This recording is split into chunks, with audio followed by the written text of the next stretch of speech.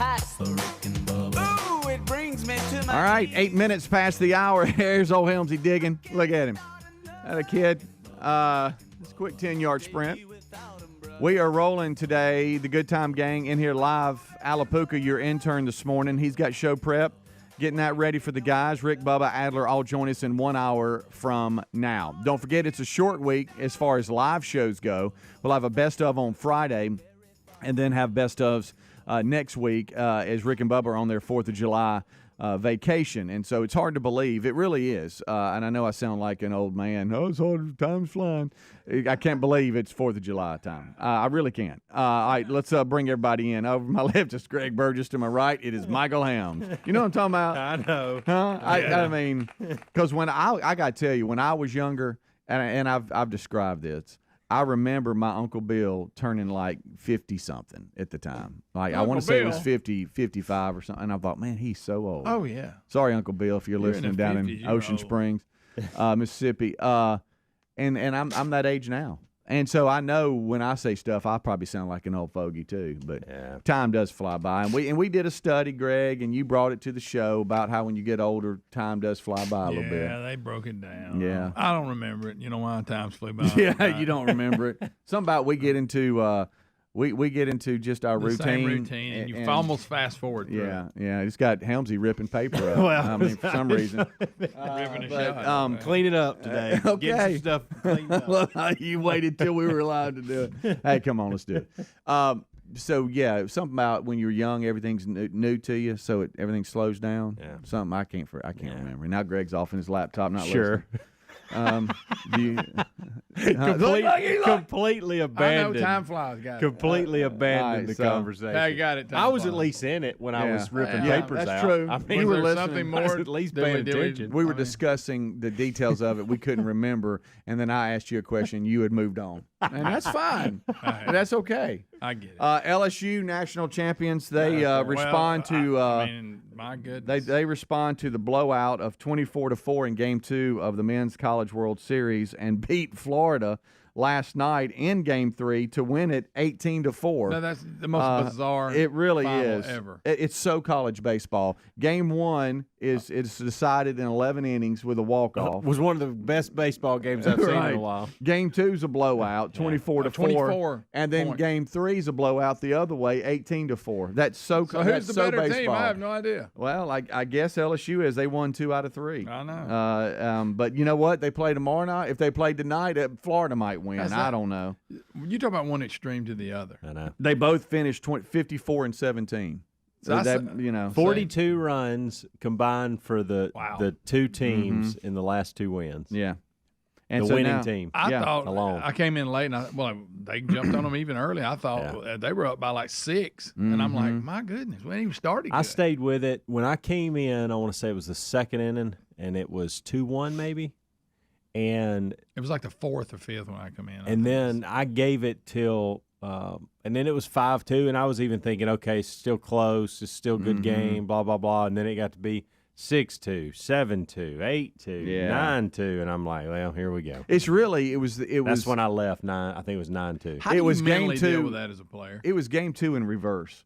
Because in game 2, LSU actually was winning early, and in Game 3, Florida was winning early. The Tigers were down 2-0 in the second inning, and then scored 6 runs in the second, and they never looked back. But they won their 7th Men's College World Series title. I didn't know this. I knew USC was the walking dog as far as the most in Division I history. They've got 12. So LSU's in second with 7 championships in the Men's College World Series. So they respond with a Game 3 rout of Florida, and they win it all. So there you go. Boom. And it looks like, who knows, but all the people that do know, they say the top 3 picks in the Major League Baseball draft were on the field last night. Cruz. 2 from LSU and 1 from Florida. And is it Skeens? Mm-hmm. He's the transfer. Yeah, and then the kid from Florida. Yeah, big boy. They keep saying Cruz may be the best hitter we've seen in college baseball, and he'll probably play pretty quickly once he gets in the bigs, and And then his Skeens character can throw it like no other. It was pretty cool because some of the former players were there, kind of older now, like from the 2017 Florida National Championship team. Some of the pictures and stuff, they were in there. You could tell they had their wives or girlfriends with them, and now they're just sitting there watching the game. So many people invested, and we were seeing the last pitch, and everybody jumping and going crazy. And we were out. I don't know how we got into it, going out for a late walk, but we looked down. It's like 8:40, and we're walking the neighborhood. I'm like, what are we doing? But anyway, long story short, we come back in and see the last inning. We had missed a couple, and so many people invested, parents, girlfriends, wives, and they were celebrating the win. That was a bizarre final. And then the coach, Trent, taking the job at LSU, and he was like, it's hard to believe. Yeah. Here I am, and we win it all.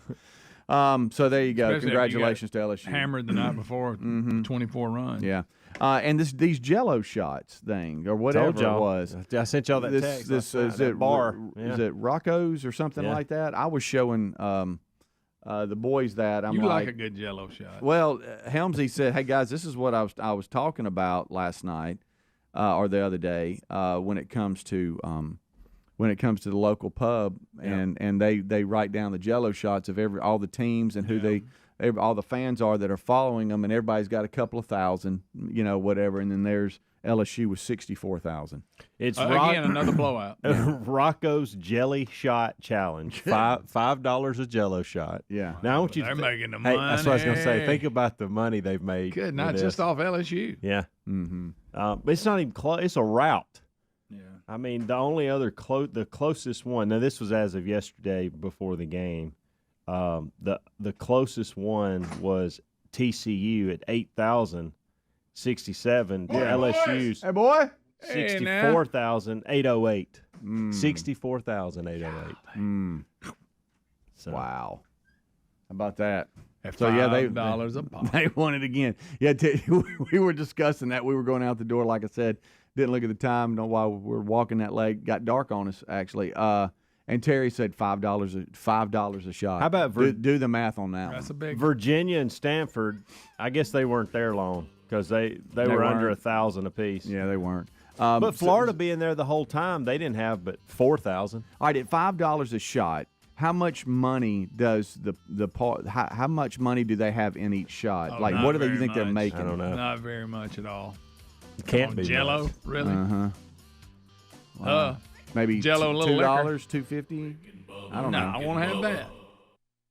Cashback is not available on gas in New Jersey and Wisconsin. Susan, I'm sorry I'm late. Traffic is terrible. It sure is. But on top of that, gas prices have been skyrocketing. I can't believe how expensive gas has gotten recently. Prices at the pump are up, but I never pay full price for gas anymore. I just use the free Upside app that pays you cash back for every gallon of gas you buy. Wait a minute. Are you saying you actually get paid cash when you buy gas with the Upside app? Yes, I get real cash back every time I buy gas. And does that actually add up to anything? I've made around $200. Wow, that's serious extra cash. I'm downloading the free Upside app now. Download the free Upside app to earn real cash back every time you buy gas. Use promo code FUN for an extra 25 cents per gallon cash back on your first fill-up. You can cash out anytime right to your bank account, to PayPal, or any gift card for Amazon and other brands. Just download the free Upside app and use promo code FUN for a 25 cents per gallon bonus on your first tank. That's code FUN for 25 cents per gallon cash back on your first fill-up. Helix Sleep does it again with an innovative kids mattress made to flip. Why? Well, the firmer side is great for younger kids when they need more spinal support to aid proper development of their growing bodies. You simply flip it over when they're a little older, around 8 to 12 years old, when they want the softer side for sleep. Handcrafted and assembled right here in the USA, Helix is offering 20% off all mattress orders, including the kids mattress. Go to helixsleep.com/Bubba. helixsleep.com/Bubba. Now your ideas don't have to wait. Now they have everything they need to come to life.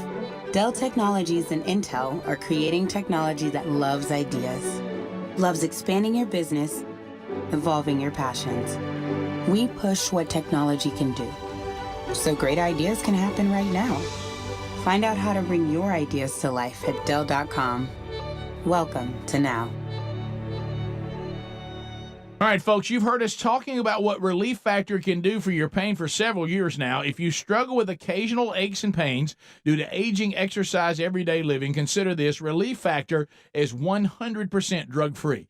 It's made up of ingredients that simply help your own body deal with its natural inflammatory response. And we kid you not, Relief Factor is for real. And the majority of people who order the 3-week quick start for just $19.95 go on to order more. Try it at relieffactor.com or rickandbubba.com under the sponsors. Our friends at TheraBreath have some good news if you have bad breath. Try TheraBreath Fresh Breath Oral Rinse. TheraBreath is dentist formulated by Dr. Katz himself. TheraBreath doesn't mask bad breath like those burning alcohol mouthwashes that can actually irritate sensitive mouths. It's alcohol-free and free of gluten with no added dyes or colors. Find TheraBreath in all your favorite retail and drug stores. Look for the bright orange cap or online at TheraBreath.com. You can find a direct link at rickandbubba.com under the sponsors. TheraBreath, confidence in every capful. Oh, look, honey, the ants are back.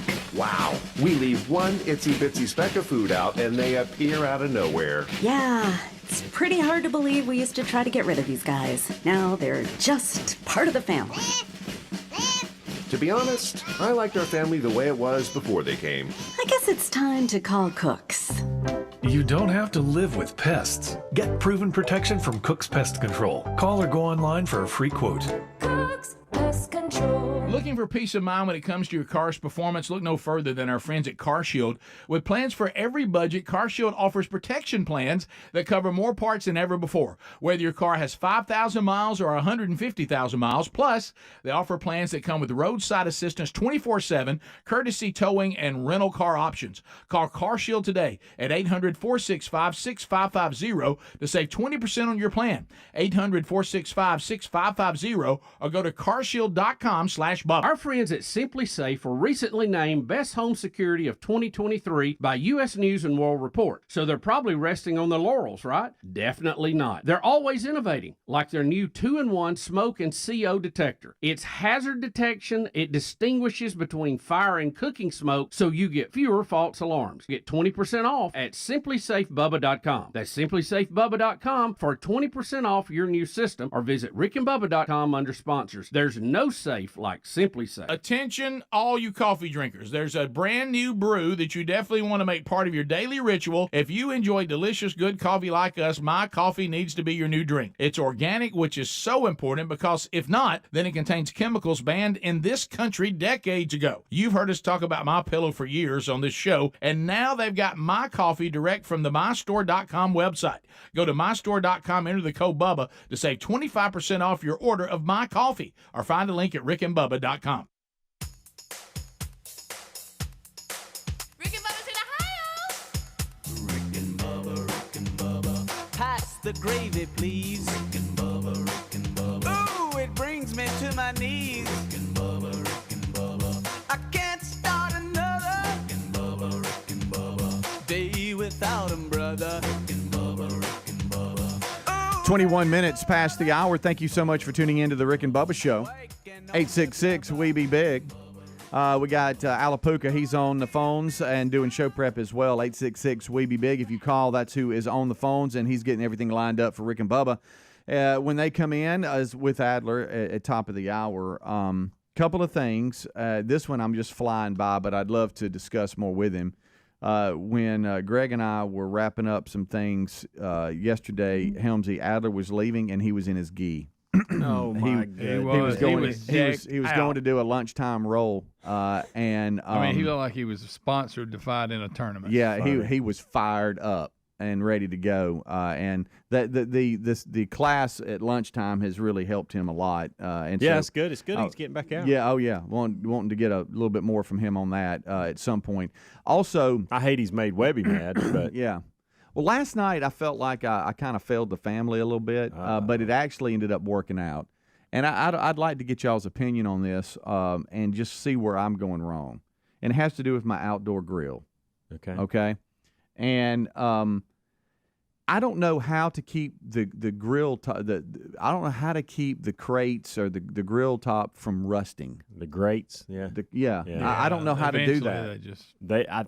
I don't know, but I mean, it's like it could be I use them one time or whatever, and we don't we're not on the grill every night, so it might be every few weeks or something, and then I open it up, and it just seems like when everything dries afterwards, you clean it and everything, it's just rusty. Yeah. And so you go to clean it, but then it's like, well, that was pretty rusty. Are we going to have fragments of rust on our meat and stuff? What what do you do? done. What's the cure for that? I don't know how I you just take brush it, let it heat up, and cook on it. I will. I do that too. Yeah. You oil it up real good, and, Yeah. and once you've brushed it off and kind of cleaned it, and then oil it up real good, and to his point, let it burn that other stuff off. It's probably fine. But what I've always done is just go buy a couple of new grates for it, and if it doesn't fit, I just stick it right on top of the current one. Okay. That way, it's not touching all the rust. Well, What that was thing we were sponsoring one time. I bought remember those. that. That's yeah. what I'm talking. That's what got Good. me into this world. I do remember forgot those. about it. was Thought it about called? those. Looked for a box of those because I thought I'd taken Forgot some what it was home, but called. I don't know where But they they went. have those in a. I don't know if it's exact company name, but they have those type at just any hardware store or big box store. Well, Terry had Was it called. man something? Yeah, No. man. I don't know. It's I don't know. I remember I had one. I liked it. Yeah. Well, Terry had to. She came home from work or whatever. She goes, "Hey, let's do burgers and hot dogs tonight." I'm like, "Okay, saw that that sounds picture. good to me." So that's what happened. So I said, "I'm gonna go get the grill ready or whatever." And so I go out and I open that grill up, and I mean, it was substantially rusty. Okay, like to the point where I've done what y'all talking about before. Clean, You got a cover for it or something? Does that matter? No, it's clean. I got a cover. I got everything. I don't know what the deal is. I don't know if it's Moisture gets to You them got to pretty let quickly. it open up and cool down. I do, You close Greg. the lid and it's still hot and it gets moisture. No. Yeah, that's what it is. No, I don't You know. let it sit out there with the lid up and cool off a lot. Yeah, before you cover. yeah. Well, what I'll do is after it's over, I'll while it's still hot, I'll clean the grate. Okay, I'll clean them. Yeah. And then I'll leave it on a little bit to kind of burn some of that off, and then I'll turn it off, and then I'll open up the lid, and then while we're eating or whatever, it just kind of cools off. I wait till the end of the night when it's cool, close it, and then I put the cover back over it. Yeah. And that's kind of my routine. Yeah. I don't know what I'm doing You're wrong. messing it up. But if I was to go through, every time there was some rust on it, I don't do that. But this was substantial to the point where Terry came out and she's like, "Nah, we don't need. Them Let's dogs look not good do in that." that air fryer. You need to go get, and it's called man grates, by the way. Man grate. Yeah, I you knew were it was all over man it. something. You were thought it was close. Manscaped. I thought it was. Yeah. That's a whole different thing. Yeah. But you can just lay them on top. But I love of it your just as current much. situation. All right. I guess that's what we're going to do because that was a discussion. Hey, do I need to run into like Helena Hardware or somewhere and grab something, whatever they have, and then just throw them on top of what we have now? She's like, no, she said, I got an idea. And I'm like, okay, what you got? And so she went in there to our air fryer. Yeah. And she said, why don't we try to do hamburgers on the air fryer, in the air fryer? And I'm like, what? Them dogs look good. I'm going I to tell you, was the like, whole are you thing looked serious? good. Matter of fact, when you sent the picture, I didn't even know that you were telling us they were in the air fryer. I thought you had just taken them all out and put them in something until Rick said something how I'm not sure what to think about Yeah. this. And I'm like, what's he talking about? Right. Then I looked at the picture. I'm like, oh, he did it in the air fryer. Yeah. They And- look and- fantastic. Yeah, so we have one of those little cooking books that came with it, and so you just open it up, and it was just like, hey, here's the best way if you're going to do hamburgers. You kind of do it. This is the best way to do it, or look at whatever. that. So that's what we do, and I'd heard about people doing it. We had never done it. Rumor had it. And we did the cutting of the spiral dog and all this kind of stuff. Yeah. We didn't put the barbecue on it because inside the air fryer Yeah. it would have made a mess. Yeah, it would've. So we did that after the fact and just make It looked good. in there just What's kind of that did the one right spiral. now? And I got to tell y'all, it was absolutely Looked good. delicious. It did look good. I got to And- give me one of them air fryers. The air fryer They're saved good. us. We use ours a lot. It too. saved us last night because I didn't want to do it in a pan, Yeah. on an oven top or anything like that. I didn't want to do that. Yeah. But the air fryer came through, and if I'd have had y'all over and served that, y'all would have thought I did them on the grill. I thought, seriously, just by looking at them, the burgers look pretty standard and look good, but the dogs were like, wow, those are really like he took those off the grill. They look All right. good. Well, I do want to reach out, if y'all don't mind, to Derek, who is in Billingsley, Alabama. He says he might have some help with. I do want to get the grill thing settled. Am I doing something wrong or what? I don't know. Derek, are you there? Let's see if we can. Okay, Derek's not there. All right. Well, you good setup. Yeah, it was. Hey, Derek? Billingsley. Billings, Alabama. Derek? He knows about grills. Hey, Go to give Speedy a there tip he on a is. grill. Hey, Derek, how you doing, bud? Can you hear me? I can. Can Go you ahead. hear me? Go ahead, Derek. What you got? Hey, you say you clean the grill off when you get done cooking? Yeah. Yeah, that's where you're messing up at. You got to leave that junk on there, and then when you get ready to cook, then you heat it back up, get it good and hot, and then clean it off, and that way the moisture ain't getting down to the metal, I guess you could say, and it won't rust like that. Okay, so post grilling out, but after it's ready, don't clean it off. Let that simmer and stay on there. Yeah, well, after you get done cooking, you don't want to clean it off like you said. Okay. Leave it on there, yeah, and then when you go to get ready to cook again, yeah, you kind of burn it off and then and scrub it right there before you put the meat on. Okay, on the front side of the next time. So let me ask you a question. After you grill out, I sometimes leave mine on for a little bit just to kind of burn off some of the excess. Yeah. Do you not do that? No, I don't do that. I ain't had mine rust in a long time. No, man. Okay. You might clean some of the big chunks off of it or something, but yeah, leave it on there. It won't rust. All right, there you go. You're on TV, Greg. Greg. I don't know what that look was precious. Yeah, it was because everybody can see what you're doing. Bubba, Rick and Bubba.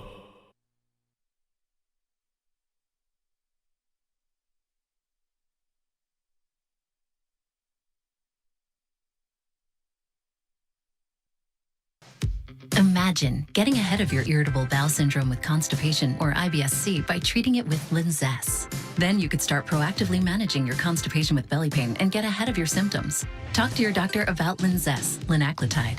Linzess is a prescription medicine that treats IBS-C in adults. It's not a laxative. It's a once-daily pill that helps you get ahead of your symptoms. It's proven to help you have more frequent and complete bowel movements and helps relieve overall abdominal symptoms, belly pain, discomfort, and bloating. These symptoms were studied in combination, not individually. Do not give Linzess to children less than 2. It may harm them. Do not take Linzess if you have a bowel blockage. Get immediate help if you develop unusual or severe stomach pain, especially with bloody or black stools. The most common side effect is diarrhea, sometimes severe. If it's severe, stop taking Linzess and call your doctor right away. Other side effects include gas, stomach area pain, and swelling. Imagine, what could relief from IBS-C mean for you? Talk to your doctor and say yes to Linzess.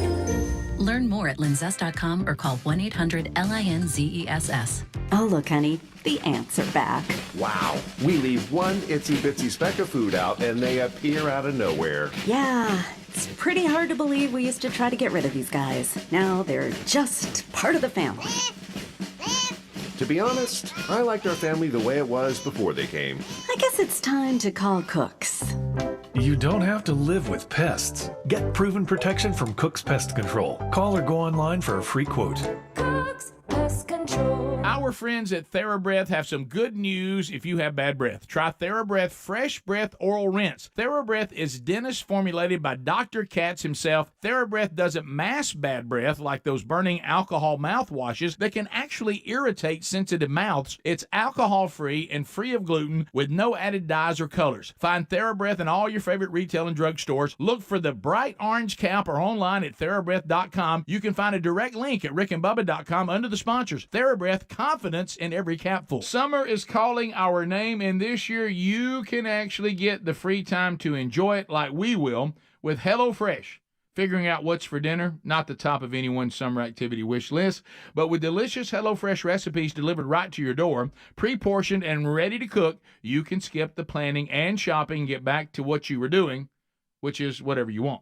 And it tastes so fresh. In fact, HelloFresh's ingredients are picked at peak ripeness and travel from the farm to your doorstep in just 7 days. Plus, it's 25% less expensive than takeout, and HelloFresh isn't just for dinner. They have finger food, snack board, kid-friendly s'mores bundles, new summer selections available from HelloFresh Market. They're a hit at parties. How about this? It'll be a cinch to serve them, so why not take it easy this summer with America's #1 meal kit? Sign up today for 16 free meals plus free shipping with the code BUBBA at HelloFresh.com/Bubba. Or find that link at rickandbubba.com under the sponsors button. Did you know that Alabama Mountain Lakes Tourist Association now has a new podcast called Unexpected Adventures in North Alabama? That's awesome, Bubba. As we all know, there's so much to do in that area of this great state. So what's it all about? Well, on Unexpected Adventures in North Alabama podcast, they have conversations with a whole lot of interesting people about all the cool things and fun that you can do and see in North Alabama. Well, Bubba, I definitely need to check out this podcast. Yes, you do. And I'd recommend everyone checking it out. All you have to do is go to northalabama.org/podcast to listen, or you can go wherever you listen to podcasts. And make sure you subscribe so you never miss an episode. And of course, support our longtime friends at Alabama Mountain Lakes Tourism. Sounds great, Bubba. And again, it's called The Unexpected Adventures in North Alabama. And you can also hear it on Apple Podcasts or Spotify if you're on those platforms. You sure can. We're subscribing right now. Folks, to learn more about how you can subscribe, go to northalabama.org/podcast or rickandbubba.com under the sponsors. Indulge me for a minute. Our friends at Field of Greens just got one of the best testimonials. Listen to this testimonial from a customer. I've been taking Field of Greens, and this is the second time my doctor has practically danced into the room praising my blood results. Credit where credit's due. Thanks, Field of Greens. Each fruit and vegetable of Field of Greens was medically selected for specific health benefits. Some support vital organs like the heart, lungs, and kidneys. Others, metabolism for healthy energy and weight loss. If you're busy, don't get enough exercise, or you eat too much fast food, take Field of Greens. Look, Field of Greens can't promise your doc's going to dance into the room, but they can promise your doctor will notice your improved health or your money back. We trust it's helping our health, so let's get you started with 15% off. Go to fieldofgreens.com, use the promo code Bubba, and get 15% off. Or you can go to rickandbubba.com. There is a link under the sponsors button. That's fieldofgreens.com, the code Bubba.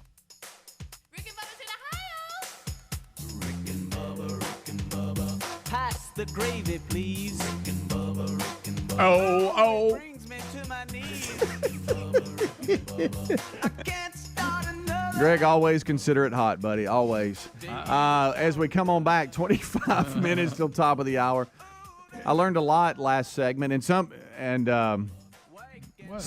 might think that it was about the grill, but it wasn't. It was just about, once again, how you can see our expressions and hand motions, those of you that are watching, and Greg learned that again during the last segment. Anything. I know, buddy. You don't think you do anything. I get it.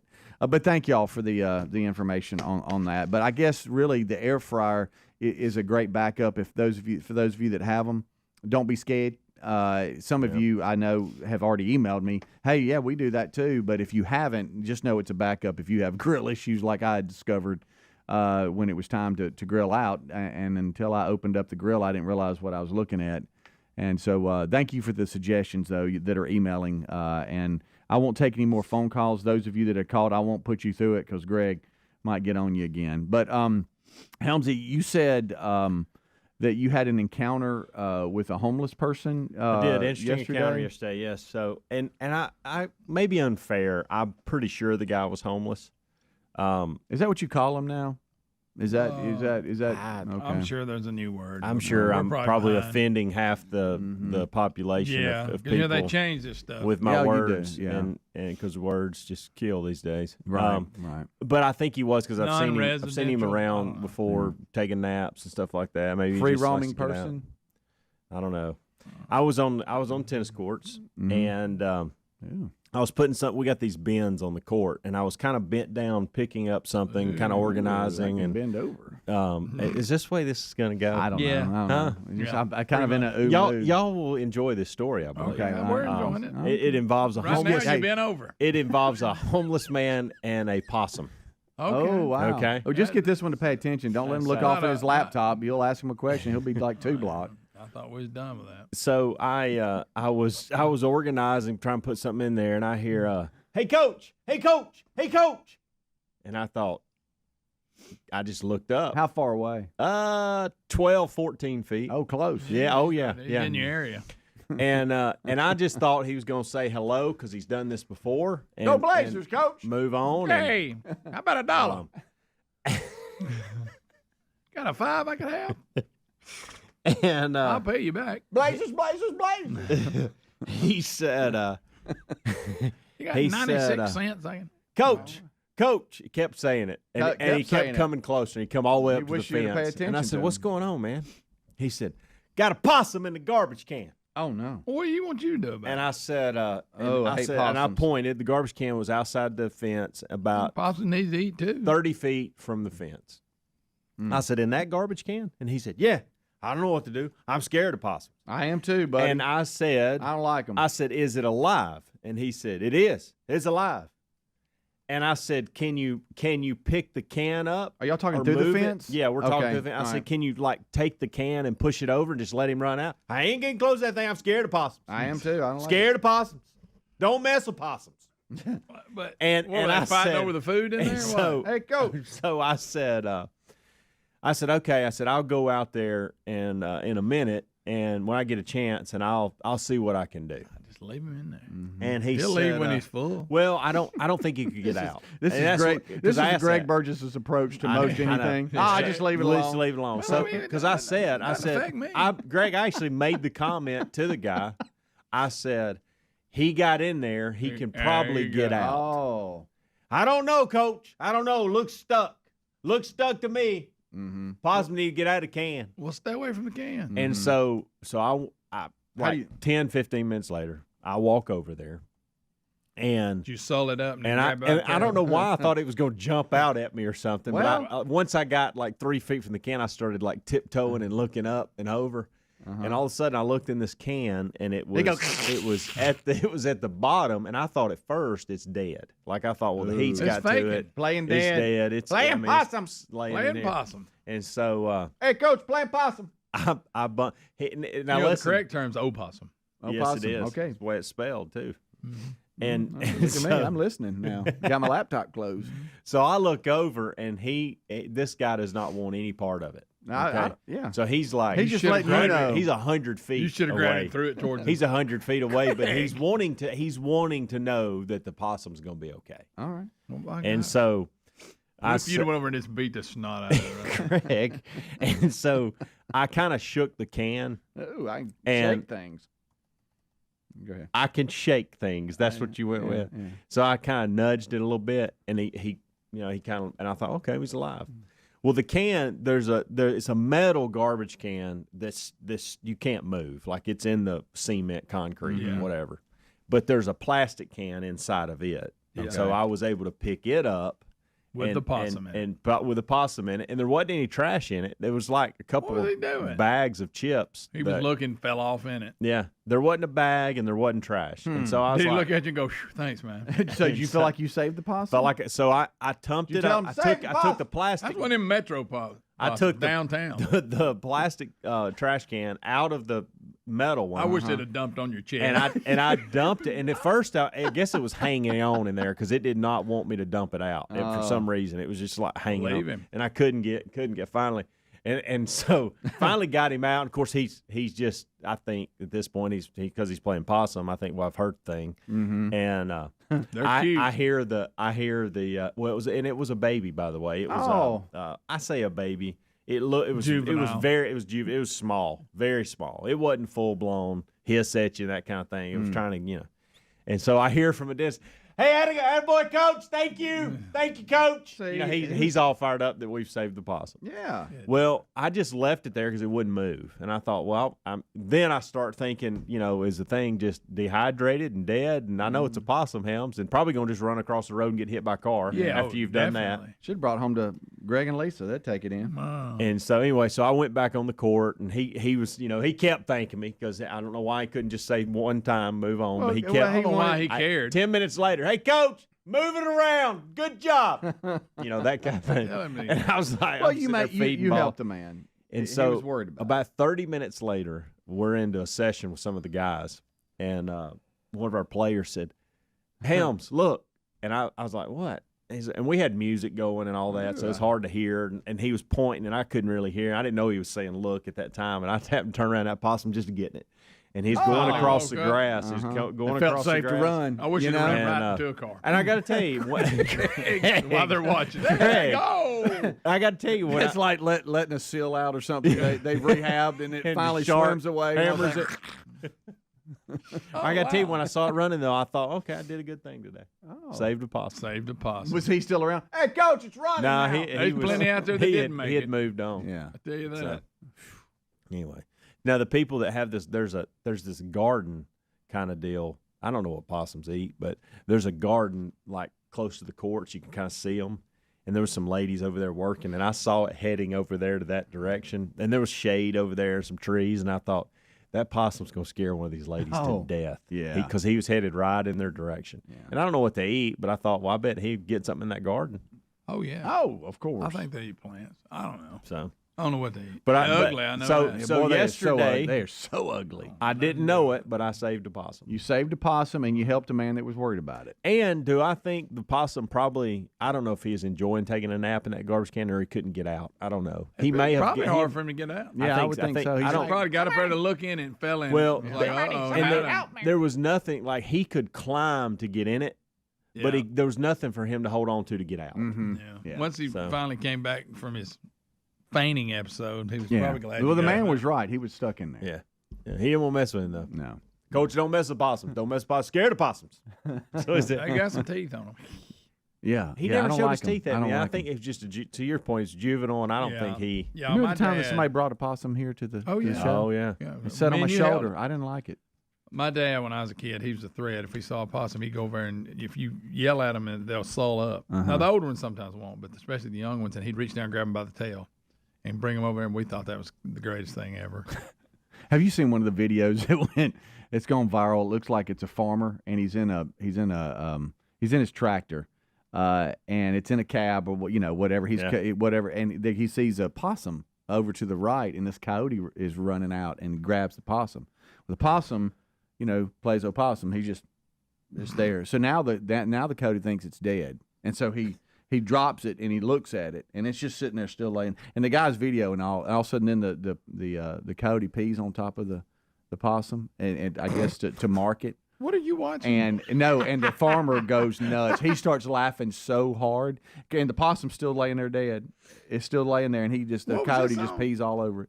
I'm gonna look for it. I'm gonna show you. Is it a?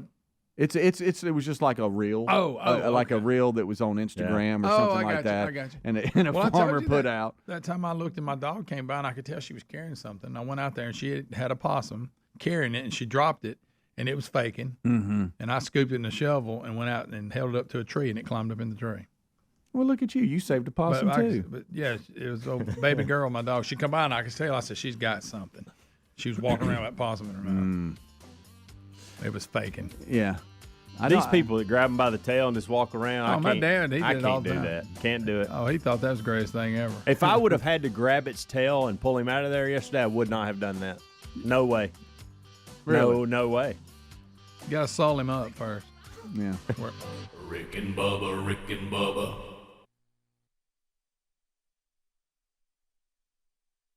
What's holding you back from learning the language you've always wanted to know? Too hard. Takes too long. Not with Babbel. Babbel's lessons take just 15 minutes a day. 15 minutes isn't long. Nope. And they're fun. Fun isn't hard. Right. Babbel's interactive lessons, podcasts, games, and more make it fun and engaging, so you don't realize you're learning a language, but you are. And Babbel's lessons are built around real life. You can choose from topics like travel, business, relationships, and more. You'll learn what matters most to you. Plus, Babbel's lessons are designed to get you speaking right away. In 3 weeks, you're able to start having conversations. Just 3 weeks? Even better. Since Babbel's lessons are designed by language experts and voiced by real native speakers, you'll get the accents just right and be able to carry on conversations with confidence. Learning a language with Babbel doesn't take long. And with Babbel, it isn't hard. It's perfect. And now, try Babbel free at Babbel.com. That's Babbel.com.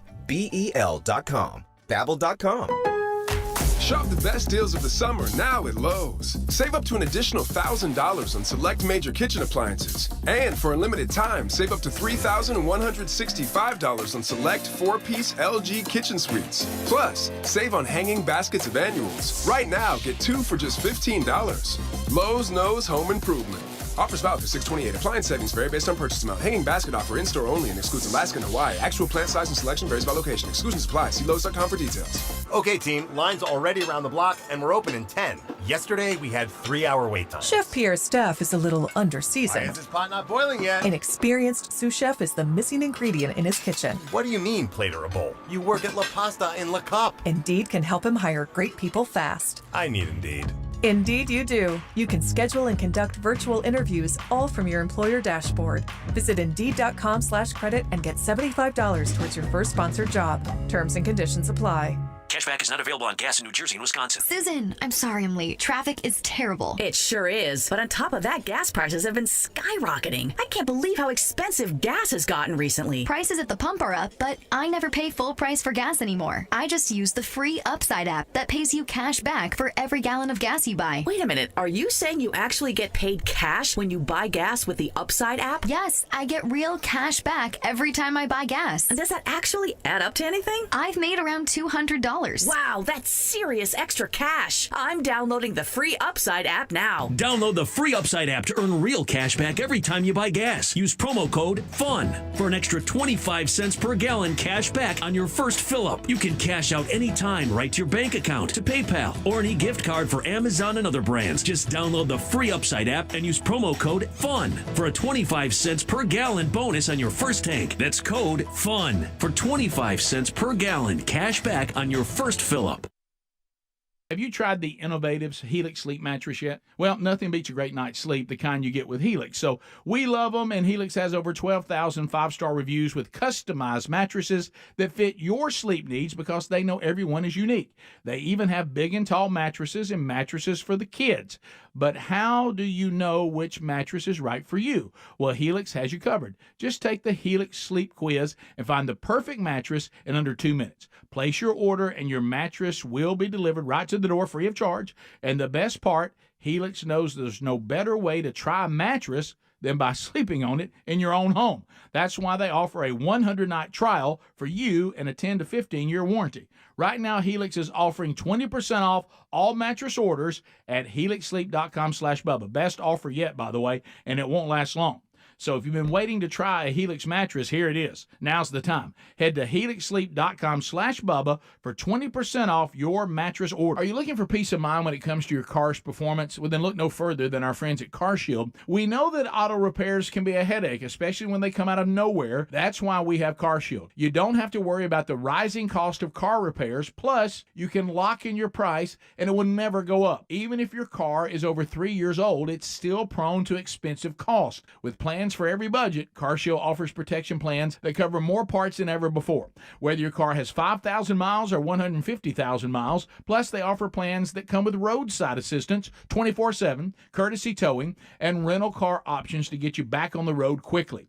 CarShield is dedicated to protecting what you drive because it's just a matter of time before you're going to need repairs, so don't wait till it's too late. Call CarShield today at 1-800-465-6550 to save 20% on your plan. Lock in your price and it will never go up. Call 800-465-6550 or carshield.com/Bubba to save 20%.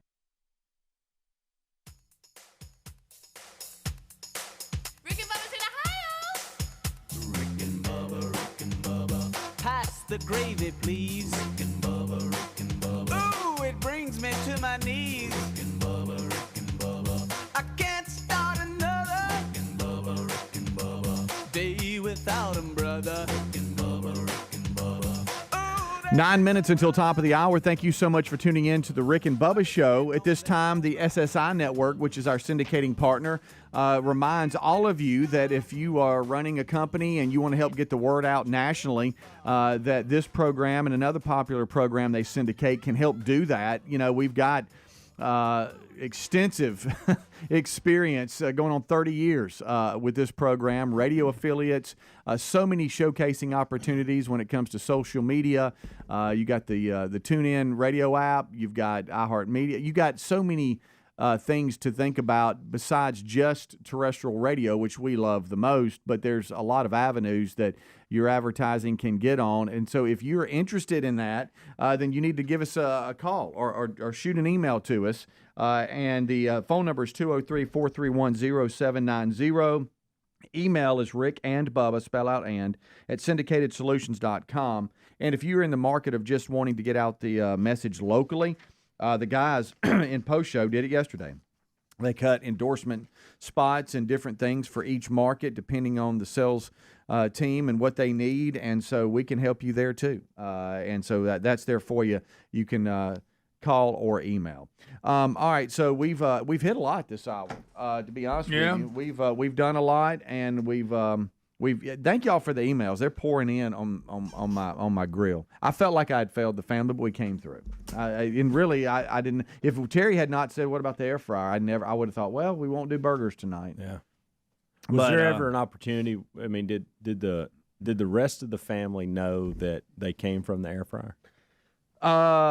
No. I think. What I'm saying is, they could have thought you were out there just on the grill. The way those things look, right? They looked Yeah. grill, Well, there was talk. Grill prepared. I'm gonna tell you why this heightened my my worry just a little bit. Is JC was off working out somewhere, and a couple of buddies that he was working out with, he had said, "Hey, you mind if they come eat?" He had asked that. Oh, okay. And here comes Reese rolling in with his high wrist shirt, dirty as all get out, late, and he's hungry. He comes to the house and he's gonna grab a shower, and I thought, my goodness, we got to make this work, you know. And so we sent a picture, and JC responded and said, "Man, that looks great," you know. But to your point, I guess maybe we could have just not said a word and see. They would have never known the difference. Yeah, never known. All right, and so we've boy, the possum emails. Good night. A lot of you encounter possums. Had no idea. I got possums out there. Listen, got a pet possum. Got somebody who listens to the show has a pet possum. Send me some pictures of it. No, don't want a pet possum. I don't want a pet possum. It's one of them animals I just don't think I can bond with. No, don't want a pet possum. To each his own. I mean, I wouldn't have one, but this guy looks like they're chummy. Yeah. Good night alive. Having a good time. We got a lot happening here. No. Oh wow! Look here, it's National Sunglasses Day. What does that mean? By the way, found me some new sunglasses. And National Bingo Day. You found you some sunglasses? How about I hate bingo? They're not gooders, are they? You know, that's what I had. I'm rough on sunglasses. We talked about that. They don't last long with me. And when I went to Gadsden a couple weeks ago to see the family, I had to have sunglasses. Like on the way, it was miserable driving that hour without sunglasses. My eyes are sensitive. Right. And so I said I said that to see if Greg would make fun, right? Because that's one of those things. You're legally blind. I didn't think you were paying attention, so I said it to see if you were actually listening to me. I would think if you were at one time legally blind, you would have sensitive eyes. But I went into goes hand in hand. Well, this goes with the LASIK. This goes with the correction of the legally blindness that I corrected with LASIK. I didn't. The doctor did. Good night alive. But I went into an Academy they started Sports. letting you drive and stuff. By the way, I stopped. There's Academy Sports in Gadsden close to my parents' house. Okay. So I thought, exactly where I'm that running is. in here, okay, and I'm going to get me some sunglasses for the rest of the weekend because I can't be miserable like this. Do they live over by Gadsden State? Yes, they do. Okay. Right there behind. If you keep going past Gadsden State. Don't act like you know where it is. Well, when he said academy, there's an academy about close to campus. Yes, if you keep going past Gadsden State, right there by the if you Lowe's. just keep driving, you'll run into the river, Uh-huh. and they're back there on the river. Did you tell Blake Lewis we said hey? I didn't see him. I've always thought I'd stop and say hey to Blake, and then anyway, I stopped at Academy instead. By the way, the nicest, cleanest academy It is a good one. I have ever been in my life. I've been in. Now Now you're trying to come in. I've been in it. Now you're I out of live it. over Look there. back down at your Now I will laptop. say this: I like, go see through y'all, there constantly. y'all have got to open up an extra register. Okay, there's no sense Nobody in does. 30 people standing in line. Yeah, let's do that. And so, that's stupid. anyway, Buddy, you're not in this. you know, you I gotta walked in self-checkout. and I looked at the cases, and I was like, "You're too rough on sunglasses to Yeah. be in the case, Helms. Just go to the tower Right. where everything hangs out. Try a few on, get them, get and away go from the coast. because you're Yeah. probably going to break them in a couple weeks anyway." But I found what I think are the perfect sunglasses for me. Oh, really? Love them. They were $16. Oh, Really? that's not bad. Yes. That's I not like bad. So now I don't care what happens Yeah. to them, and I like them, and I'm a little frustrated I didn't buy 2 pair. That'd have been Because I'm gonna break these at some point. I'll hang them on a fence. I don't like playing tennis in them, but I will feed ball. Like if I'm just feeding balls, if I'm feeding balls on tennis You just court. joined us. There's no reason for y'all to We're talking about tennis. What are you Talking doing? about I was just saying, Don't people who say just y'all. joined us. When I'm feeding Can you tennis, say- what it's yeah, called. let's just say called- we're feeding tennis we're balls. Feeding tennis balls Thank to you. But I'm young turning the players dial. or our players. And all of a sudden I hear Helms going, I love feeding balls. Buddy, we're talking about tennis. I know. I'm just saying, if you happen to just come across it on the dial, you go, what is he talking Right, about? I'll give when you I that. but And but somebody's delivery. But if they keep listening for 5 seconds, Greg, they'll know. Okay, He said, you don't have to bring it to their Hey, attention. we're clear. You Hey, like please do feeding balls. Yeah. Please do the whole sentence. I don't like wearing shades when I do that. Yeah. So, Oh, yeah. Even worse. So if I'm at a clinic, I He's a- like he's a wearing coach, I like Greg. wearing Hey, glasses. Hey, coach. But we if got I'm some possum in playing, here. Put down your. if I'm playing or I'm having a hit at a little higher intensity, I don't wear them. So I'll hang them on the back of the fence. Y'all don't realize how You many leave times 'em. I have left them hanging on the fence. That homeless sometimes guy I may go, get 'em. Sometimes I go back Hey, into that's your there. shades again. Hey, coach, you got a possum and left me some shades. You know, he doesn't like wearing them when he's feeding. I don't know if y'all know this about him. Anyway, I like my glasses. I like the ones I picked out off the little Well, the, I the forgot what tray we that you originally spin. talked I about. don't even know what we were It was discussing. Sunglasses Day. That's All what I know is Academy's It real is. clean. It's National Sunglasses I'm gonna Day. have to break down. That's and get why we were talking prescription about it. sunglasses because me and the contest Greg. just didn't work out. Right. And I'm Yeah, gonna you have to- tried them a whole 12 hours. Yeah, exactly. That's Well, a I good could run. tell, though. Yeah, you really couldn't did get it 'em out. good. You couldn't get them out. Braden, my 17-year-old, thought he couldn't do it either, Greg, and he just stuck with it. And now it's like him. Yeah. It's the same as him going to the restaurant. I'm too old for that. Too old for it, buddy. Don't waste any more breath on him. Okay, he's not going to wear. Hey, look, he's not going to do that. I thought you were a great teacher. I thought I just you don't like gave touching great my effort. eyeball. I don't like touching my eyeball. I don't like This is not on you. All right, you did your part. Now you're going back to getting you some shades where you can feed tennis balls. We'll be right back. Rick and Bubba, Rick and Bubba.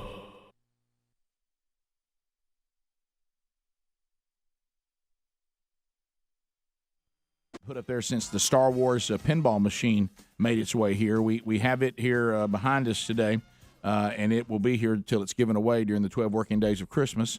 So that's just one of the gifts. So if you look back here behind me, sometimes you can see the others are starting to stack up back there. So we'll give away. Don't you? I don't think there's anybody that gives away more than we do. No. Do you? I don't think that, Rick, Got an unless issue, if they do, they have to have a pickup truck and they just roll up and dump it in your yard. I mean, we make You're it right. happen. We make Look it right happen. there. I want you to look. I want you to start it right there at the pinball machine. Yeah. Look up and just follow that trail. I know it.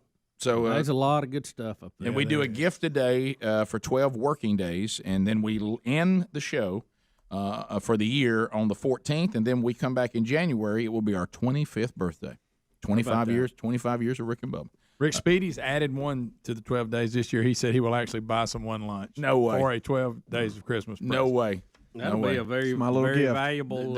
So we're going. Whoever's the you can't buy 30th caller. I guarantee you this though. I bet he's got a list you have to choose from. Sure. Oh yeah. Rick, You can't just go anywhere. No. Papa Murphy's.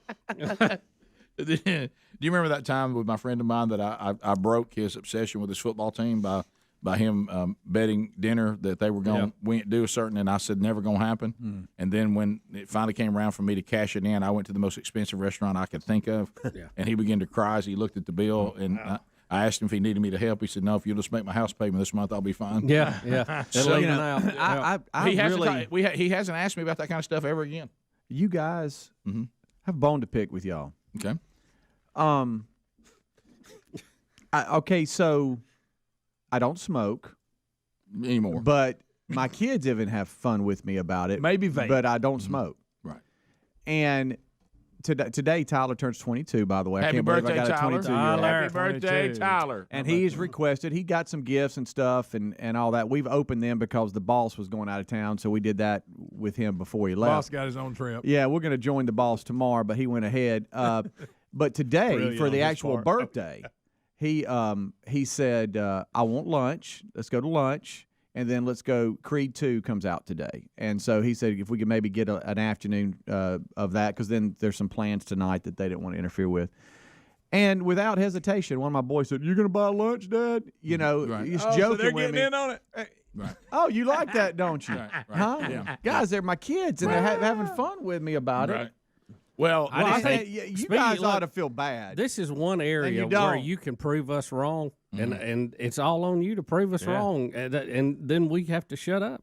Yeah, not really. It's your kids. Right. That's hilarious. I just stared at him. I went, really? Well, see, I like really. that. That means they like the show. That means they're having fun. Like I told you about lunch, dude. Well, I told you yesterday. This is what you're out. No, this is what happens in guy world. I told y'all yesterday when I saw this little pack of teenage guys and they're hacking on each other. I mean, they continued with this. They continued the born and raised in the South throughout another day yesterday to the point that even the listeners are putting it out on social media now. Yeah.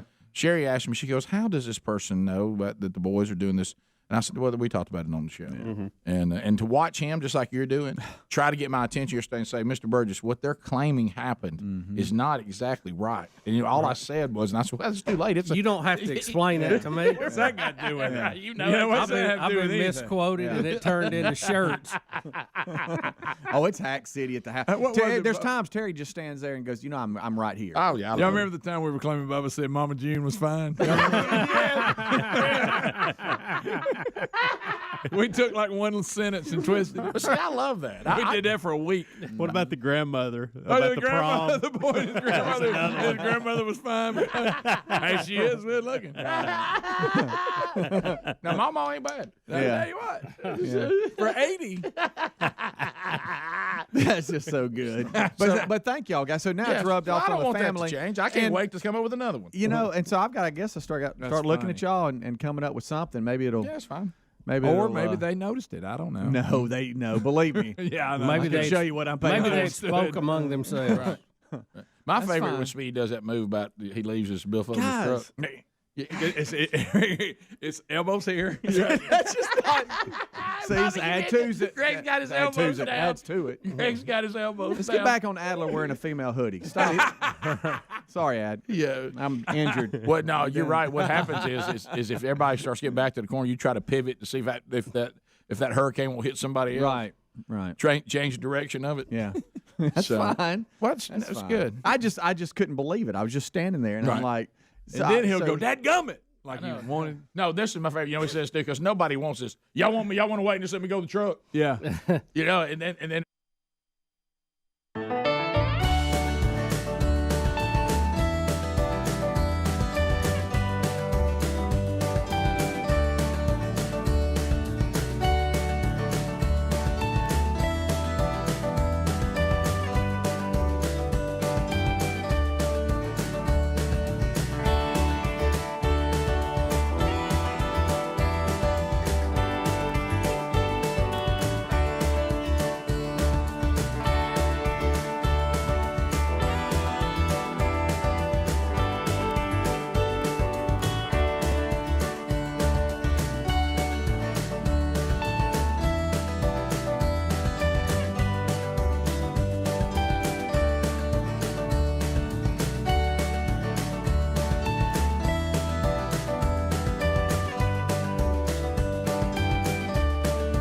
It is 6 minutes past the hour. Hello, Rick and Bubba Show.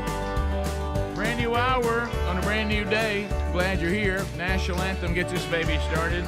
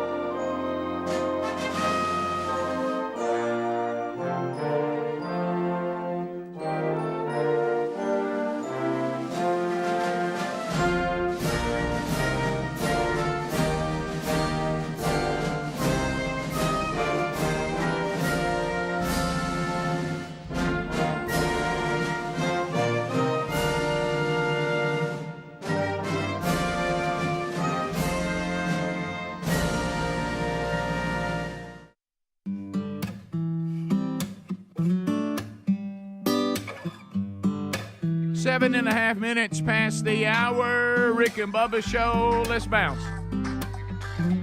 And we're rolling. The kickoff hour is behind us. Speedy, Gregory, Helmsy have knocked that out today. Eddie Van Adler settling in. He's got your YouTube experience ready to go. You watch us on YouTube Live. Have you subscribed? Have you? I talked to my mother last night. My mother's in her 80s. She subscribes and said, yeah, I get my little alert every time y'all do something. So, Mama's done it. You can do it. Watch the show live or archived every day. You get 2 options. Also, a best of hour. You'll find that as part of the Blaze TV lineup every day. So that's one way to get the program. Over on the audio side, you can listen to us live on America's boldest radio stations. Hopefully you've got one of our affiliates across the country. If you do, howdy. And thanks to them for carrying the program. If you don't have an affiliate but you still want live, I gave you the YouTube option. But if you can't do that because you need audio only, then the TuneIn app is a great option for you. That'll stream the show live every day. It's a free download. Just go to the TuneIn app once you've got it, and then search Rick and Bubba, and you'll see our 24/7 TuneIn app channel that gives you the live show, and then it archives full shows for you until another live show starts. Another option on audio only in the archive world is our podcast channel. Go there and see those audio archives every day, the entire show, or you can also get an audio best of hour as well. All those are available for you by going to Rick and Bubba, spell out the word and.com. Alapuca Cam Solo, Rick and Bubba University students, they'll handle phone calls. That number, 866-WE-BE-BIG. Sitting here, the silver-tongued one, the man with a golden voice, professional lunch eaters man of the year, the inventor of pizza in a cup, Shakespeare's worst nightmare, and the master of the Cags English. Ladies and gentlemen, put your hands together for Bill Bubba Bussey!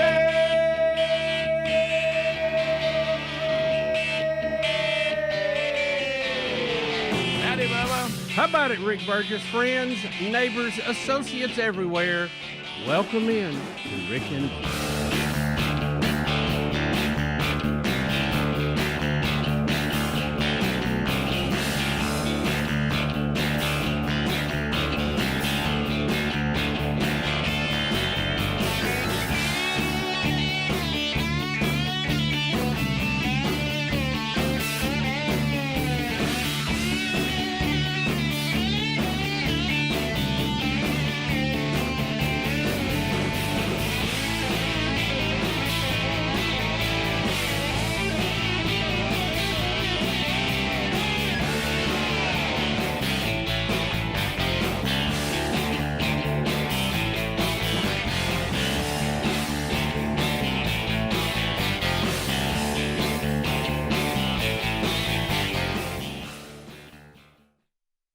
She was thinking, roll me away. Why don't you roll me away tonight?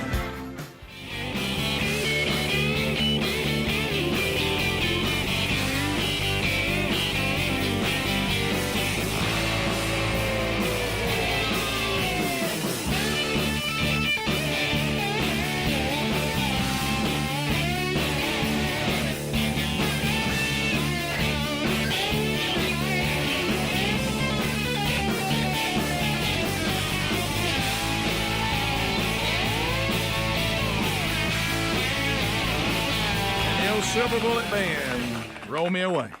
Everybody. I did, Greg just did a little experiment yesterday. I was hanging out with Dad all day yesterday. Hello to everybody that Dad coached up yesterday all over the country. Okay. And, I met him twice yesterday. Yes, you did. Bubba met him twice. How about he's obsessed with the Eagles. And I love the Eagles, but I just got to where I couldn't do the Eagles anymore. And I thought, you know what, I'm going to try Bob Seger. And it worked. He dialed right in. Matter of fact, we sang "Roll Me Away." We sang "Hollywood Nights." We sang "Main Street." We sang the "Night Moves." I mean, we can't lose with Bob. I mean, and I didn't know if it was going to work, but it worked just fine. So we discussed that as well. It's not the Eagles, but it still was good. That's one thing that surprises a lot of people. Is Dad introduced us to a lot of great music. He really did. We didn't really have one of those corny dads that listened to like goofy songs or You know, we didn't grow up on some of that stuff. You're like, God, Mom and Dad, come on. Like we said before, we got Bob Seger, we got the Eagles, we got Grand Funk Railroad. I mean, but we got it all. Boston. So we'll unpack it again today, Bubba. We have. I know the boys talked about this in the kickoff hour. We've got a new national champion, and it's seventh time for the LSU Tigers. I don't know what. I didn't watch a lot of it, but one of the weirdest championship series like we talked about before. You got 2 blowouts, and then we went to extra innings on the first one. For a walk-off. The scores look more like a Saturday football game than it did baseball. When I saw that opening game, because I saw the end of that, the walk-off, I thought, well, this looks like it's going to be a good series. Mm-hmm. And then I missed the second game, and I saw the score 24-4? Yeah. Mm-hmm. Florida. And then I thought, well, maybe Florida's the better team, and then also LSU just routs them yesterday. So it was weird. Have you ever noticed in games when, and I've noticed this in football, baseball, and basketball, when a team blows somebody out, a ridiculous amount of offense, and then it seems like the next game they can't get runs or points or scores. Have you ever noticed that? Yeah. How many times that happens? Yeah, it does. And I don't know. And I know in baseball it's pretty simple because it gets down to pitching. You know, we faced really good pitching, or a pitcher's off one day or whatever. Because like Speedy was saying in the break, and he has a son that's still playing, and then had another son that played a lot, and went through college and finished all that. But so he knows more about it than I do. But he was saying it just gets down. These hitters are so good now, especially that aluminum bat in college baseball. If you make a mistake, ding, zing, she's gone. Yeah. Zing. Pitching has never been more dominant, but hitting has never been better. It's really amazing, and that's the thing. If you're about not dominating pitching, the hitting will take you out. And that's the thing about the World Series and playing multiple games. You just wake up and do it again, and it could be your day today, and it wasn't yesterday. It's really amazing. I was listening to it on the radio because we were out on a little trip. And, they do a great job. I love listening to the radio guys do that. Westwood One, an NCAA radio network. Was it a Florida pitcher that got hit with a line drive, and then he gave up a home run like the next batter after that? After he stayed hit him back in the leg. Yeah, was he the Florida pitcher? Because that was a big change. That's when LSU jumped ahead, wasn't it? Florida I'm jumped trying out. to remember exactly. Florida jumped up to about a 2-0 lead, I think, and then early in the game, and then LSU came back and had a big inning, like Florida did the night before. Right. But that big inning started with their pitcher getting hit in the leg, right? I don't. And then think he went. It was one of them got hit, and he tried to pitch, and he flinched on it and had to take a timeout and throw a few pitch. And then it was just a batter or two right after that, hit a home run. So I didn't know if that had something to do with it. The SEC has had quite a run. This is the 9th title for the SEC in the last 14 Men's College World Series, and the 4th straight. It was Ole Miss, Mississippi State, Vanderbilt, and now LSU. So that's it. LSU, congratulations, national champions in baseball. And then was it last year Ole Miss? Oh, yeah, Ole Miss. The year before that, Mississippi State. Yeah, and then Vanderbilt the year before that. I was going to get to Mississippi State. You didn't have to rush me. I know you wanted me. Well, I was working my way. Okay. Okay. I was checking. I was just taking it real slow. They won the year before Ole Miss. We'll be back. Rick and Bubba. What's he going to do? Wants to wait for somebody to go to the truck. What's he going to do when we go, yes? Right. Go. Right. Rick, it'll be one more thing. This is great improv. Huh? You ought to start your own play. It's fine. Tonight, the Burgess boys. Start our own play. Improv about lunch. You start it with something. You start it with this alligator move, and I'll just go. All right. Well, you know it. I'm drunk and smoking and cheap. No, you're vaping now. Everybody knows that. Guys, I'm not making this up. By the way, you vape people. Doesn't that feel weird to you? You can talk about I it? was beside a car the other day, and they cracked the windshield, and I thought the car was on fire. I know. I have the windshield? never to blow it out. Yeah. They crack, not the windshield, the driver's side. I'm sorry. Started to say, The man, window. they really want to get that smoke out. Well, they did. They couldn't believe. But I'm talking about, and they breathed and shot it out the little crack in the window, and it lifted over the whole car. It looked like they were on fire. Yeah. Now you look, you think you see Cheech and Chong in a car all the time. Remember when they used to have the car pull up and smoke just before? Like a fog. I have never seen anything like it. I just don't understand why vaping doesn't make people feel strange socially. Yeah. I mean, look, I'm walking around and I'm Puff the Magic Dragon. And look, you're carrying something. Doesn't that feel odd? You're carrying. It looks like a spark plug. Yeah. And, I mean, it's not even cool. You can't even hang out your mouth cool. You think a bass player in a band could hang one of them out of his mouth and play? No, you can't. A cigarette. That's You got a two-hand, that thing. Yeah. Exactly. James Spann, hello and happy Thanksgiving to you and all the Spans. Happy Thanksgiving. I love this time of the year. It's just a marvelous time. I almost like Thanksgiving better than Christmas. It's just something about it is laid back, relaxed. Everybody's gathering together, so it's a marvelous time of the year. Yeah, Greg, you said that years ago. I love this it. is Greg's favorite holiday. I love it as well because of what you said, Span. He said Christmas has a lot of pressure with it. Sure. You got to get gifts. You got to all that stuff. Wow. Yeah, and Thanksgiving is just let's have some great food and let's just visit. That's right. James, you still there? I'm still here. I'm thinking about food now. See, you guys got me thinking about food. You were. So I looked up and you were pondering food. I've never seen you take such a gaze before. But James, what is your tradition? What do you usually do? Well, this is funny for me. I have worked every Thanksgiving since I was in high school in 1973. I don't know how it happened. I have never had a Thanksgiving day off. So and I worked the night shift. And so typically what happens, I will go to the family gathering and then go straight to work. And about the time the news hits at 4:00, it's about nap time. You know, that tryptophan kicks in. But no, we rarely travel. I work, and I do that so I can take off Christmas. That's the way it works in the TV business. If you're off, one, then you have to work the other. So I always work Thanksgiving, but it's just a great day. I love it. Like you say, there's no pressure. Families together, we just laugh, we have a good time, go to work. The only problem, sometimes, the weather could be pretty rotten in late November. Where we are down here in the Deep South, this is the core of the tornado season. So I'm just thankful we're not going to have any issues this year. Yeah, but now there are some issues involving the country, and sadly, they're in those parts of the country that air travel can be affected. Tell us some concerns that may be out there that may affect travel. Yes. So here's the deal. I mean, the good news in terms of severe weather today, first off, let's clear that. We have no risk of any severe storms anywhere in the United States. Good. So we don't have to worry about tornadoes on this travel day. There could be some thunderstorms over the Texas coastal plain, places like Houston and Corpus Christi, down to South Padre Island, but nothing severe. And out in California, they're wet now. The patterns flip, so they're going to see some rain, and there could be some thunder along the Pacific coast of California, but again, nothing severe. But of course, the problem with the rains and all of the fires, you might wind up with some mudslide problems. So they'll have to keep an eye on that. And very heavy snow for the Sierra Nevadas, the Sierra Nevada mountains out there. The other good news, this is still hurricane season. People often forget that. Oh, wow. We can have tropical storms into November. The season runs through the end of this month. The tropics is quiet as a mouse. And the general idea for temperatures, the western half of the country will be warmer than average, but the east and especially the northeast, colder than average. In fact, in the Northeast, it's going to be brutally cold on Thanksgiving Day. I think we're going to see a lot of new record lows tomorrow morning. You guys ever been to the Macy's Thanksgiving Day Parade? Greg loves it. I've been there twice, I think. Yeah. I don't know if they can get those inflatables up. I don't quite know the wind criteria, but it's going to be windy and it's going to be cold. For New York City, right there in the city in Manhattan, I think in the morning they'll be around 15 and the high will be around 25. And if you factor in the wind,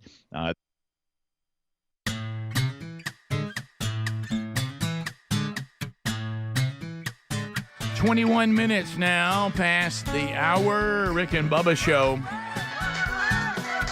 And we are back, and we are thankful that you are here with us today as we unpack another one. So be aware, it is a short week.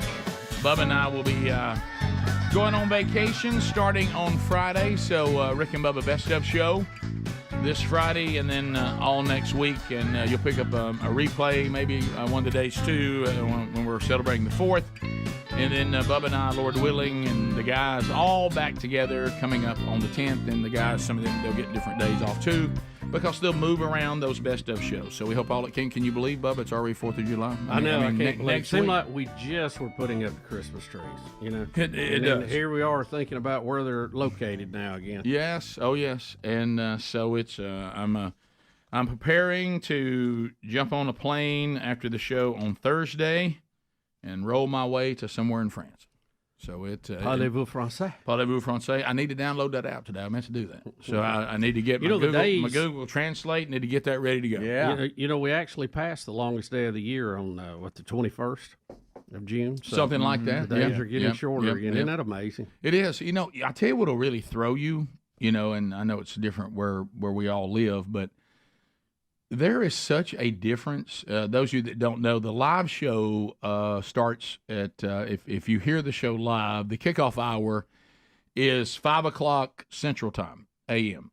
And then Bubba and I get here sometime between 5 and 6, and then we roll at 6 a.m. So, you know, if I'm leaving my house to get here at, like today, I had planned, because I needed to get here a little earlier, so I did some things last night I normally do in the morning, so I wouldn't have to do them today. And so if you leave the house at 5, anywhere from 5 a.m. to 5:20, it's dark. Mm-hmm. If you walk out there at 5:30, you think you've missed the show. I mean, you look around and go, my goodness, it's completely daylight, and I am late. I've even gone back and checked my clock and go, am my clock wrong? But the difference in those 20 minutes, you know, because y'all don't know that because you're always in the dark, the kickoff hour guys. But if you're just a little bit off, you know, running a little bit later. Man, you look and see daylight, and it'll spook you. You'll think, "Oh man, I think I waited too long. I think I've overslept. I'm way behind." So anyway, Sherry's still in Israel, and it's interesting because of the time difference. So when I wake up for the day, I've got videos and pictures, and because they're full blown in. Yeah. And you think about all the things. I don't know, those of you that've never been to Israel. And it is a bucket list thing, especially if you, I would say mostly, if you are a follower of Christ, because if you have studied the scriptures and you go to where all these things you've studied, where they actually are, it is I can't even, and I'm not talking about the weird, touristy stuff where they're trying to trap you because they think they can sell you something. I'm talking about where I stand, there is no argument. I've told you all that before. So Sherry today, when I woke up and she's got the video, somebody even emailed me overnight and goes, "Can we get Sherry on the show when she gets back and tell us about her trip?" And but anyway, be a good one. So she's got the video going, and she goes, "Here I go. I'm walking into the garden at Gethsemane." Wow! And when you think about, you go, okay, well, the Garden of Gethsemane, there's not. This might be where Jesus was sweating. And the stress was so overwhelming about the crucifixion that his capillaries were bursting and blood was being mixed in. And guys, I got to tell you something. Now we all were on the line right here in the garden. The son asked the father, "Was there another way to go?" And that's absolutely happened, showing the 100% human with the 100% God. But because he said, "I came here to do the will of my Father." I've said that too. I've really learned over the years. I kind of had always looked at the gospel and Jesus on the cross as, and indirectly it's still true. Look what Jesus did for me. No, it's really look what Jesus did for the Father. He said the whole time, "I'm here to do the will of my Father." Of course, now we've been so that he's just enamored with us, and he was. But it is he went to the cross for the Father, and the Father had the plan of redemption for us. But he went for his Father, and so as he's there, and you kind of want to look at the guys with him and go, guys, this is not the time not to pray with him. Right now you need to let him know we're worth it. Yeah, and they're abandoning him, and they won't pray with him, and they keep falling asleep, and of course, and he goes there, and if there's a way to let this cup pass, of course, the cup is the wrath of a holy God poured out on Jesus, and that's what he's stressing over. The cross is horrible, but we had a lot of people crucified. Peter even gets, we think, crucified upside down. There's people been skinned alive. There's been people disemboweled. I mean, all kinds of horrible things for the gospel. But the stress right here is the wrath of Almighty God is going to be poured out on him instead of the redeemed. And I bet that is a stressful moment. So anyway, but thank you, Lord. He said there was no alternative plan, so resolute to the cross. So because he was going, he did not turn away to fulfill the will of his Father. So that is, but when you're standing in that place and you see those olive trees that have been around for a long, long time, and you think, man, this is where it was all on the line. Here I stand. That's mind blowing. When you're standing in the place, you know. Yep. When it's real. Yeah, it's real. Yeah, and so. And then, you can, when you go to Old Jerusalem, just, walking around, because a lot of that it still has that same similar look. And, you go to New Jerusalem and it's like being in Chicago. But if you go to Old Jerusalem, I mean, you're like, okay. So that wall right there was connected to the temple. That's big. Mm-hmm. And then there's a place you can stand up, and I forget where I was. It was elevated. And there's a place where you can see the Dome of the Rock.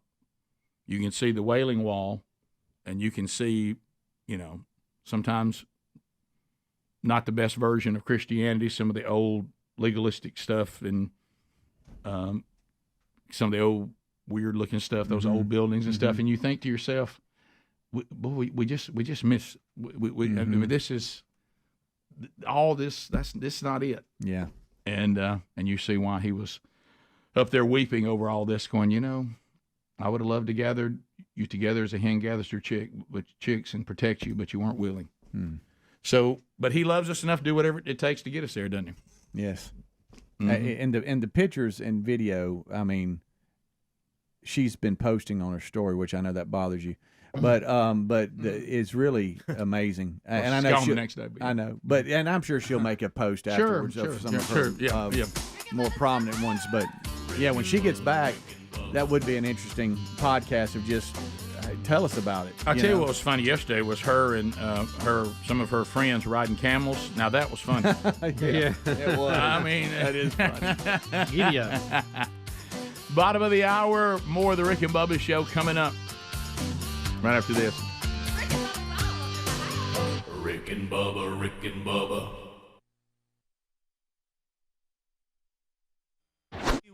You can talk about some of your Thanksgiving traditions, because not everybody follows the same traditions that those of us that have lived in Southern culture our whole life are accustomed to. I just got a bizarre email from a listener asking if we'd ever tried oyster dressing. Oyster dressing? That ain't happening. You don't bring shellfish into Thanksgiving. That must be somebody who lives on the coast or something. I don't care. Oyster. You still don't do that. Is that a local dialect? Oyster dressing. I don't really like oysters. Gross. I don't like oysters in general. I don't either. Well, they're a little scary because by the time I get comfortable with them, you hear somebody dying from eating them, And then you got to that figure out romaine lettuce. Yeah. Hey, we have a national blockade on romaine lettuce right now because of salmonella poisoning. Oh, they shut it down. Again, we had this a few months ago. Lettuce is dangerous. It Always is. has been. Yep. There's nothing more nasty than a salad bar. Stay away from it. Rick, I told you when I first started eating sushi, I called the health department to ask them about it because we were all freaked out. Because we had you freaked out. Yeah, y'all had me scared to death. And the guy said, "Don't worry about sushi. Worry about salad bars." Salads? That was his word. Because there's all kinds of, you can get all kinds of dirtiness on salad. I used to never have a problem with salad bars, but now I do, just because of y'all. No. We all rub off on each other just a little. It's really not even I wish we would rub off the good things, not the bad ones. Yeah. I feel like too many of the bad habits rub off. Are y'all becoming cheap? Okay. Yeah. I found myself the other day, just for a second, pausing. Let's. The other day, I was trying to buy something. I found myself nickel and diamond. I did too. Yeah, I did too. Yeah. I thought I'd join in. I asked somebody the other day how much like it sits. Money. I went to trade day and asked for $1 for the whole yard. So we come back next segment. If you want to go ahead and start coming in at 866-WE-BE-BIG, we'll chat with you. You can talk about whatever you want to, but we'll talk about maybe your traditions that you have at Thanksgiving that might not be the normal. You may, like we talked about the people in Kentucky and your sausage, not sausage because I love sausage balls, dressing balls. And Rick, I'm going to tell you, I don't want to judge them people in a negative way because I was telling Greg to my recollection, and it's been a while, the balls were all, they were crunchy on the outside. So when you mashed them up and put dressing on them, you had a lot more crunch. I like the crunch. So the crunch was positive, but it was just, I didn't know there was any other way to prepare it, and I think it caught me off guard when they said, how many balls of dressing would you like? You're not used to that. Well, they could have said, would you like some of these? I knew that. I knew it was just a matter of time. I was going 3, 2. I was jumping out of his seat. How many D's you need? So I guess what? Would you like some of these? There's D's another what? bank 9. So D's. Okay. So I'm trying to figure this out. So they put a pan, like a cookie pan, a biscuit pan, in there with balls of dressing on it, and they bake? It kind of had little sides on it. Is that like a sausage ball? It looks like it looked like a pan full of big sausage balls. Gotcha. Maybe as That's big what as I was asking. Big as a billiard ball. Oh, my God. And then they give them to you. You take your spoon and smash it. They would say, how many balls do you want of dressing? And Mm. I would say, well, right. They didn't ask if you wanted both of them. Well, and I said, well, 2. And, they give it to you and you mash it up and then you put the giblet gravy on. I think I would have said 3 or 1 before. Well, I it's would not have said 2. I know that. Well, even if I didn't think I could eat 6, I need 6. It's clear 1 was not enough. Mr. Burgess, how many balls of dressing would you like? Anything other than 2? Yeah. Right. Any combination other than that would be fine. Start at 3 and work your way out. But now I'll take 1. Yeah.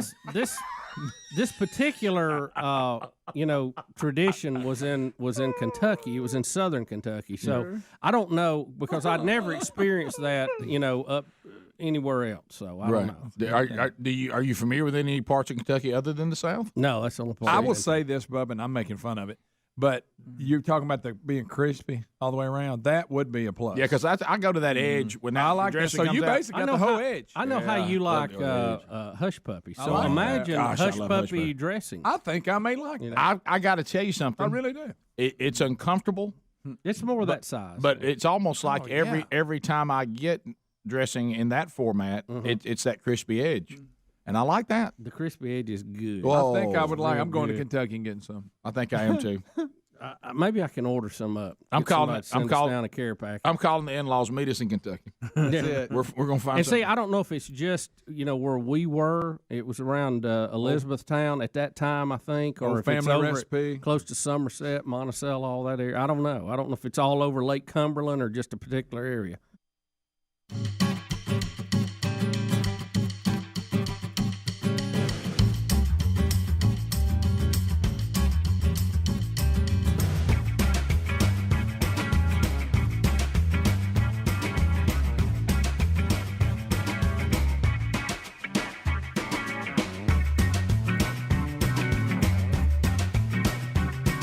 Rick and Bubba Show. Thank you for being with us today. Now look, nobody likes stank breath. Nobody likes it. So TheraBreath, these products are the best on the market. If you're not using TheraBreath, let me tell you, your friends and family wish you would. They're available at retailers all over the country, but if you're looking, sometimes shelf space, you go there and go, well, they have some of the TheraBreath stuff, but I don't see the lozenges. Or maybe you go there and say, I don't see the gum rinse that's good for gum disease or whatever. But so if you want to get all the products and the retailers don't have all of them, or the one you're looking for, go to TheraBreath.com and you'll find all of them there. So, but when you are in a retailer, look for that orange cap. That'll let you up. There it is. There's that TheraBreath stuff. And we love them. You love these products. We love these products. The lozenges. I can't tell how many people I've got the lozenges. They walk around with pockets full of them like me because you use the products. Your breath feels pretty good. You drink some coffee. You maybe eat some sort of omelet that has peppers and onions in it or whatever. So and then you're back to going, I don't feel confident again. So TheraBreath.com, everything that you need, and it actually addresses what is causing the bad breath, and that's the key. Also find that link at rickandbubba.com under sponsors. So, Bubba, what's going on? We got another balloon, Rick. Is this the another balloon same floating over Montana? Yeah. Can you believe that? Are the Chinese behind this one too? Well, we don't know in this story. Defense officials have decided not to investigate an incident Excuse in which me? a balloon was seen flying across eastern Montana on Sunday night. The U.S. representative there, Matt Rosendale, a Republican who represents the area where the balloon was spotted, said several people in Dawson County were tracking a balloon flying across Montana at 57,000 feet. Okay. He immediately contacted the Department of Defense and was told that the agency was aware of the incident and chose not to investigate because of the size of the balloon and the low probability it was conducting surveillance. The low probability that it was doing, huh? The low probability. Low probability. But that doesn't say no probability, right? Well, this story says that Fox News reached out to the DOD and Northern Command and said that they let them know they were aware of the incident. And they said the object is a privately owned civilian balloon registered with the FAA and operating within FAA requirements and regulations. Right. NORAD said, be assured that when an object is suspicious or unknown, NORAD does respond. But they didn't say who owns it. Well, I'm back to that. I mean, again. is this a ham club with something, or is this the Chi-Coms doing something? But is this Something one from Field Day? Bubba, this is more your area. Are there just more balloons floating around that I realize? I mean, it seems like every time I turn around, there's a balloon. Well, I know. I mean, now, are we just people sending up balloons all the time? I mean, I see Mylar balloons go by, but I mean, well, you know, these the National Weather Service, they send up balloons, every hour or so, and there's, I mean, all of the different ones. I mean, there's hundreds of them. But don't we up. know back to? I'm starting to think that confidential papers and balloons, that we just don't have a lot of good security on this. People launch balloons. We don't know who the balloon is. People are taking home papers that are supposed to be confidential, government paper. I mean, they got them in their garage. We don't really keep an eye on our documents, and we don't keep a good eye on our balloons. Does anybody agree with me on that? Whoever's in charge of the documents must be the balloon people.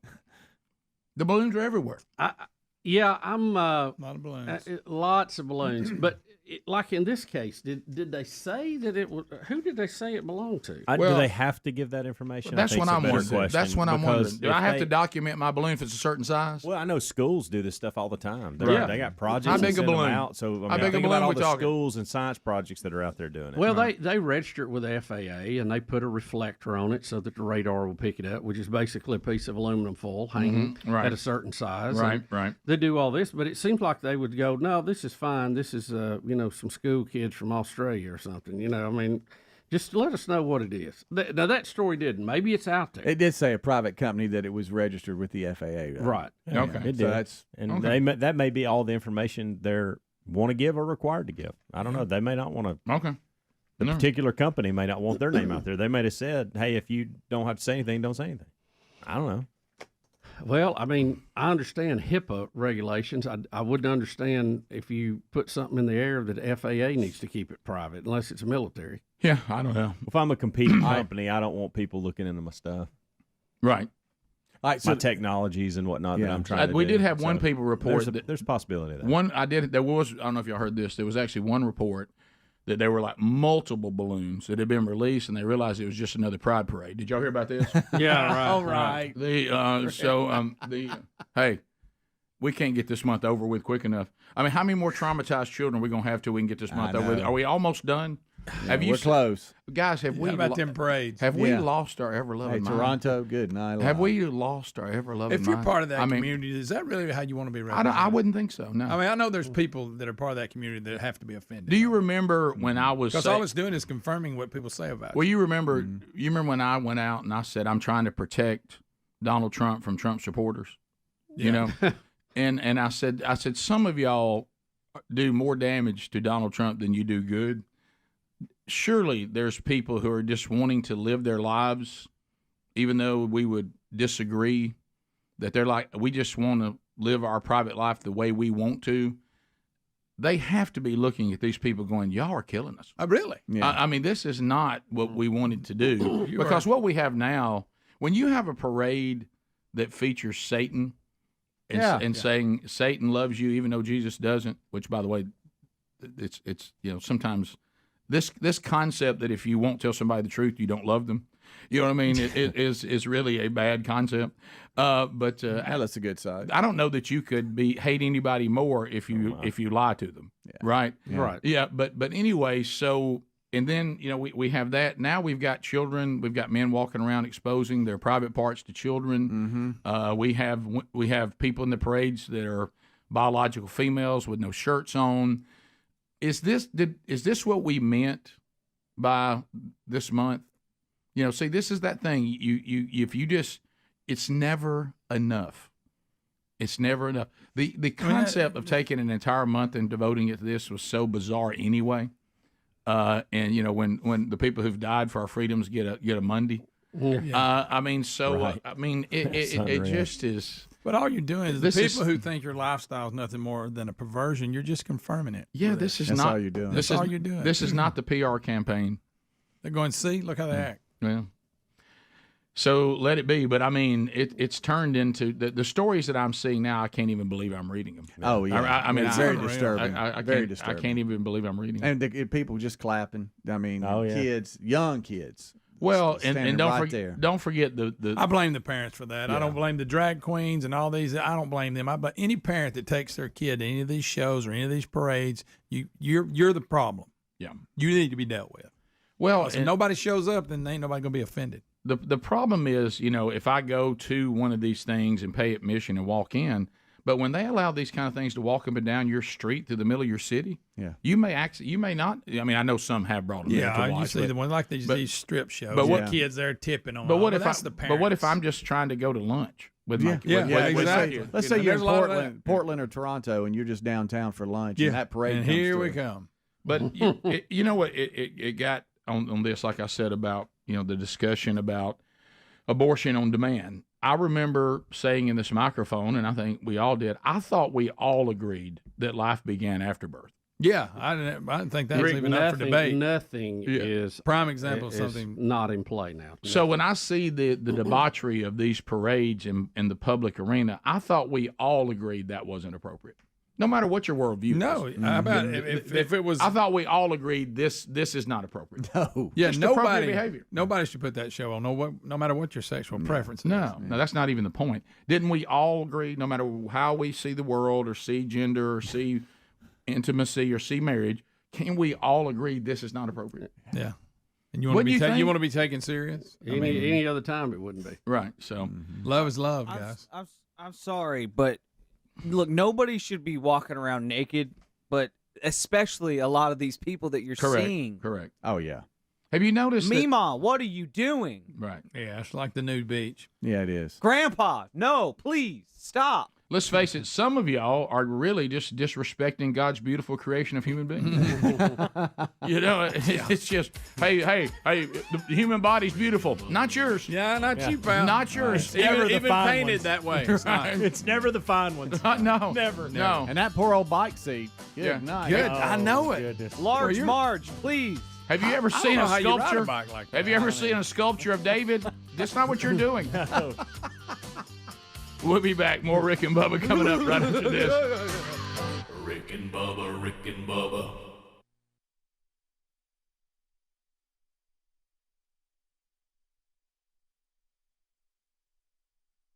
How about this? And I may be willing to do it if y'all will remind me throughout the year. I'm willing to go talk. Now I'm gonna have to. I know the look I'm gonna get the first time I bring it up. I'm gonna go talk to my wife, my mother, and some of my in-laws and discuss would anybody next year Can they engineer dressing balls? be willing. It's too late this year because everybody's already got their plan. Right. Would anybody be willing next year to look up the recipe for I keep wanting to say sausage dressing balls? Now I know the reaction I'm going to get when I first say it, and once I survive that, then I'm going to come back and say, no, I think people make it this way, and it gives you balls of dressing, and they're all crispy on the outside and dressing love on the inside. Do y'all? Which is a good deal. Right. Mm-hmm. Do y'all go? I know I brought this up to James because if my in-laws make the dressing, there's always chicken in it. If Mom makes it, I don't think there is. Maybe there is. I don't think there is. So. But it's so good. Mom's making it this time. But if it is, it's just little bitty pieces. That's good. Yeah. Now, my giblet gravy has to have all the legs and the little pieces of liver and all that. Little piece of liver. Absolutely. Love the liver in there. The egg little whites in there. I love chicken livers. I haven't had any in a while. I'm not crazy about them. About this Dancing with the Stars controversy. But I don't know how Dancing with the Stars... When did they decide that they're any different than any talent show once you get to the point that it's handed off to the people and then people just start voting? And as you vote for who they like as a person. Yeah, as you pointed out, Bubba, I mean, our politics turned this way. A lot of people think back, when Kennedy beat Nixon, when suddenly it became kind of a, what is it about this particular person that we like, especially if we see them side by side on TV? And well, I think I know what that one was. Yeah, one looks mean and one doesn't, and but all these things, and then we started realizing that, and you see it even with Trump's presidency, this populist movement. When if you can be popular enough and liked by enough people, people will vote for you just because they think you're popular or they like you. And so when you get into these talent shows, when they have their rounds where talent comes in play. They're meaning that expert judges give their professional opinions on your abilities in whatever said requirement we have, whether that be singing, whether that be this talent show that just you do whatever talent you want to do, and you say, hey, we think our show is good enough it could have its own place in Vegas or whatever. And then you get down to Dancing with the Stars, and now we're talking about dancing. But once it goes to the people, you're not talking about professional experts anymore. You're talking about who do I like the most? And the person who won this time is in our business. And one of the great things about being in our business is you garner your own tribe of supporters. And if you want to try to win something, you have a platform to tell your tribe, hey, don't forget to vote for me. Yeah. Bobby Bones won it. There's a story out today, and the title is The Others Were Robbed. Dancing with the Stars viewers, including Neil Patrick Harris, who apparently is an expert in this field, vent their fury online as radio host Bobby Bones is named the shock winner of the competition. Now, I don't watch Dancing with the Stars normally. I catch it from time to time because Betty's watching it, my wife. And I saw him dance to begin with, and I thought, well, this will be short-lived because he didn't appear to be that good to me at the time. But again, I didn't watch it every week. I didn't see it, but I had caught little comments from Betty and some other people going, this guy's kind of goofy, and I don't think he's going to make it as far as his dancing performance. But he was the surprise winner of Dancing with the Stars. He got the Globe. He's been on the tour with the New York media to enjoy that. But again, like you said, he has obviously a built-in audience that probably helped to tilt the scales of this a little bit. That's the point. That's why we take celebrities and make them dance. But that's the whole point, that was my point. That's why ABC or whoever invites people on, because they think they will have a following that can help to bolster their ratings. Let's remember, this is really not a dance competition. This is a TV competition. Thank you. See, people forget that. 100% right. And they bring on people who they think will be interesting or people will tune in to see. A lot of the news headline people, they always, it may be political. It may be, you remember when Rick Perry was on there? Maybe news, maybe sports from another, from a genre not around dancing. Sometimes they've had people who were in dancing to some degree. But I always thought that.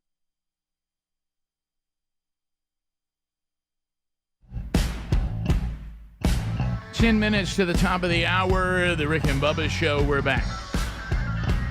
866 We Be Big is our number. Thank you for being with us today. We'll get to some of your phone calls before the old day is done. I look over there and I see that Bill Bubba Bus. See, this goes way, way back. Still remember it, Bus, as we're in our 30th year when you started trying to tell me about emails.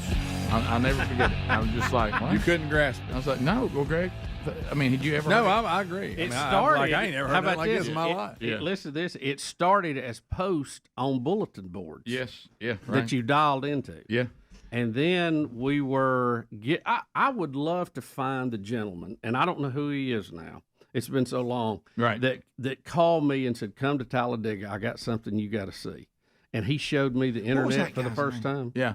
And I couldn't believe it. I mean, when I trying to drive back, I was trying to process what I had seen. And I want, like Helms and Adler, because y'all Because I came, had to explain it when I got back. y'all came up when all this was readily available. Of course, Helms, you're doing the IT stuff for us. Imagine, and this is not exaggeration, there was a day when Bill Bubba Bussey showed up at our studio in Gadsden carrying every email we had been sent, and he had like 12. And they were in a stack of, y'all thought that was paper. a busy day. And he printed out, and I thought, these letters.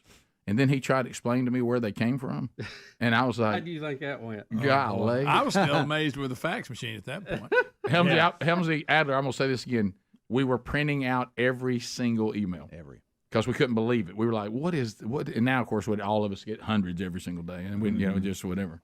Once again, let me set the stage. When we started, there was no internet. Right. Yeah. There barely was cell phones. Right. A few people had them. Mm-hmm. Of course, you did. I did. Yeah. Because I had to. Yep. So. And when you say printing, many please people don't you think could call because nobody else had one. Please don't think it was a wireless printer. Oh, no. I'd have to go. I'd have to go. No, not that at all. Clip into some cord. And so it's not near as riveting as it was on the day that we did it, but we'll do it again. Bubba from time to time pulls out a few selected emails, and it's an update from the Information Superhighway. Actual emails from you, the greatest, most influential, best looking, listening audience, and now viewing audience in the world. Bubba is standing by with email and letter number 1. Well, Rick, just a couple today to work through. This comes from David James. He says, Bubba, in honor of LSU's big win, can we hear your call third strike as an umpire on the air? We love hearing that, and they want it dedicated to LSU. Oh, I think you have to. Huh? Yeah! Ah! There you go. Congratulations to LSU. Yes. Go, Bubba, before you get GEAUX. into that, I actually got another email, too, that says they want to hear what Coach O has to say about the win. Tigers out there got Bubba happens to come back. They're champs. Go Tigers. Go Tigers. Go Tigers. Go Tigers. This one comes from Josh Davison. He says, Bubba, never stop the travel bell. Owns me every time. Thanks for all that you guys do. Yeah, I finally found. Don't take much to please. I found the travel bell, and being that Rick is a world traveler, it gets a workout here. Well, I will tell you, when we get back, guess what? I'll be hitting that again. Well, I will say this: I found out something. I actually looked at my plane tickets today. Thought I needed to check on them. I'm not going where I thought I was. Huh? But where I'm landing is, I think I'm getting to Provence, but I'm starting out somewhere else. See, and you're going to drive it. I don't know. You are out It'll of control. be fine. Get ready for the segment when we come back. Rick lost in France. You're right. Yes. Yeah. All right, Rick, and last but certainly not least, from Robbie Howard, subject doing a little bit better. We all know Rick is trying to do a little bit better. Good job, by the way. However, since he has been pumping a little iron, has he started shaving his arms? And better yet how have y'all let this slide? No. Well, I will say this, and Bubba's known this because it's such it's two different worlds. Over here we have the snow-covered forest. Bubba, I am not a hairy man, never have been a hairy man. Kind of goes back, to my original tribe, my people. We're not a hairy people, right? And so honestly, no, these are the way my arms have always been. And so you don't have hairy arms. No, I don't have hairy arms, and no, Speedy. He's an orangutan. Do you have hairy arms, Speedy? Hey, Clyde. But so no, I don't know why that would be, but these are the way my arms have always been. They just don't have trying a lot to of hair shave my arms now. See, I have one that was shaved for IVs and all that, and one that's not. So I go one on either side. And the Silver Forest took a real beating when I was in the hospital last time. You need a clear cut every now and then. We'll come back there. They clear cut that. Look, that was ripped out. They didn't most burn of it. That was a control burn, wasn't it? I think it might have been. This was it's going to come back better now. Well, it may be that there's just so much definition now; it looks different. There you go. But it was. There you go. But no, I'm not shaving my arms. No, look. There's a lot of things. Robbie. I don't think you have to worry about that one. Yeah. I don't think I'll ever be. You know how you sometimes have to trim the shrubs around the house. Yeah. I'll sometimes, because of y'all, my arms get so hairy that it's just like it's unbelievable. Yeah. I mean, it's Wolfman just like, Jack. Yeah, and I'm like, well, what do I do about that? Donkey Kong up in here. Yeah. Sorry, buddy. Never even looked at my arms and the hair on my arms until I joined the show. Yeah. Right. Well, I mean, it's substantial. At least that Something you never really thought It is about. substantial. I mean, it really is. I mean, it's a. So, Robbie, no, I'm sorry. Thank you, but no, and saying pumping iron at my age is a bit of a stretch. Too. Pumping a little iron. Yeah, But you do a little bit better. I do a little bit better. I mean, honestly, we talked about this, and this is what I do is I remember the doctor telling me, look, at your age, Burge, we do need you to do a little bit better. Can you give me 2 days a week? Can you just move around pretty good 2 days a week? Anything else you do beyond that's a personal goal. There you go. And that's all I do. I work out 2 days a week. But, I mean, at this age, that's all. I mean, anything else, I wouldn't be able to move. I mean, Well, you're doing a good job. How about this? The body can't take anymore. Yeah. I mean, Well, you don't run a marathon. Rick, it is a fine line between being in shape and wearing everything out. Yes, Okay? yes, Especially now. And Bub, I gotta compliment you. Like last Thursday, I guess it was podcast day. You said I'm going for a walk, and you walked for what, 10 minutes? I mean, had to get out. And You walked up stretch- that tower over the stretch a little weekend? bit. Yeah, I mean, Don't forget you climbed up I'm that proud tower. of you, Bub. Yeah, I'm trying to get out and move around a little more. Yeah. Yeah. Yep. Yeah, and you start and you take little baby steps and do a little bit better. Yeah, it's not summer Bubba yet or anything. No, but I mean, walking around. We're trying to parking get lot and pointed in stuff. that direction. Yeah, Absolutely. You gotta start Little somewhere. prep work for summer. There you go. I saw him jogging with Absolutely. Ed the other day. Greg, the thing I'm very surprised about is how he's replied to Philip Webb about a mutter. Yeah. Here he comes, I think Philip. that's maybe too big a step. I'd eat some of You that. may have missed the barbarian challenge. That's too big a step. Way down. Did you see the email though? Yes. Yeah, Yes, I think those two need to meet. Yes, sir. Absolutely. And merge. Yes. Yes, I think can't they believe would we fit. went this long without. By the way, do you have this literally happened to me? Do you have these friends? I have a friend that have a friend. that thinks that is being treated right now for long COVID by Dr. Vaughn, and he was I've really been struggling. I said, did you run a 50-mile like through the wilderness run? He goes, oh yeah. He goes, but before I got long COVID, I could go further than that. What? I'm like, I believe you're okay. I'm like, I think you're all right. Yeah. I mean, what are you talking about? Yeah. I think that eliminates him from long. He goes, COVID. no, you don't realize how far I used to could run. Rick and Bubba, Rick and Bubba.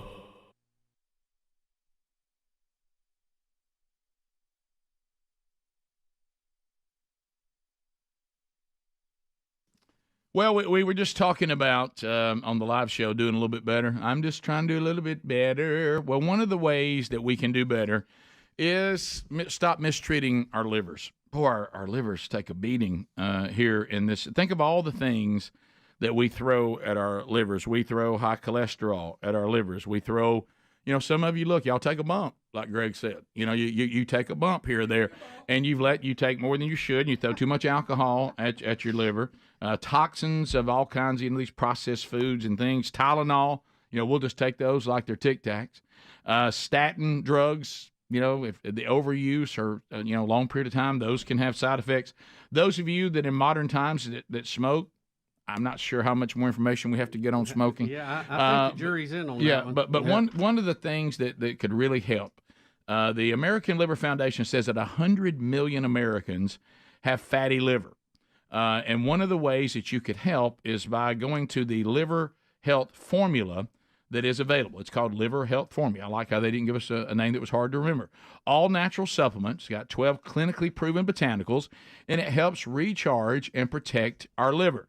It's made right here in the United States of America, approved by American doctors. So if you'd like to try Liver Health Formula, if you do this, if you go to getliverhelp.com, then /Bubba, you'll also get a free bonus gift, and the free bonus gift is their blood sugar formula as well, if you struggle with your sugar. Blood sugar formula for free when you get the Liver Health Formula by going to getliverhelp.com /Bubba, Do something for your liver today.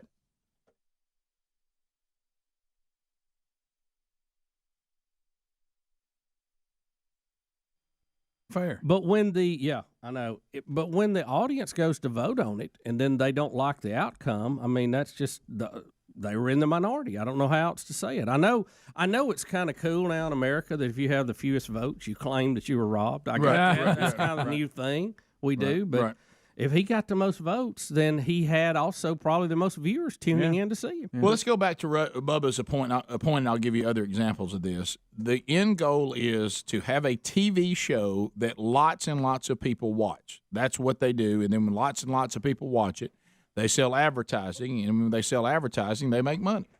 That's what this is all about. Yeah. And so somebody sat down wisely, by the way, even though we compete with Bones for jobs and markets. And, I know some people in our business, which I think is so weird. If you have somebody in the business that's getting some sort of accolade, you act like it's not a news story because you think it's going to hurt you. Hey, don't let anybody know about Bobby Bones. No, I tell you what, Rick and Bubba, Speedy, Greg, Helms, Adler, we need to do a show better than Bobby Bones. And people know he's out there. And if our show's better than Bobby Bones and we can garner ratings better than Bobby Bones and people can sell more advertising on our show than Bobby Bones, we'll beat Bobby Bones. And then if so I hope the strategy can't be in our business. I hope nobody finds out about the competition. No, the strategy needs to be do the best show and then win the competition. Well, but back in to our position is we discuss what's going on in the world. This is a story, so that's why we're discussing it. Won, and look, how about this? Congratulations to Bobby Bones for winning. Well, let me tell you what's good about what Bobby Bones did for our industry. Because he did work hard to do it. Well, for our industry, though, think about this. Because, I know. I would have come up with a different name, too. But, I mean, I'm Bubba. I can't really complain so much. Who are we to complain about names? But let's go back to this. What this shows you is the power of radio. It shows this intimate relationship. Rush was talking about this week when he was inducting Mark Levin into the Radio Hall of Fame. He said the thing that makes radio different than the other mediums is there's this personal relationship that TV just doesn't have with their audience. Because the fact there are no pictures have to be created. There's an intimacy that comes with this. Usually when you're listening to the radio for talk radio, normally it's not something in the background because it would be annoying. Now, music might be in the background, but not talk radio. You're paying attention and you're locked in, and there's a loyalty there that other mediums just don't have. He just proved it by winning Dancing with the Stars, whether he was the best dancer or not. But let's go back to this. When newspapers, back when they were a little more of a viable source, one of the ways that they would increase subscriptions and they would increase people reading their newspaper is what would they do? They would go out and try to give radio shows awards, and they would do these things. Who's the best radio show? Mm-hmm. And what did they want you to do? And we did it. Go get your audience to go get the newspaper, find where they vote, buy the newspaper, fill it out, send it in. They couldn't care less whether they accurately got the best TV host, the best radio host, whatever. What they wanted was to move newspapers. And how did they move newspapers? Hey, radio show, do you want to win this? Sure. Well, if you want to win this, talk about us and tell your audience to go out and get newspapers and vote for you. We did it 100. One of the biggest wake-up deals that we were able to do when we were trying to move into a bigger market is we organized our audience, and we won the Birmingham News Best Radio Show while we weren't even in Birmingham yet. We were in Gadsden. And what that did, people started saying, my gosh, if they can garner that kind of support, and then we found out that was an indicator of how it would go in Birmingham if we were able to get on here. So this has been going on for a very long time. This is about getting radio hosts to go to their audience and get their audience to watch something, buy something, vote for something, and it's usually really effective. Friends.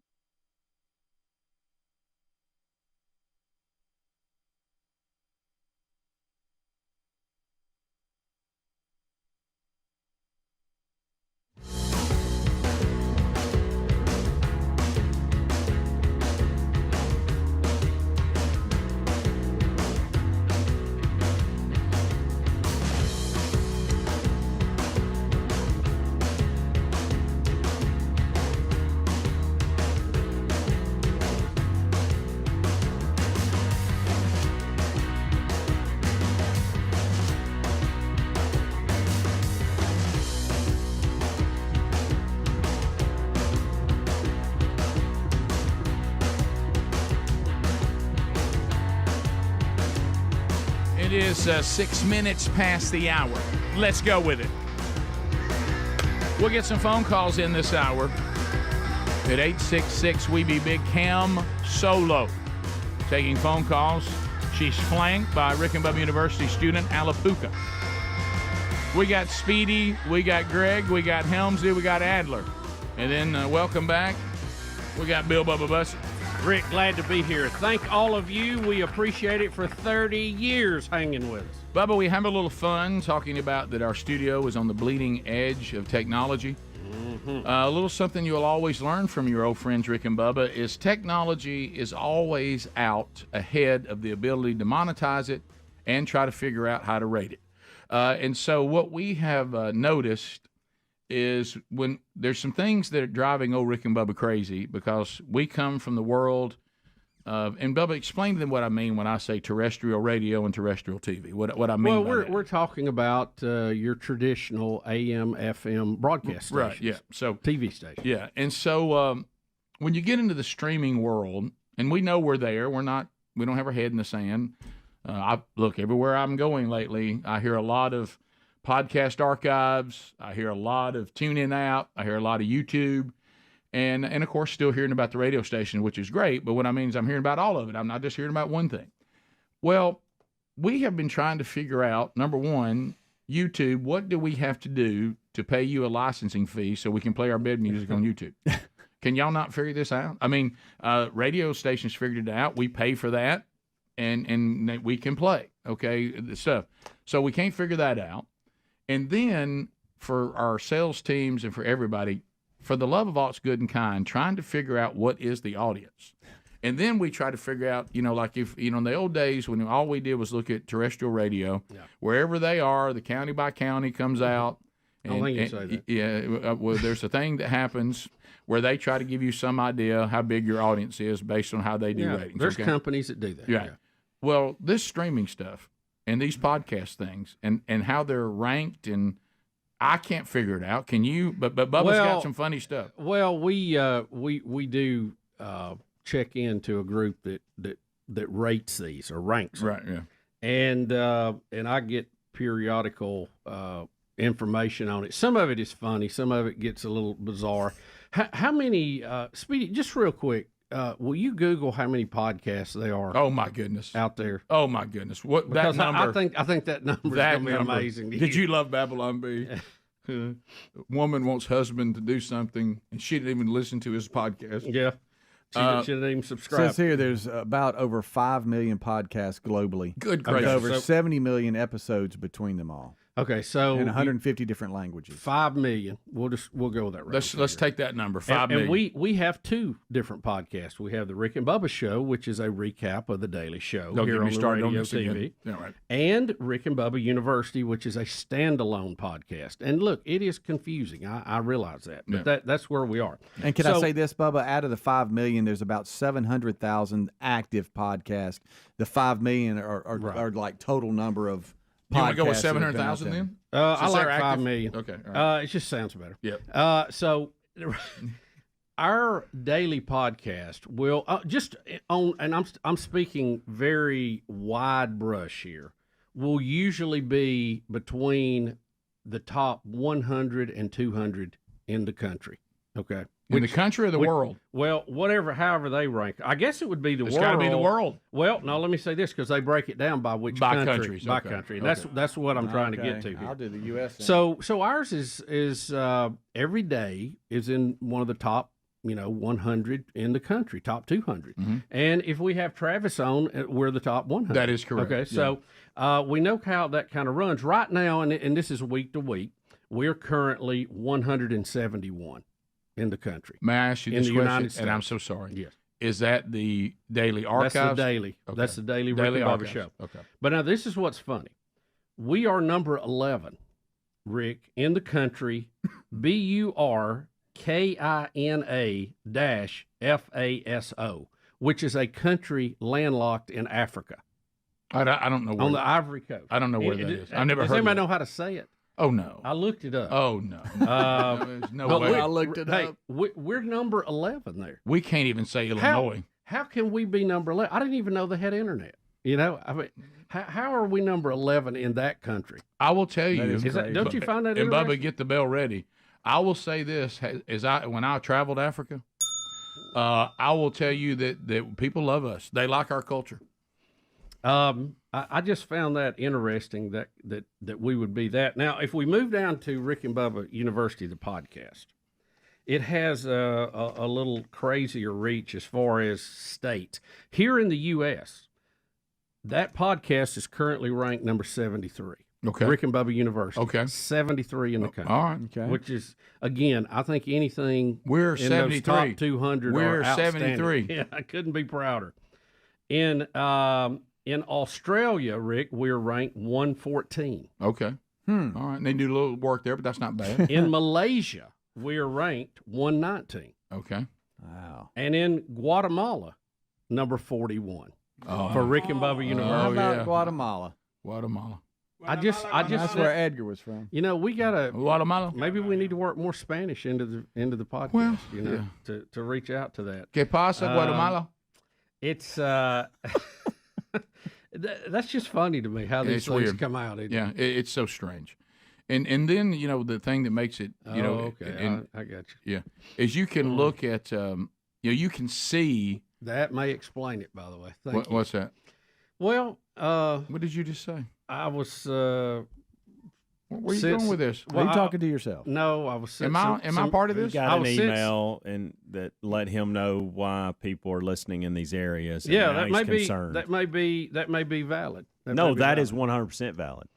Because I don't know as far as the secretive part. Americans travel all over the globe. Yeah, you know that course. may be what you're looking at there. Okay. But you know, I'm glad that we are still strong in Malaysia and Guatemala. Amen. And whatever that country is that I can't say, it's landlocked on the Ivory Coast. Maybe we should go there and do a live show. Yeah, I don't know about that. Well, I'll run the board. Let me know how it's going. But I just thought that was funny. You don't want to go to any of those? What Guatemala? You know, you want to do that? I'm more of a homie Yeah, right now. right. Maybe I hope I get the travel bug. Well, now later you on, told me but- you told me the other day. You said that Betty's wanting y'all to go to France or somewhere. she wants to. She would like to see France or Italy. Italy's really wonderful. And you know, I hope I get a little more travel bug later on. Hit that bell real quick. Yeah, you missed a bell opportunity. Go ahead and hit it. Well, I didn't go. No, I said know. I It's said not just Italy's Bubba- beautiful because I've been to Bubba Italy. travel bell. It's Yeah, Rick yeah, travel right, bell. Yeah. It's you know, with our schedule, it's a little awkward because of the amount of time you need to go. Right. You know, to really do it right. So. Right. But we'll see. Right. We'll see. Yeah. I still, you know, I just love, you know, East do of Boga realize- and Coosa County. Bubba, you do realize you have the same schedule as Rick, and so when he's going to France, that kind of blows that out the water. Well, it's you know, the 2 weeks would be an easier trip, but that Christmas you got so many other things going on. So I'd play it like that too. That's good. I'm taking notes. It's no Beaver Bite Ridge. I just got you, don't wanna buddy. go. I know, no. That's why I right. said. That's why. Because I don't either. And I so would like I'm to taking want to notes. go, and I would like to do more, There it but is. I'm just not fired up about it. I get that completely. Yeah. Matter of fact, don't get too far from the hospital. Right, yeah, right. That's That's a right. good point. Yeah. Well, and y'all know me. I travel for two reasons: God tells me to go, or my wife tells me to go. Right. And I Both. It's important to listen to both. and I do what both of them tell me to do. You know, so that's it. 15 minutes past the hour. But you know me, I'm not a big traveler. If it was up to me, I'd probably still be on Emmy Gill and Oxford. You know?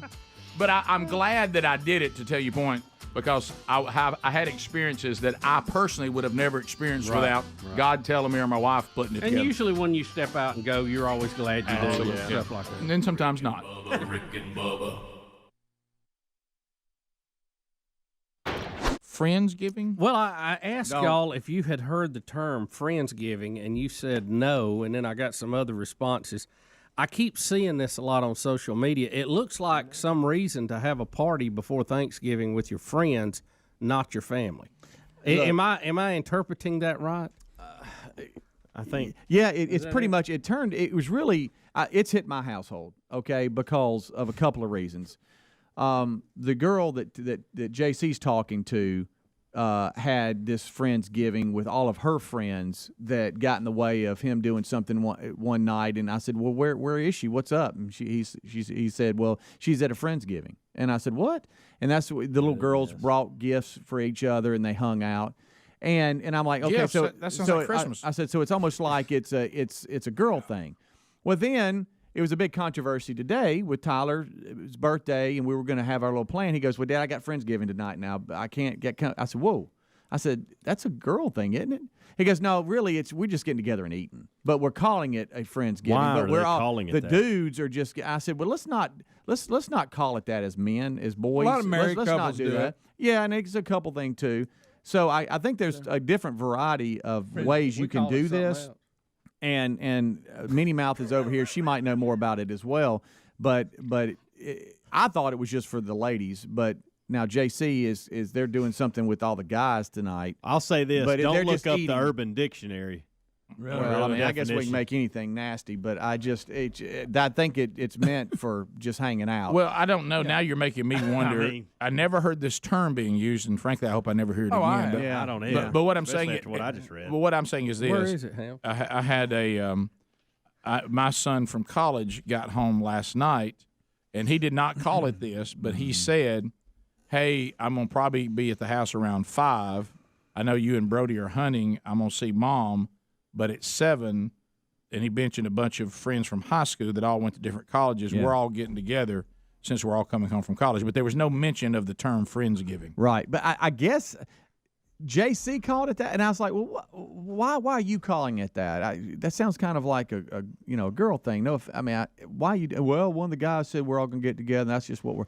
But it's just really just they're getting out and hanging out and just eating and just fellowship, shipping and stuff. That's all I was for the guy's side, but I was uncomfortable hearing it because I didn't know. Well, it doesn't sit well with me. No, to hear not it. at all. Yeah. So the Urban Dictionary. Well, and when you Google Friendsgiving, that's the first thing that pops up. I'm not trying to make it dirty, but when you Google Friendsgiving, that's the first thing you get, which is scary. How can this? Luckily, they don't know anything about that. No, we can't talk about it. We can't even mention it. Now, I did send it to Greg because he's going to love it. Right. But so okay. So they're okay. I think I know what you're talking about. I'll tell you this: it's got something to do with gravy. I'm on. I'm not. I have been rendered speechless, which is extremely rare. Mallory in Alabama. Mine doesn't say what yours is saying, Ham. Mallory, go ahead. Hi. Okay, I was just going to let y'all know. My friends and I have been doing Friendsgiving for years. Anytime you Google any sort of like slang or made-up word, you're going to get Urban Dictionary first, and it is always going to be bad. Okay. It's never going to be good. If it's on Urban Dictionary, it's not good. Understood. So, right. So, but Friendsgiving was started in my group of friends because a lot of them didn't spend the holidays with their family, and they wanted to spend the holidays with somebody. So we would all get together as friends and be thankful for each other instead of with our family. Or I think a lot of it has to do like what Rick's talking about. You have college kids, they go off. They come back to town for a family event, but they also want to see their friends. So I think it just picked up that name because they know Thursday's pretty much reserved for family. Right. And, I mean, nobody can flag, Thursday's lunch to go hang out with their buddies. Like my daughter, she's recently married, and you all have friends. You're all getting married. Yeah. And as couples, they do Lisa confirmed that because I knew I'd heard that around the house. They'll have them and other newly married couples have friends. Right. Yeah. My dictionary is different than yours, I think. So what was she going to say? Minnie Mouth? Minnie, where'd you go? Yeah. Was she going to say something? She left. I think she just knows She's what getting this Charles is. Is this your guest? Is this where you claim you got a bunch of friends? Well, Friendsgiving is just a really hip thing these days among the hanging out with the peeps wasn't enough, so we had to hip it up more. So what we're doing is this is not abnormal. We've just decided to give it a name. Yes, that's all it is. Yeah, it's really popular.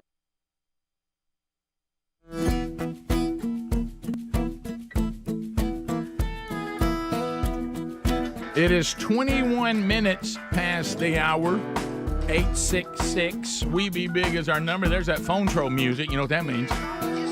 That means that we have dropped the gates and all 10 lines are available. 866 We Be Big, the largest number of people coming on in the shortest amount of time. We will suspend all meaningless shout-outs, shameless plugs, no baby predictions, anything like that. in the phone show. The phone show is designed, everybody get a little snap going. Let's go double time. Adler, we're talking about we want things moving. Let's get in there. We're getting to the meat of it all. No veggies, no sides. Let's just get right to the meat. Here is why I'm calling. This is what I'm saying. Here's what I would like to ask. Here's what I would like to say. We're not chasing rabbits, nothing like that. We're getting right to it. So at the end of 30 seconds, the buzzer will sound. Your time on the program will move quickly, and the next person will get their opportunity. We'll get started with Carrie in Huntsville. The good news is your chances of getting in have never been greater during the troll. Carrie, Huntsville, Alabama, 100.3 The River. Go right ahead. Hey, Green Acres, guys. Thank you, buddy. Go ahead. Hey, when you go to France, you need to see if you still have Frenchie's contact information. He may be able to translate for you, or if he's in France, he may be able to help you out with your rental car and help you navigate maybe. Yeah, we talked about that yesterday. You may have missed that. Somebody asked. I don't know how close we are to where he lives, but Sherry will know. So I don't know whether there may be an opportunity to check on him or be near him and his family. I know we intended to do that at one time, but I don't know if we ended up in that region or not. So, but yeah, if that's possible, no doubt we'll definitely try to check in and see what's going on. That is a good suggestion. 866 We Be Big is our number. That's a weird color. I don't think I've ever seen that color before. What color you got, Rick? No, not Hello, color. Rick. Hello, Rick and Bubba Show. You're on. Go ahead. Hey, how are y'all guys? We're good. Great. We're good. Bubba, let me give you three letters, VPN. That's why it shows up in different countries. That does play a part, but we also have a lot of missionaries and military guys that listen to the show as well. But what you're talking about is a real thing and does play a part in this. Mm-hmm. Yeah, which I have a different question, too. I would like to know the first 10 podcasts in that country. Yeah, that would be. I'll need to look that up and see. I don't know. Because we get a printout, what they call a dashboard of where ours track everywhere. So it doesn't give us everything else. Bubba, we're going to Jacksonville, Alabama. Oh, my hometown, huh? Jayville. So, Michael, welcome to Rick and Bubba. Go ahead. We might not get on. Michael, you're on, buddy. Go ahead. Michael? Bubba, probably not the best foot forward you were looking for there. Let's go to Mike in Georgia. Mike, 30 seconds. Go ahead. Hey, guys, Green Acres. Hey, thank you for the call. That explains the whisper. Go. Just talking about doing a little bit better. I was doing a little bit better myself here recently, and being a three-sport athlete in high school, I get a little discouraged about not being able to do what I could do in high school. How does that affect your working out? Not at all. I have always hated working out. I don't enjoy it. I didn't enjoy it when I played. I avoided them when I could. And probably if I'd been more devoted to the program, I probably would have been a better player than I was. But I don't think either one of us ever fell under gym rat category. No. But it is aggravating because, I mean, I got out of sports and then got back into it later in life, and just, not being able to do what I could do when I was 40 is aggravating. Yeah, well, see what's happened, Michael, with me, I fell so far off. I'm actually doing a new experience. I'm doing things now I haven't been able to do in years. So I'm almost had a resurgence. Yeah, I feel more athletic now than I felt like when I was 40. Let's go to Bobby in Gadsden, Z93. Go ahead. Mac. Hey, Rick and Bubba, I was just wondering, with all this crazy stuff going on in the world, is this the time of the shake and bake? It feels that way. Montgomery, Alabama, Mark standing by. Mark, 30 seconds. Come on. Yes, I was just wondering, in 30 years of radio, why does Bubba get a big, extravagant... Mark? Bill, Bubba, Buzzer. Mark, I don't know what happened. We've answered that question several times. I mean, I'm talking about several times. And I don't know that I have the energy to explain it again. But anyway, I'm sorry, is that rude of me? Should I explain it again? Well, briefly. Okay, Bubba was a character on the show when he and I first started getting on the air together on the Rick Burgess Morning Extravaganza. Of course, you probably remember it. Not you and 4 other people do, but anyway, so he was a character, and that was his intro. So when we started doing the show as co-host, we just left it in there. Yeah, it's really no more complicated than that. Let's go to Hueytown, Alabama. ZZK, Amanda. Amanda, go ahead. Morning, y'all. How y'all doing? We're good, Amanda. How are you? I'm good. I was just calling to say I love listening to y'all every morning. Y'all just make that ride in the work just so much better. Thank you very much. That's kind of you to say that. Very nice. And no problem. Y'all have a good day, okay? Oh, just a little encouragement. Oh, well, I how about appreciate you, that, Amanda? A little pat on the back. Thank you. I'll take that encouragement all day long because most people, before this day's over, rip me to shreds. There's enough people kicking you in the rear. We'll take a pat to the back. Carbon Hill. Jacob standing by. Go right ahead. Hey, Biggins. I was just going to tell you that country's pronounced Burkina Faso. Say that We again. have a missionary over there. Say that again. It's pronounced Burkina Faso. Burkina Faso. There it is. Bubba, try it one time. He's still scared of it. Try. Burkina Faso. That's Wow, that's really good. That's good. And with clarity. Yes. I like it. Not trying to brag. Talk it up. Tennessee's checking in. Hello, Africa. Hello. Hello. Burkina Faso. Lacey. Lacey, welcome to Rick and Bubba. Go ahead. Hey, oh my God, me and my boyfriend love your talk show. Thank you so much, Thank Lacey. You think You're welcome. is he a potential husband, maybe, or just kind of? Let's see. I hope so. Oh, really? Oh. Well, if he likes Rick and Bubba, that's Yeah. No, if he got. But now there's another thing even more important. He got a job. Yeah. Okay, good. There you go. Today's world, you're ahead of the game. You're way ahead of the game. A Rick and Bubba listener who has a job. So yeah. That laugh. Well, Lacey, thank you. What's your boyfriend's name?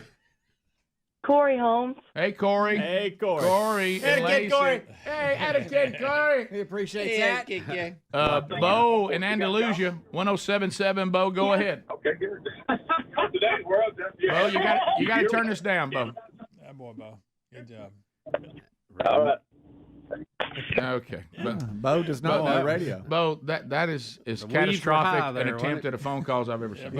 I mean, it felt Bo, like you get F. It felt like you were dropping stuff everywhere. I mean, it's like you had too big a bundle. It was falling out of your arms. Unsatisfactory. Yeah, Bo, that is unsatisfactory. You can do better than that. Bo does not know trolls. What is it about trying to get all the groceries at one time in the house? I do it. I can't. It's like, buddy, you could come right back out. What are you doing? If I don't get them all in, I feel like a failure. I feel like a failure. One trip. I'm kicking the door. Somebody get the door. Rick and Bubba, Rick and Bubba.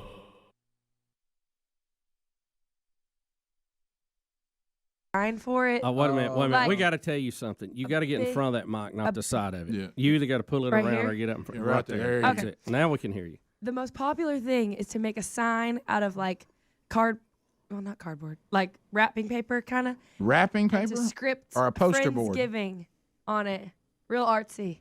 on That's wrapping the paper. thing to do. Is Yeah. that what And you're Signage. hang it up and take pictures in front of it. Signage is And then important decorate the on whole place Friendsgiving. with Has Tyler got the greenery signage right?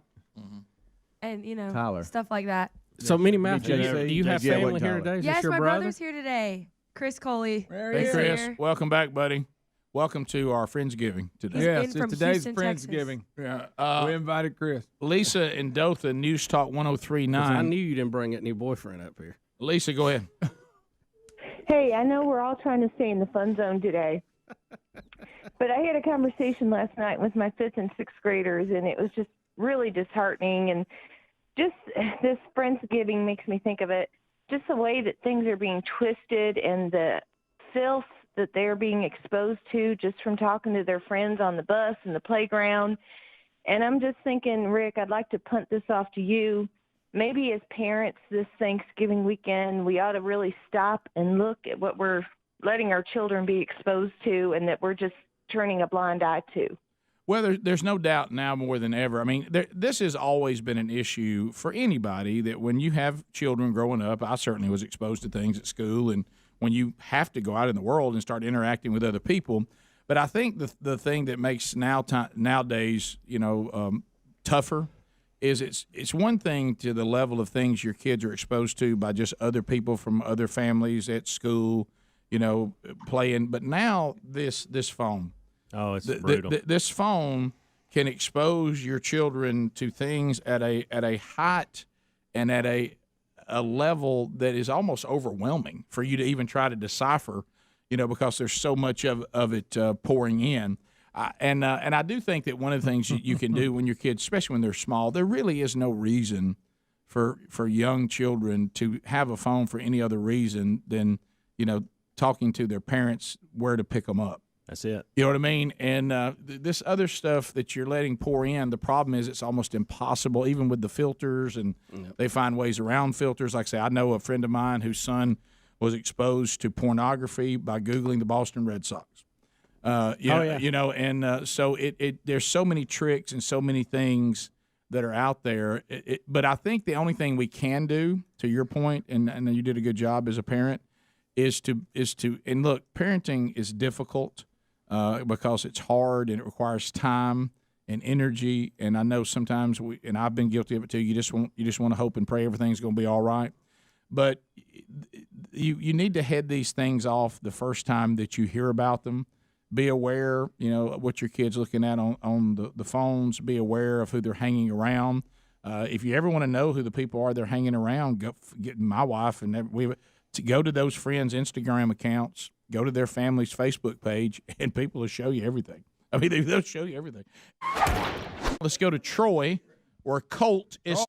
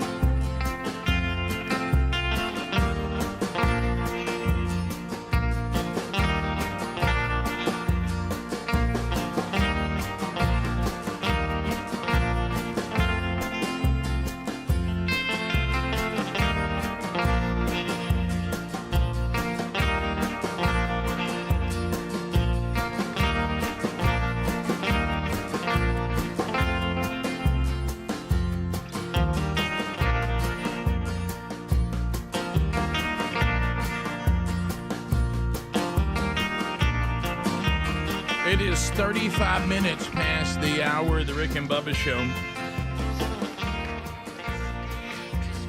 Uh-huh.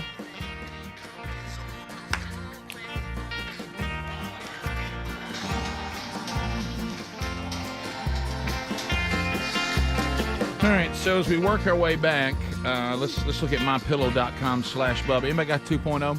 I do. Let me tell you one. I hate to say this, terrible thing to say here, but I'm really getting to the point where I miss my little sweetie pie. We Sherry and I haven't seen each other, and we're approaching 10 days now. Good night. So anyway, but I will say, having all the pillows, now that's not bad. You know what I say to myself? What I've done now, because I have to snuggle a pillow a lot of times to get my shoulder up. Yeah. So now I have a pillow. If I roll over on my right side, I got a pillow over here, and then if I roll over this way instead of moving the pillow, I've got an oven over here. Yeah. So I can go my pillow either way. And Like a little sandwich. and what I do is I have a my pillow, my head's on, then I got a my pillow I snuggle. And so anyway, if you haven't gotten the 2.0, come on. I mean, what's wrong with you?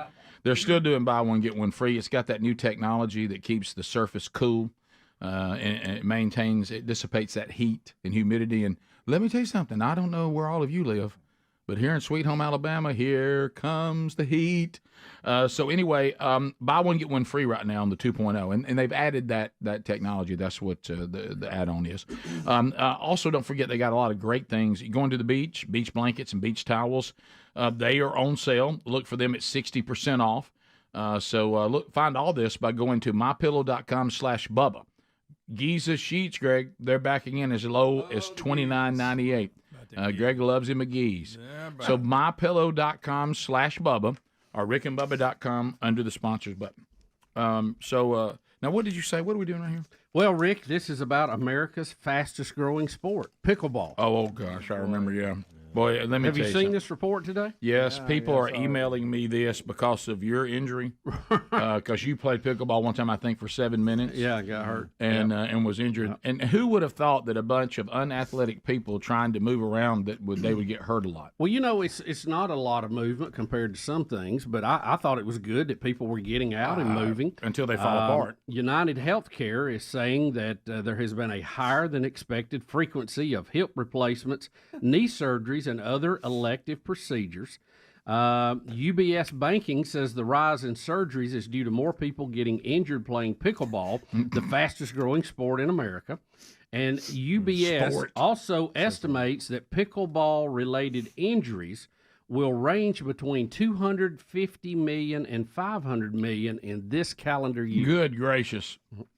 So pickleballs replace CrossFit. Well, and I'll tell you. You remember how the orthopedics would say, I love CrossFit, it bought me a lake house. To Bubba's point, and Bubba's just to defend his injury, okay?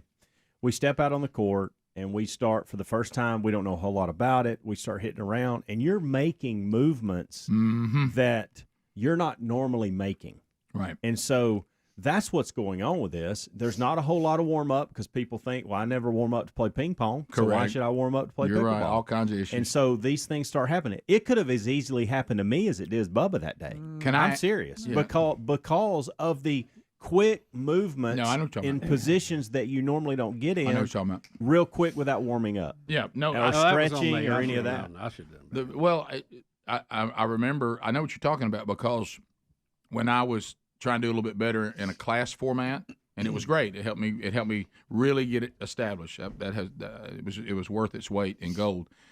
But because there's a lot of younger people in the class, when we went to sprinting, I was easing into the sprint, so it really wasn't a sprint. And, of course, the person says, hey, you need to come on out of the gate. Yeah. And I was like, I said, this body doesn't come out of the gate anymore. Come out of the gate, I won't be here. And when I came out of the gate, of course, what did I do? What when I come out of the gate, I go off the farm. Yeah. Well, Speedy, just think about it. Remember when you ran the 40 that time? Yeah. There was not a whole lot of stretching, not a lot of prep. I did everything I tell my boys not to do. It was a quick jerk reaction right then, and that's what happened. For some reason, being in jeans, I felt like I didn't need to stretch.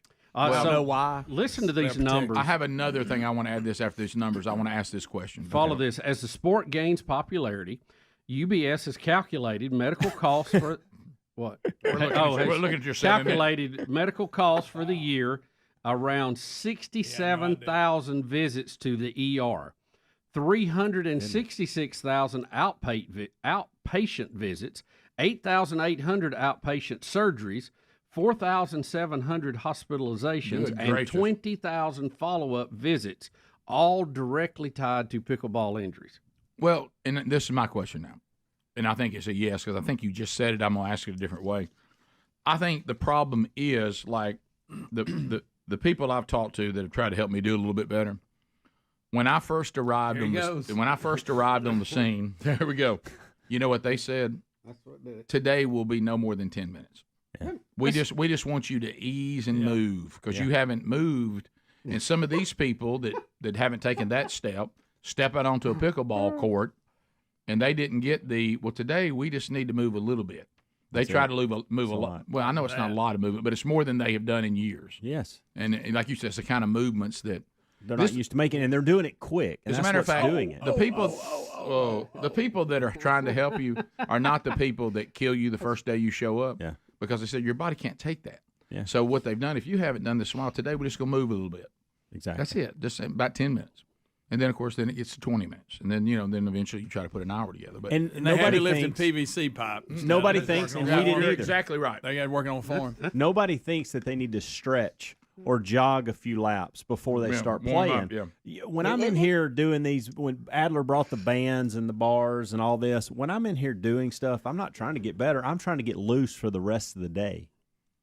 I'm stretching. Yeah.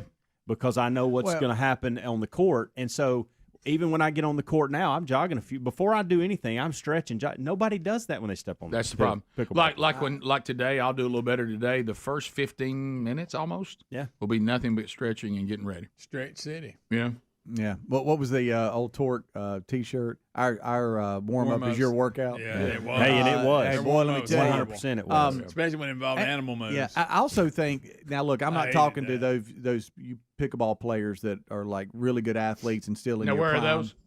I think there's people that There are a lot. that There are play a lot. pickleball A lot just of for them fun. have That moved are, from tennis to even professionally. Could somebody just- send me a picture of that? or just go out and have a good time. You can go out and hit the ball around, have a good time, and But still it's be okay. playing You other make fun of it. sports. No, you're right. I'm just saying, but And I'm we not keep calling talking. it- I'm not we talking keep calling to it a them. sport too. It's not a sport. Yeah, well, they're I'm not- going to an email us. That's what activity, you're doing. whatever. Yeah, I get it. I'm not talking to It's not them, a sport. but in most people that play pickleball are picking it up later in life. Maybe they used to play a sport and now they want to be active with friends. Sure. Or sharp. And maybe they haven't gone through the proper stretching or in that type of shape, and so I could see them easily being hurt. Kind of like Bubba. He just 100%. walked out there, and I think he's got khaki shorts on. Yeah. When he pulled that in a collared shirt. Because you don't think, when you show up to a ping pong table, you think you need to stretch before you play. No, because you It's don't. the same concept. And I Well, know people don't want to hear that, but it is. I It's saw. true. You're moving a little bit more. A little but, bit. I mean, But no, I think you're making his Worst point. injury I ever had. I think Not you're the way making. I Forrest think you're Gump. making Helmsley's point.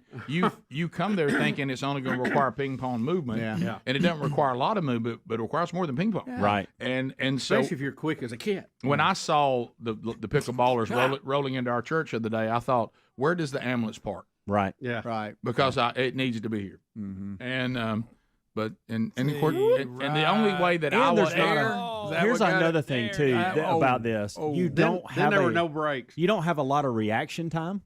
I mean, tennis court's big, and so even if you've got somebody hitting hard, you see the ball over the net, and you're able to react to that 36 feet. This is flying at you, so you're making these knee-jerk reaction Those movements quick movements kill and you. that's not good on the body. well, at all. and we got to change the name.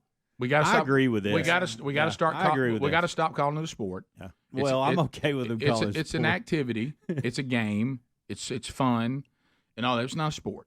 And the reason why it's not a sport is because I've seen the people that actually play it. Okay. And if they can play it, then it can't be a sport. That's Rick at Rick and Bubba. Go ahead and send it directly. I'm not going to forward it. I'll give you both my emails. I'm sorry, world-class athletes are not required. You don't need world-class athletic ability to play pickleball. And the second thing I would say is we got to change the name. I agree with this 100%. Can I tell you this? That's what stands in my way. I know I'm an old man, and I know that maybe pickleball might be something that I would enjoy. I think I'd be too competitive, but I think I would enjoy. I would enjoy, but I'm not going. I don't ever want anyone to know that I play something called pickleball. I mean, I don't want that on my resume. I think that we're too far. I think we're too far gone. I think you're right. Somebody, What should it be named? Silly ball. No, something Half-A tennis. Something. No, guys, be nice. Because I really want to change. Half-court. I want to change the name You're telling too. us to be nice. You're the one who was out. I can't believe I'm to rub taking it the out. stance I'm taking now, but Who are you? but I am telling you that You finally take a bite off the big old pickle. Now you in. That it? You buying it? I want the name changed. Oh, it's It got- comes into my world so much. I need the name. Well, to you change. got your coach or deal over there? Yeah, you got a Clausen. Look, please, y'all look at him stretching. He knows he's hurt. Oh, That's he's a hurt man. bad. He's hurt bad. I know that injury. It's a terrible injury. Look. It's awful. At this point, It's getting worse. and at this point, I'm still playing, thinking it's not that big a deal. Right. Didn't know I was going to have to put it in the car. My favorite walking thing off. is like, hey, you want back in? I'm trying to think of a good name for it. Well, We do need we've to done come up this with How that. about war ball? No, it's taken. no, That's no, taken. no. Y'all, the name's not changed. That's Tiny okay. tennis. I'm trying to help. Yeah. Well, we've done this before. What We about couldn't rip come up your with a face name. off? Ooh, I like that. What about groin ball? Too long. No, that one's already been used too. Oh, okay. They say that to you at the emergency room. That's right. I like Warball a lot. Adler said it's taken. Wait, you played that in high school. It's like dodgeball. How about this? It's a form of dodgeball. Battle. Or let me ask you this: Battle ball? Could we invent our own sport that's played on a pickleball court? Since there's going to be 1 million of them now, battle ball, and change it to more like what we want to play. Mm-hmm. Battle ball, I like slap that. ball. Yeah. Rick and Bubba, Rick and Bubba.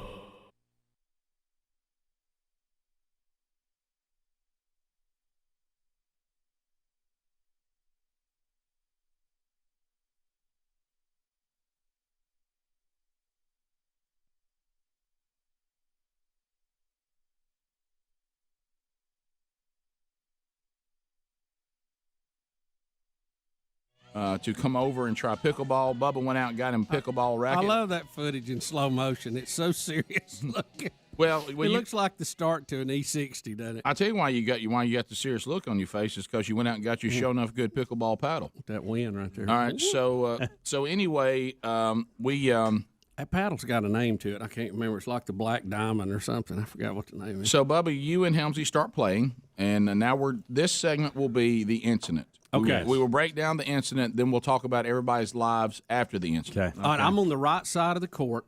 I have a volley coming back toward me that's kind of high, and it's angling going out of bounds. So I decide, because it was head high, I let it fly.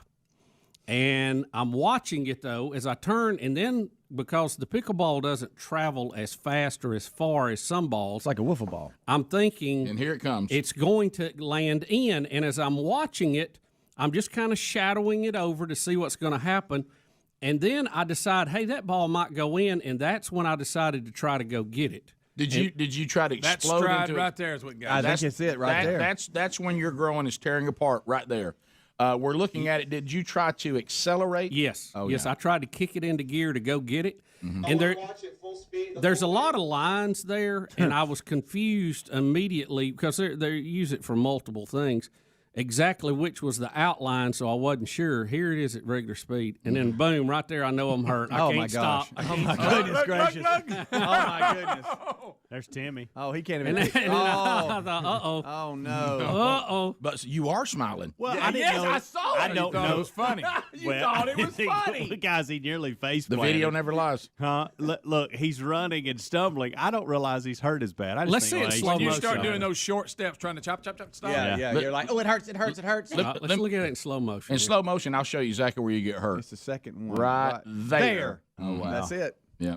And I'm trying to stop. And Now is that at Timmy one that's point, recording? He had the green in the one green. point, I believe Bubba's hurt. Rick, I think I'm just going to have to do a forward roll to stop. Well, because I thought ain't That's stopped. what I I thought thought was you all happening. said- That's why I'm laughing. All right, The wall slow saved motion. Slow motion. It is. I thought he was about to All right, tumble over. let's look at slow motion. Yeah, Here but it is. the Here, grin on your face. Though. here it is. So I'm when you having have fun. such a powerful quad like I do, it'll just rip its That's own what it self is. loose. Oh, okay. That's what it is.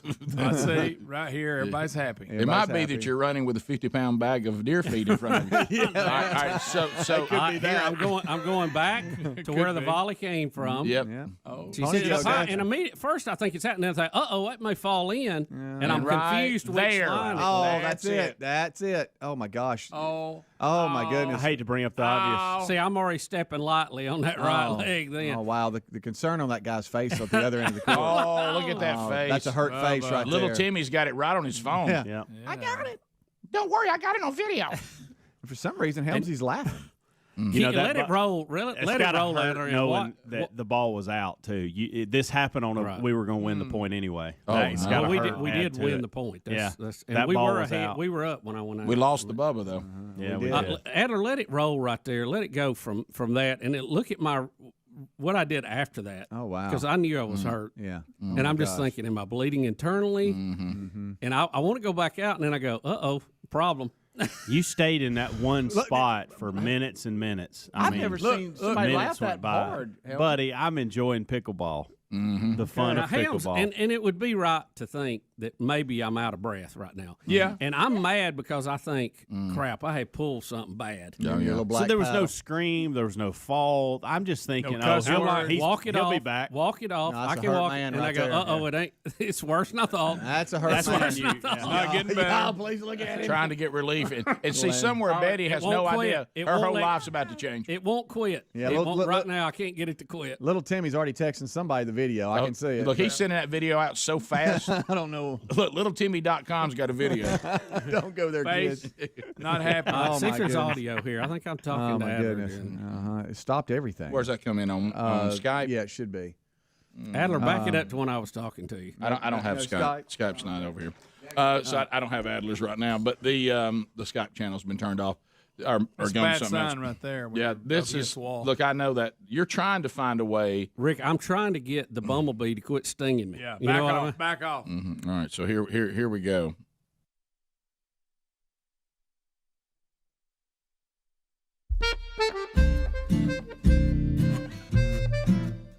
It's 8 minutes to the top of the hour. The Rick and Bubba Show. 866. We be big the number. From themanchurch.com, July 16th, Montgomery, Alabama, the land of I-92 WLWI Landmark Church. They are doing the men's discipleship strategy from themanchurch.com. It's time for the next gathering. It's the high challenge part of the strategy. And I'll be there speaking on July the 16th, and I'm looking forward to that. And then we'll put them back into the second part of our strategy, which is high equipping, and they go back into one of our 40-week curriculum. On July 22nd, another church has been doing it for a while, and it's their next gathering. It'll be First Baptist Church, Crestview, Florida. Andrew Varvudis will be there. Coming up on the 28th, also in Crestview, Florida, Emmanuel Baptist Church. Guess what they're going to do, Bubba? Fish fry. Oh, love it. Oh, I love a fish fry. Get some grease heated. Blake Prime time, will be speaking there at Emmanuel Baptist Church in Crestview, Florida, as they are getting things rolling on the men's discipleship strategy from themanchurch.com. Headed to a men's conference on August 4th in Austin, Texas. I'll be speaking there at City Reach Church. All that can be found at themanchurch.com under upcoming. What's the Austin date again? The 4th of August. You want to go with me? August. No, I've got some friends there. I was going to. Oh, really? Okay, yeah, let them know. And let me give you the name of the church again. The name of the church is City Reach. City Reach. All right, so one more thing before we move on, because we've talked about the name change before. Listen to me right now. Ask me what's wrong with me, and I'm limping. What's wrong, Rick? I got injured playing pickleball. Yeah. All right, now do it again. Rick, what's wrong? I got injured playing battle ball. Yeah, I like You see how much better that battle feels? ball, You see how much better that like feels? that. I was out there playing battle ball. As opposed to, I was playing pickleball. I hurt myself playing pickleball. I never got to play sports, but I'm going to try it. Battle ball's good. Battle ball. Wacky ball. You know, when you say something, say, when I got a little older, I never got an opportunity. Coach always looked over me, but I actually became a champion in battle ball. Wow. Ooh. See, that sounds so much better. And somebody goes, "What's that?" So how'd you do this weekend? I won pickleball. Okay, you're kind of like, yeah, so what? Especially in that voice. Yeah. If you play pickleball long enough, your voice gets like that. That's true. A lot of people don't know that. A lot of people don't know that. What about like weird ball? No, that's stupid. Why would you say that? It's fun. Yeah, battle ball. Okay, battle ball sounds better. Yeah. That's a great point. All right, so gender reveals. 5A. Is that what y'all said? I'm sorry. I think it's 3A. I'm sorry. 3A. This one caught me. I don't know. I think it's time we just have to embrace the gender reveal. It's not going away. Right. I don't know who's the first man that gave into this, but Greg, you told me. Well, Rick, look at here's the upside. It's another reason to have a cookout. That's true. Thank you, Bubba.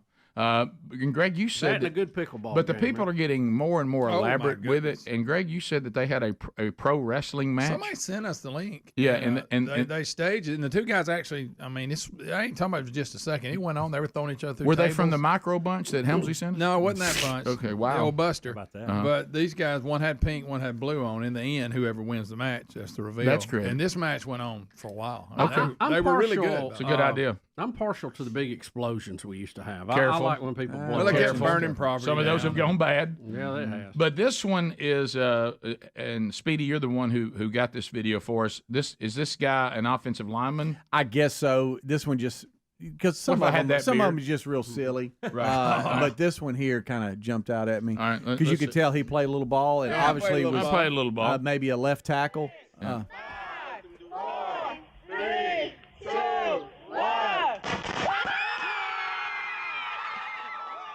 That is funny. He's got him another offensive lineman. That's funny. That's really funny. Straight into pass protection. Yeah. Fantastic form.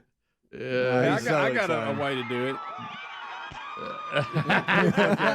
Hey, he still got pretty good feet. He does. He still got pretty good feet. I bet he'd be something at battle ball. Oh, see, there you go. Working it in. Yeah. This is another reveal that went viral here pretty recently. It's pretty good. All right, is this Dude's got a guitar, and he's got Metallica going, and he's gonna smash guitar. Getting secondhand. A little bit, yeah. Oh, look at the pink flames, pink dust. That's actually very creative, by the way. It's a mess. Yeah. Dusty. Yeah, I got a creative way. When I see the sonogram, I'm gonna call everybody and tell you what we're having. That's good, Greg. Hey, young man, we're having a boy. Did you know that I have? God forbid. That I still. I mean, I have a good friend, and and he well, it's Trainer Sean, and he and his wife are expecting number 4. 4. And he said that they never find out. They always wait to the actual birth. Yeah, I did that once. Well, I mean that's fun too. Yeah, but yeah. if you're trying to paint and plan and buy. No, I got you. I'm just saying that the fact there are some people that still do that, which which is kind of cool. And that's good. He said it just makes it more exciting. I did it both ways. I like not knowing better. Do you? Straight up. I did. That's interesting because I Did you knew really all not of them. know though? Or I did you have didn't. an I had idea? no idea when Taylor was born. I had no So idea. he You said did the same thing. We did the same thing with Maddie because we had the best of both worlds. We had boy and girl, and after we got through the process of going, what have we done? We decided not to tell everybody, and it was right. And I have been. Amanda will vouch for this. There was a split second where I did feel disappointed. I was like, "Oh my gosh, another girl." And did your face have it? Did you see your face? Yeah, no doubt. Oh, but then wow. it quickly changed, but it was a real moment. And During no the one ever birth, seen- you did yes, that? like it's a girl, and I'm like, right. Oh, Oh, goodness. Were great. you thinking about wedding costs and Yeah. stuff? Yes, that's the first thing comes to mind. Absolutely, Yeah, sure. That, and I got to tell you, they're expensive. Whoa. They're just straight up expensive. Everything, Girls are expensive. Everything expensive. Yeah. We did the surprise with Ruby, and we figured out with Ezra. But the thing with the surprise is, the one thing I didn't like about the surprise is that at every doctor's appointment, you have to remind them, "Hey, we don't want to know. We don't wanna know. Otherwise, you're panicking that somebody's going to ruin this. Oh, it's just like Daddy or whatever, they might say. But you got to. And we had both names picked out. That was an example. Did y'all have both boy and girl names? And then you got to do your We job. had that. Yes. We knew what I've looked at Maddie before and said you were going to be William Abbott. How about that? Yeah, okay. Well, how about Strong that? name. That is a strong name. You should just. A lot of Williams out Yeah. there. Don't get trapped in gender reveal fails on like Yeah, I don't- like when the YouTube dad or gets something. mad. Oh, yeah. You ever Or seen like that? when the wife like tosses up something like a balloon or something. All the dad has to do is hit it and he misses it. Yeah. And it You falls see on that the kicking ground. the football the other day in the snow? Yes. He busted it. That guy that missed it actually plays pickleball. All right. All right, Battle ball. Battle ball. Rick. Top Battle down. ball. Bubba, Rick and Bubba.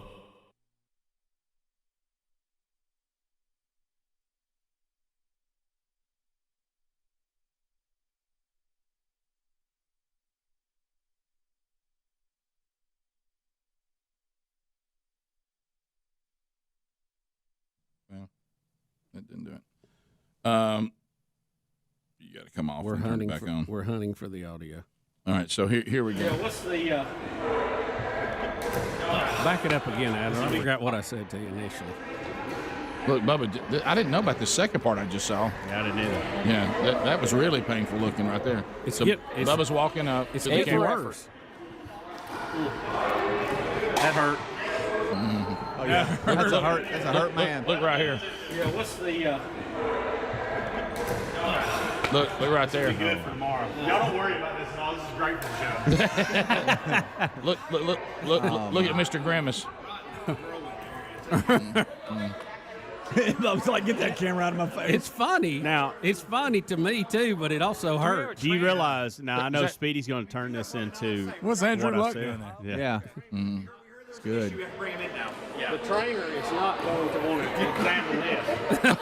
Got it. The trainer is not Now, going to y'all need to understand something. Allie, who invited us to play, is worried to death at this point. Like, she can't, but she feels like it's her fault because she's invited us, and now, and so that's why I am saying, what I'm saying about, hey, this is good for the show. I'm trying to let her know it's going to be okay. Okay. Now, also at the same time, I don't even know it's a growing at this point. I don't find it as a growing until we leave. I appreciate what you said, and that does sound better. But how do you explain me having the exact same reaction? I knew nothing about her, because my first reaction was, "This is going to be great for the show." Okay. So this is where I am. So I'm here because Adler and I are working on a project. Whenever he gets back, That looks painful. Whenever he gets back, he was going to go over and shoot some of what Mine's we. hurt. Yeah. So he comes in sweating profusely. And Jeans pushed up to his knees. We got more here, Rick. Where I'm you're trying to sit down. I'm trying to sit down. Watch me go down here. He's in slow motion here. He's trying to sit down, sit down, sit down. You are stepping lightly. Poor chair. Yep. Now, how will I get up? No, it's burning bad right now, and I'm thinking, Look at his face. I got to get in some position here so this quits hurting. Mm-hmm. Golly, look at him. I'm sweating now. I wasn't sweating when I was playing. No. You notice now I'm sweating. Bubba was down. All right, now here. But look. So Bubba goes down. Super athlete ready to go and Adler now comes in. Look at his game face. Look, he's rolled his blue jeans up. He's rolled his blue jeans up. Is there audio here? Now, this is slow here. Now, Okay, here we go. Now Adler comes in to fill in for Bubba, and he's filling in for Bubba. Look at the mosquito. Adler, that a boy? Oh. Rick. he's screaming. Look at Adler's quick Look feet. at the denim man. Yeah. Look, Denim is in there making. Oh, wow. He's screaming. Oh, they're back and forth. Look at the mosquito. Is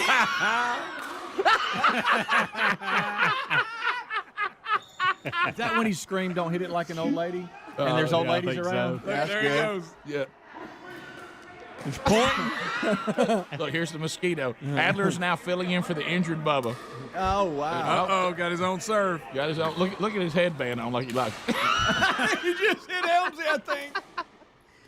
He's just like reckless. Yeah. Now, Bubba, are you still on the side? Yeah, I'm over there sweating, thinking, how can I get home? I didn't know that happened. Bubba is going, this is really funny, but I'm just not in the mood. I'm trying to focus. Adler went crazy. He did. Give him a little spotlight. Look what happened. He's like the. Game point right here. Yeah, Oh, okay. this is game point. Okay, here we go. Okay, Adler. Oh, no. What in the world? He's just running everywhere. Look at Adler. Look at Adler move. Look at him. Look at Bubba. He did a heel click in front of Bubba. And Bubba's sitting there. He's jumping around like Bear on Alaskan people. He does. He looks just like those guys. Oh, Bubba.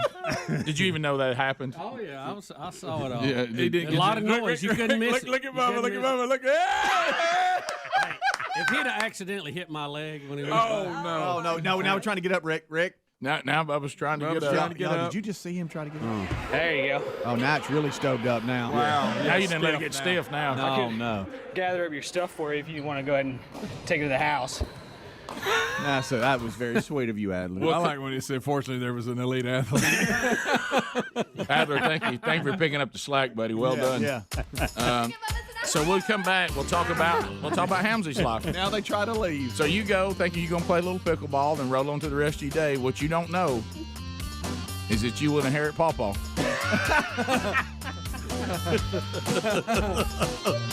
Got to get Jen Daddy home.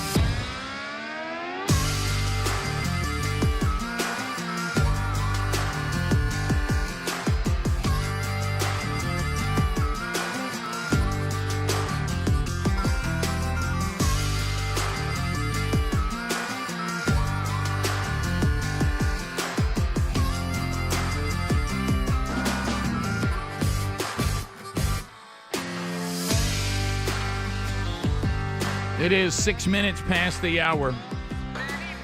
Till then, she's stormward bound.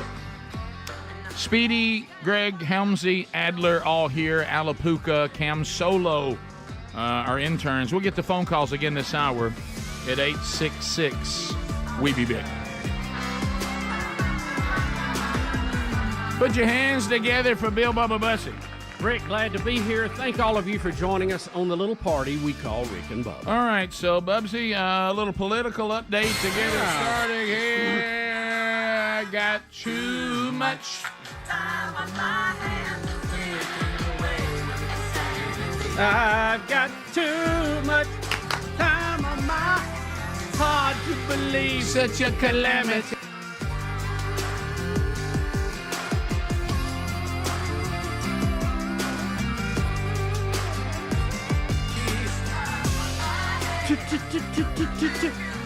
Everybody. And I don't know what to do with myself. So, Bubba, let's start. You want to go to Florida first? Let's go to Florida, Rick. The largest police union in the state of Florida announced Monday that it will be backing Governor Ron DeSantis for president after previously supporting President Trump. Well. In a press release announcing the presidential endorsement, the Florida Police Benevolent Association president called DeSantis the most effective governor in the nation who will make public safety a top priority in the White House. Well. So they've thrown their hat into the DeSantis camp. Yep. And they were with Trump, right, before that? That is it, in the last election. All right. We have some more information here on our Vice President, Kamala Harris. There you go. NBC News, Rick, the conservative stronghold, reported on Monday that Vice President Kamala Harris has the dubious distinction of having the lowest net negative rating of modern vice presidents in the history of their polling. Well, at least she's Good gracious. something. Yeah. I'm number one. I'm number one. According to the new NBC News poll, only 32% of registered voters have a positive view of Harris, compared to 49% with a negative view, including a 39% very negative view, which leaves Harris with a net 17 rating, which is the lowest ever recorded. So, have you, anybody here, and I know we don't run with modern-day Democrats a lot, But you know, you encounter some, or at least engage in emails and things like that. Have you had anyone say, I'd like to walk out for you why I think Kamala Harris is doing a bang-up job? Has anybody ever said, I'll tell you one thing, I'm impressed with the job she's doing? Yeah. What a leader. Well, comparing her to the last four vice presidents in their net rating, she has a net minus 17. Mike Pence, his lowest point, minus 4. Joe Biden, plus 1. Dick Cheney, plus 23. Al Gore, plus 15. Okay. So she's knocking out of the park. She's a basement dweller on that one. Well, again, I think a lot of this may have been going in. She was not polling well when she ran for president. No. Remember when she thought Biden was a racist. Yeah, she called Biden several names in the first debate. Not just a racist. Didn't poll anything and dropped out. So she was the least favorite Democrat for the job to begin with. And then decided to be the running partner with a racist. Well, which according to her, a lot of people. Well, don't forget, in her own words. She also said all the women should be believed about him being handsy too. And you remember Biden came out and said, "I'm going to name a black female as my VP." He set that mold to begin with, and then he had to go back and fill it, and decided that she was the pick. So I'm not totally surprised by that. I don't think they have used her in a very positive way. Well, how can you? They've assigned her jobs, and then they don't let her go and seem to work through the job. You know, you go and make a speech and you laugh about it and talk about school buses, nobody gets excited. Right. You know, I'm sure she's more capable. Well, she's fixed the border. She's done good there. Yeah. Well, she never went down there, but no. Well, you got to go to the border if you're going to be in charge of fixing the border. Yeah. At least get a look at it. On top of AI too. I noticed that we have a place on one of the on the fence. I noticed that yesterday when I was at the farm, and Dad and I were hanging out. Well, What if I set up here in Birmingham and kept saying that I'm going to fix the fence? Yeah. Don't I eventually have to go down there too? Yeah. Well, it would Can't be reach it from good. here, right? It would be good to at least drive by there and know what you're up against, Right. and then you could delegate it and have it done. But you got to have an idea and concept of the whole plan. Well, I think what happened is you've explained it, and you're right. See, this is the problem with this pandering and this insincere pandering and picking winners and losers. What the president should have said, if he wanted to even help people of color, he would have said, I'm going to go out and I'm going to find the best running mate I can find. I'm going to pick the best vice president, the most capable vice president, and then she just happened to be a female and a person of color. But he didn't do that. He comes up and says, going to pick I'm going to get me a black female. What kind of? Yeah. I mean, so in other words, capable people that aren't black or female, they're automatically out. But see, that's the wrong. You should have said you were going to go pick the best candidate you could find, and then if it ended up being her, you're now paying a compliment to her, and to people of color, and to females. But you didn't do that. No. Do y'all ever pick up how the Democrats talk to you? Does it not bother you? I mean, what if you're sitting there going, okay, so he's just going to rush and find the first black female he can find that'll work, even if one's called him a racist and a misogynist. Is that okay with everybody? I mean, no matter what party you're for. So basically, the only reason you're vice president is because you fit that. Well, we've said it on the show 1,000 times. That's offensive. Go for excellence, and you will achieve diversity. And if you don't believe that, then you may have an issue of thinking that people that aren't like you aren't capable. We don't have to lower excellence to have diversity. Never have had to. So that I just think that's that gets old. And it's like you seeing somebody that's playing a game and you're offended that they don't see the game you're playing. It is strange to me how we pick certain jobs and certain things where diversity appears to be very important, and in other ones it does not. And we always bring this up. I know some people don't like it, but it's true. When we have Major League Baseball, NBA, NFL, we're getting the best people available. As it should be. And it doesn't always reflect the diversity of the population. What it does reflect is the best people at that job. And I don't know why that is set aside good enough when we have other jobs that are very important to all of us and to government and everything else, that we decide diversity is the key component. Well, can I tell you about the white folks that play at the highest level of basketball? You know why they're playing at the highest level of basketball? Not because we're looking for more white people, but because they're really good. Yeah. And so the best players are playing, and some of them happen to be black, and some of them happen to be white. And it looks like, but we don't ever worry about diversity. Let's get our numbers right. We go, let's put the best people out there, and we need to do that everywhere. And I got news for you. I mean, if we really went for the best of the best in some jobs, it's going to be basically Asians. The rest of us are going to be. And this goes back to this ever thing of racism that we're always chasing.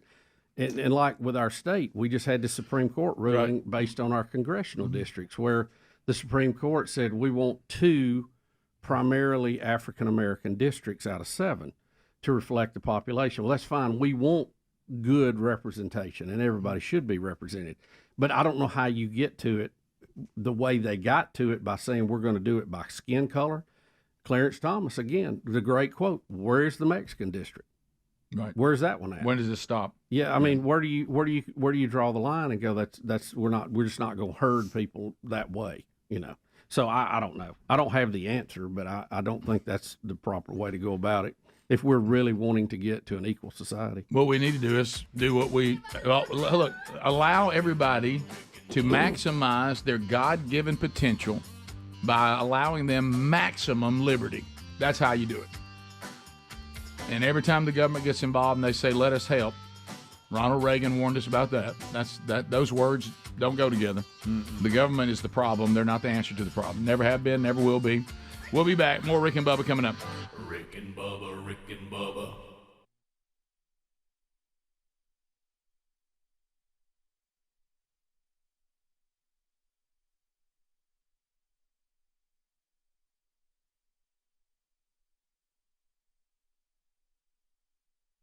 But let's always take a moment to also see what we have achieved thus far, while we clearly see the moment that we are presently in. So we have achieved a lot.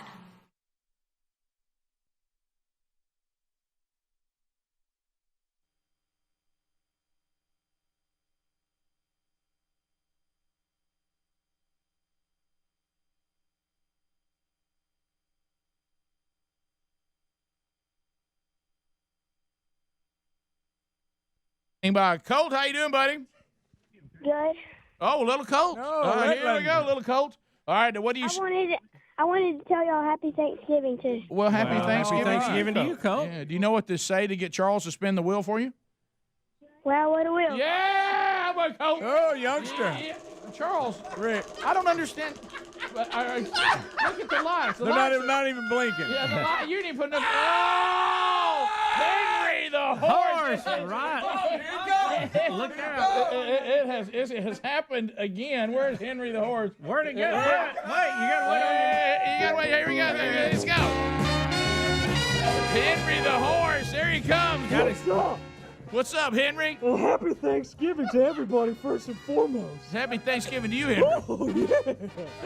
Now, I know we're going to be eating turkey here in the States, but I recently read an article that concerned me. They actually do eat horse in Mexico. What? And have you guys heard about this migrant caravan that's making its way across the border? Yeah, we have. A little bit about that. Well, in response to that, let me just say that,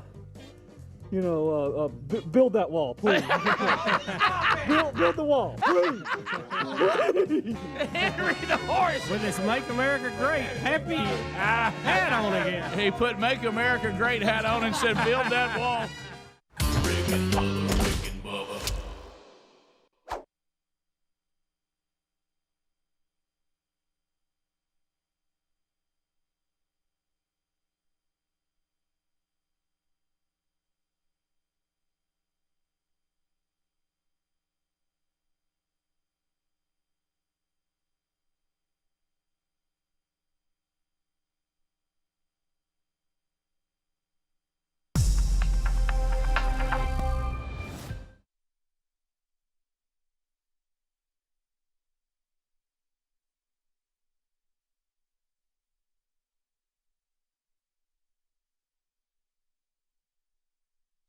Merry Christmas, Bubba. Oh, Rick, but that doesn't just set the stage right there. It does. That's all we got to do. So we got a lot to do.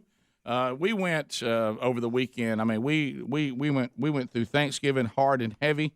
As soon as Thanksgiving was over, we illuminated the Christmas lights. We dove into some Thanksgiving followed by Christmas specials. We have officially moved. Still some resistance a little bit by one of our kids that we're moving too fast. But I said once Thanksgiving is gone, it's free game now. Yep. And so today we started this. I don't know how many years ago. It was a long time ago, where we had long before Eddie Van Adler was a member of this staff. His mom and dad were coming over and kicking off the Christmas season with us. With various Christmas songs and presentations over the years. And, of course, they put together a spectacular Christmas special. If you're able to make it to our part of the world or going to be in this part of the world this weekend, if you've never seen a Christmas by candlelight with one Michael Adler overseeing it, then you have truly missed out on a Christmas spectacular. So that'll be happening again today, but I understand that Mom, Linda, is not going to be here. And I don't know the story behind that, but we'll find out because I know that I did see her yesterday, so I hope she's all right. And but is unable to be here today, so we'll miss her singing. But we still have an action-packed presentation. We do. So that will be happening. And as I said, today is the 26th, and on the 29th we will have our first gift of the 12 working days of Christmas. So that starts this week as well. Rick, I'm excited. I love giving away stuff. Well, yeah, I mean that fires me up. And we're going to give away a lot. Yeah, I mean, thousands of dollars. It's going to be, there is no bigger giveaway, that's for sure. Yeah, and I know we talk and, we want to come out there and we want to be the best and we want to get after it. I do with very little reservation. I don't know of anybody else in our business that gives away as much as we do at Christmas. I just.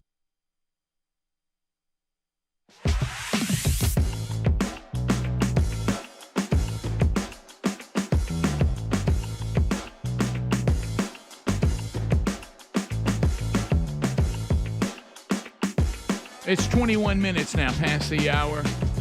Rick and Bubba's show, No Name Studio, living out on the bleeding edge of technology.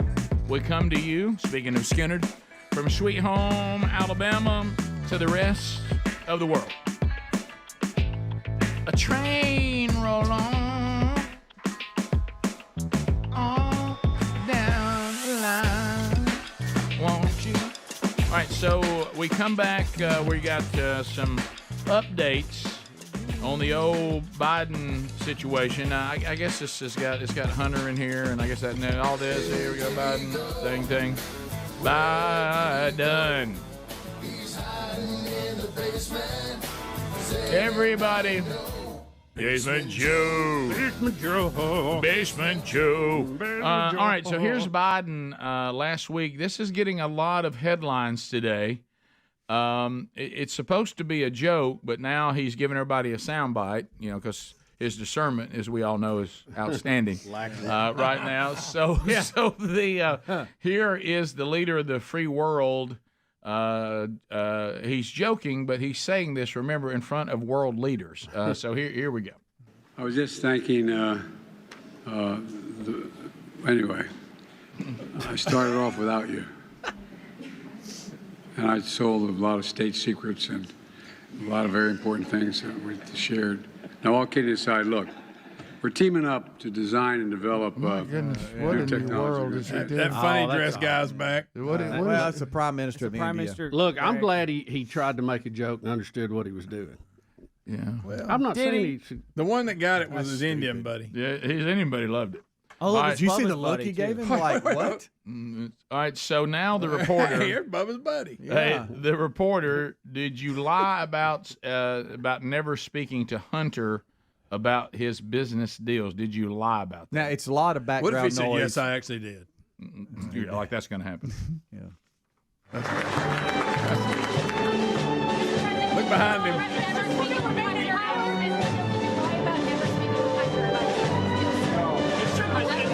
You can't even hear that at all. Yeah, that's the question is what you just said, yeah. and that's did you lie? And he said no. Yeah. Did they?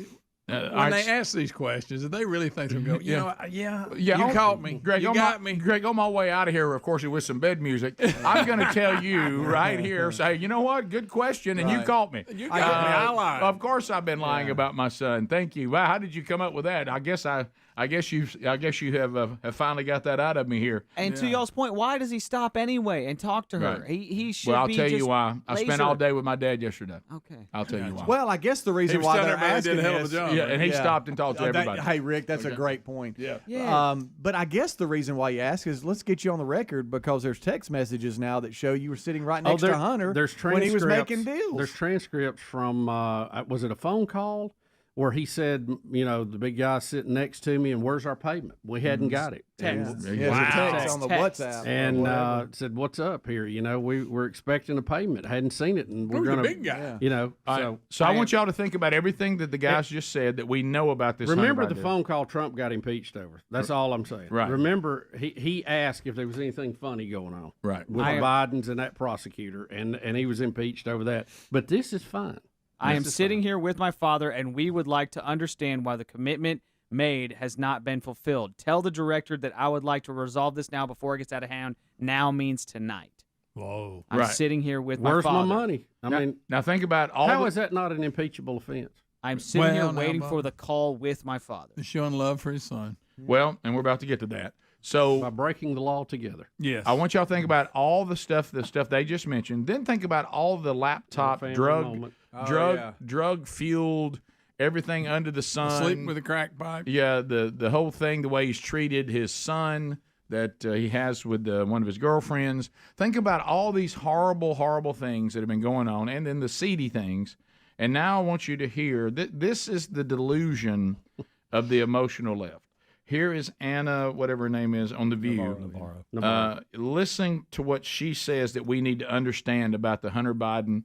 Now, Bubba, keep in mind, it sounds like she's also agreeing that this is really happening. I think that's an important note to make on this. Rick, it's hard to deny it. She's not. But listen to the explanation. This is how. It's all happening, but we have to understand this. Yeah. The Hunter Biden story, the scandal, the this, the that. It's also the story of a father's love. And Joe Biden has never and will never give up on his son Hunter, and will never treat him lesser than. And so he is a father first. Take it or leave it. He's also Oh, covering his A first. well, in too. that case, I guess it's fine. Yeah. Forget Granted, the silly he's done all law that. breaking. Forget that. Forget Oh, the he loves his prosecutable son. offenses. The millions Oh, of he dollars. loves his son. I didn't. Oh my gosh, where have I been on this? Then let All it. bets are off. Then let it continue. Oh, At this moment, I wonder when they were Good trying to night. fill that position on The View, who didn't get selected? Who did she get picked over? So a lot of people. that's a good question. A lot of people bailed. Must have probably. been a giant. You know, Well, if y'all want to see some more of Daddy's love, here's Yeah. CBS Daddy's News. love. Daddy's love. Daddy's hands. Yeah. Joey, they love each other. So here is CBS News. New allegations from the IRS. and this one is going. This one's is going to be trouble, and we'll tell you why because it's in the next clip. But hear this. But first. before you hear this, know this is all about a daddy's love. Right. IRS whistleblower Gary Shapley spoke to congressional investigators in May. He said IRS investigators recommended charges for tax evasion, filing a false tax return for the tax years 2014, 2018, and 2019, all felonies, plus charges for failure to file or pay several years. Those are misdemeanors. A conviction on these charges could bring hefty fines and up to 5 years in prison. But the plea deal filed this week by the Trump-appointed U.S. Attorney David Weiss said the president's son agreed to enter guilty pleas for 2 misdemeanor tax charges. As part of the deal, Biden will avoid full prosecution on a separate gun charge. A source familiar with the terms told CBS News his legal team expects probation, not jail time. Oh, I know. Shapley also alleged there was a recovered 2017 WhatsApp message from Hunter Biden to a Chinese businessman over an outstanding payment stating, quote, "I am sitting here with my father. We would like to understand why the commitment made has not been fulfilled." Hunter Biden allegedly texted, according to the transcript, "I would like to resolve this now before it gets out of hand." And now means tonight. CBS News has not independently verified the message. The U.S. Attorney in Delaware declined to comment on the whistleblower allegations, but in a recent letter to Congress said he has been granted ultimate authority over this matter. So when we come back, there is another response to that now comes from the Speaker of the House. Yeah, this is the one that will be interesting. The Speaker is going to say, we understand that though this looks criminal, it's just a daddy's love. So we're gonna move on. We're gonna look the other way. Can I tell you that I don't think a daddy loves his son if he allows him or participates with him in criminal activity. I don't think that's love at all. No, I don't think that qualifies as love. Love would be actually trying to help your son not be a criminal, or not endorse it at least. Rick and Bubba. Historically. Yeah, so we'll do that. We'll get that going this week, so you certainly want to pay attention for that. We've got recaps from the weekend coming up. We've got some just personal. We've got big stories that are in the news, some of it not so great, because there was some bad news over the weekend too, which we'll get into some of that. There was an awful lot of football over the weekend, as now we're getting closer for the playoff picture in the NFL and, of course, the playoff picture in college football as well. So we'll break down some of those games and things that happened over the weekend. So there's a lot to do, and your phone calls are always part of it at 866-WE-BE-BIG, and we look forward to chatting with you today as well. Our website, Rick and Bubba, spell out the word and.com. It is Cyber Monday, so be sure and click on the store at rickandbubba.com. The new CD is there, Making Radio Great Again, and also just a lot of potential gifts for Christmas at rickandbubba.com. We'll be back. Rick and Bubba, Rick and Bubba. A lot that went on, with Thanksgiving. We'll talk about that a little bit. And sadly, and it's national news today and over the weekend. We had family members who, go out and go shopping and do this and do that. And I actually had my college kid was home, and he and his brother and friend, they were going to go over to where we have a mall here. There's a new Dave & Buster's that has opened up at the mall here in the city where we live, and all this was going on, and they ended up coming back early, saying that it was just, it was too much mania. And Bubba, I know you had kids that were in the area too, and sadly, at this mall called the Galleria Mall, right outside of Birmingham and Hoover, Alabama. River Chase Galleria. Yeah, right outside of Birmingham there in Hoover. They had a shooting that broke out, and there's all kinds of problems that surround the shooting. It seemed to it started out as, hey, there was a fight that broke out. Somebody produced a gun, and the police shot and killed the person with the gun. Then that has changed into the person who was shot may or may not have been involved at all, and it might have shot the wrong person.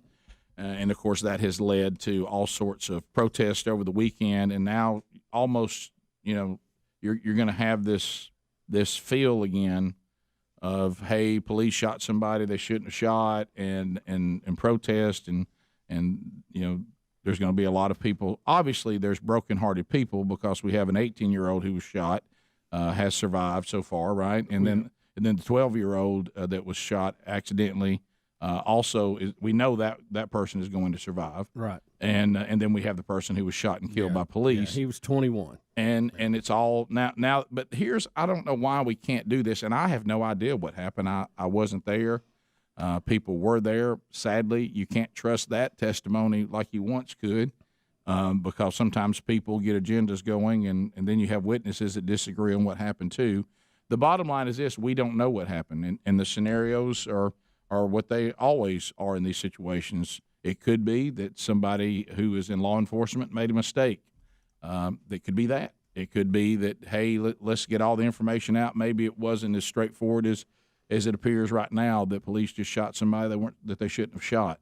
A gun's been found down around where Santa, gets picture made with Santa. So I think in all these things, I wish we could get back to the time, of course, with social media and all this that goes on, where we could say, let's let the investigation finish. There's all sorts of witnesses. There's all sorts of cameras. There's investigations going on. Before we declare this is the narrative, why don't we wait and see what actually happened? And then we can respond appropriately to whatever the conclusion turns out to be. Yeah, the state investigators have taken over the case. They're looking at it. There's, as you said, there's a lot of evidence out there. They've just got to put the pieces together. We know we got a man, 21, dead. We got an 18-year-old shot. We got a 12-year-old shot. So they will be able to put that together. There's, like you said already, some people unhappy. I know someone has lost a son, and that's terrible no matter what the situation is. But we just don't know the facts. And unless you were standing there, you don't know the facts until they put all this together.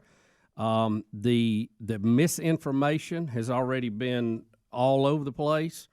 It started Friday night when they said that they had stopped the assailant in this. Now we don't know that that's necessarily the case. We've heard that the young man that was killed was a veteran. We've also heard he didn't complete basic training. So there's plenty of speculation. It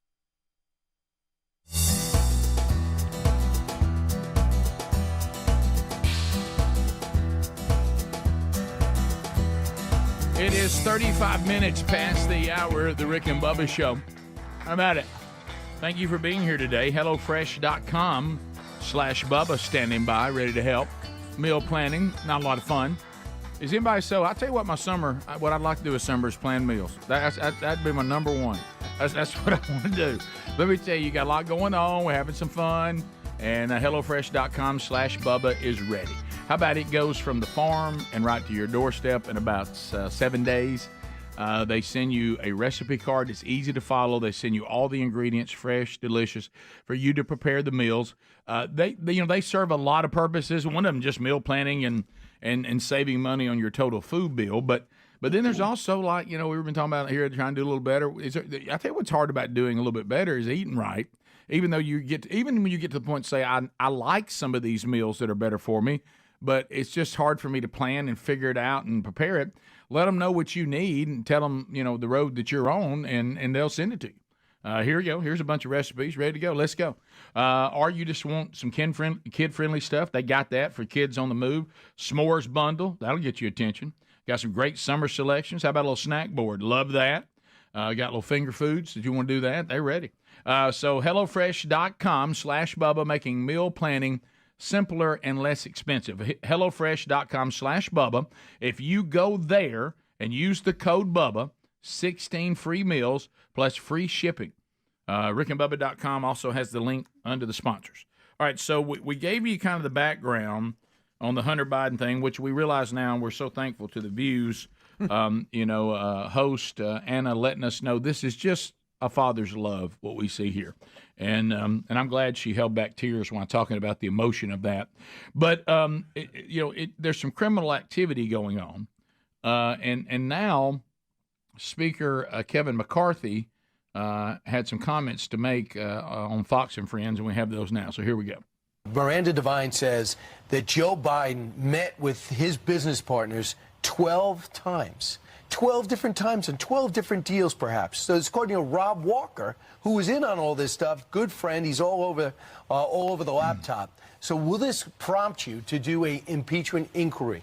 Well, you apparently don't follow me on Twitter, because yesterday I laid out very, very clearly by July 6th, because of the allegations from the IRS, because of the whistleblowers and the DOJ, Garland, what he is saying and what David Weiss are saying privately are two different things. Right. And if it comes true what the IRS whistleblower is saying, we're going to start impeachment inquiries on the Attorney General. Well, so here we go. Merrick Garland, the Attorney General, because if this was given preferential treatment because it was the president's son, that would be illegal. Yep. So we'll see. But it's just a father's love, Bubba. Right. It's just a father's love. It's just a father's love. All right, so next, I guess, she said that you'll do anything, or he will do anything for his son. How about do the right thing for your son? Bingo. I think that's the. Let me write that down right there. There it is. Instead of doing everything for your son, how about do the right thing for your son? Mm-hmm. That's how you love your children, when you care enough to tell them the truth, and you care enough to say the way they are living is incorrect, and because not because you don't love them, but because you do love them. Right. Here we go. Karine Jean-Pierre. Bubba, I want to see if her statements. Let's all close our eyes and listen, and see if we agree with this. So here we go. People is currently dealing with. But look, 13 million jobs, again, when you think about how Americans feel better about their personal finances, that is important. When you think about wages are going up, when you think about the really good paying, millions of good paying jobs, that union jobs that his policies are going to create. She just said this, that Americans feel better about their personal finances because of Biden's policies. All right, let's get the next clip too, and we can discuss them together. Because I think they kind of go together. Yeah, they do. Here we go. Here is his top advisor, Anita Dunn. Here we go. Some would ask why it isn't translating into more support for Joe Biden. Well, I think what you're seeing right now, Mika, is people are just starting to really feel the effects of these programs that got put in place the first 2 years of Joe Biden's presidency. He had a truly historic rate of success when it comes to major economic programs that are building the foundation and the infrastructure for America to lead the world, not just in innovation, but in manufacturing, in the number of jobs we've created, in exports again. People are starting to feel that now. So it is a fake world. So we are living in a fake world. And let's continue with this as we look at a little more reality here. 2C, Adler. Yeah. NBC, the hardline conservative outlet, will share what's actually on people's minds, not what the talking heads have been sent out to say. Oh, Chuck Todd. Just 20% of voters believe this country is headed in the right direction. 74% say the nation is on the wrong track. Let me tell you something about this moment. We have had this sustained period of 70% about a year now. The last two periods in the history of this poll that we've had this kind of sustained negativity about the direction of the country was before the 92 election and before the 2008 election. Both of those changed the party controlling the White House.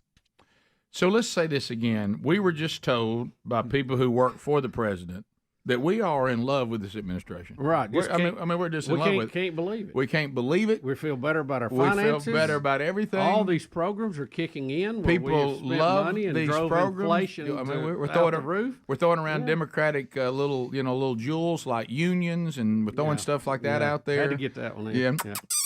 And so and we got to get all that in there. But then Chuck Todd, as you said, Bubba, on the very, very bastion of conservatism, NBC, is saying that the Americans, not just right now, think it's headed in the wrong direction. For a year now, 70 to 74% of Americans say this country is headed in the wrong direction.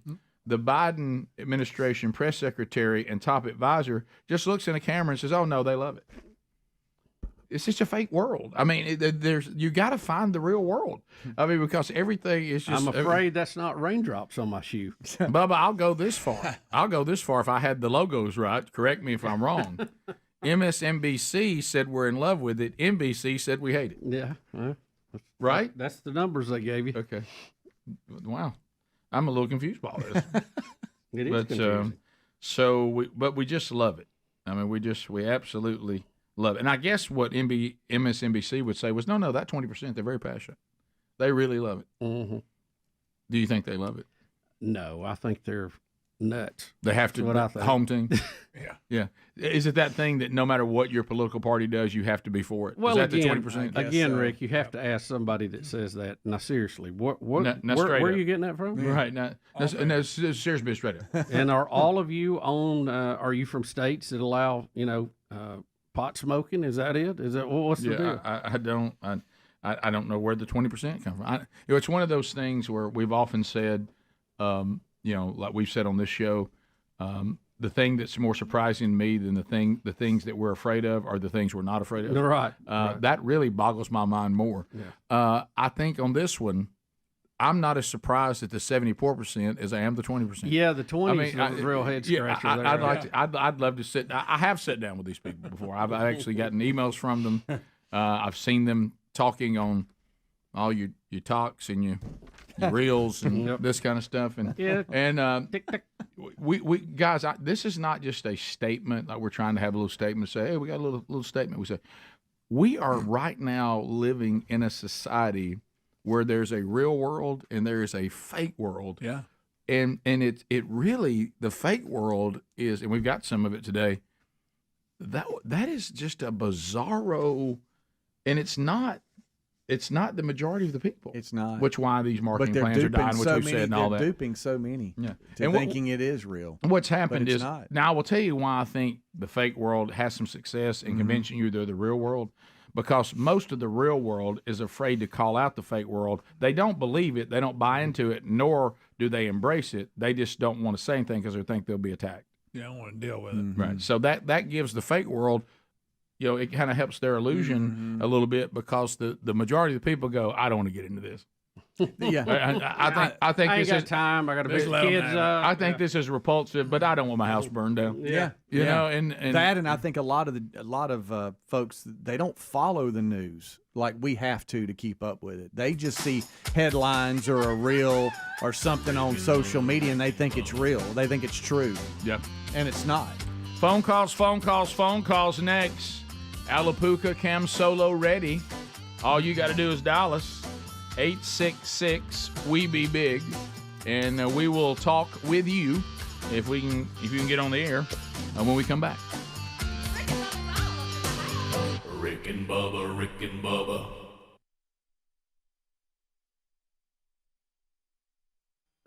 Bad reports on social media, all that. Let the people who investigate this do the job, put the pieces together. Everybody stay calm. And let's work this out, find the evidence, follow the facts, and then we can make a decision about what happened and what needs to be done. But until then, all the sideshows does not help the situation at all. Right. It only makes it worse. Right. And I understand people are hurting. There's people who have family, who's laying in the hospital bed today too.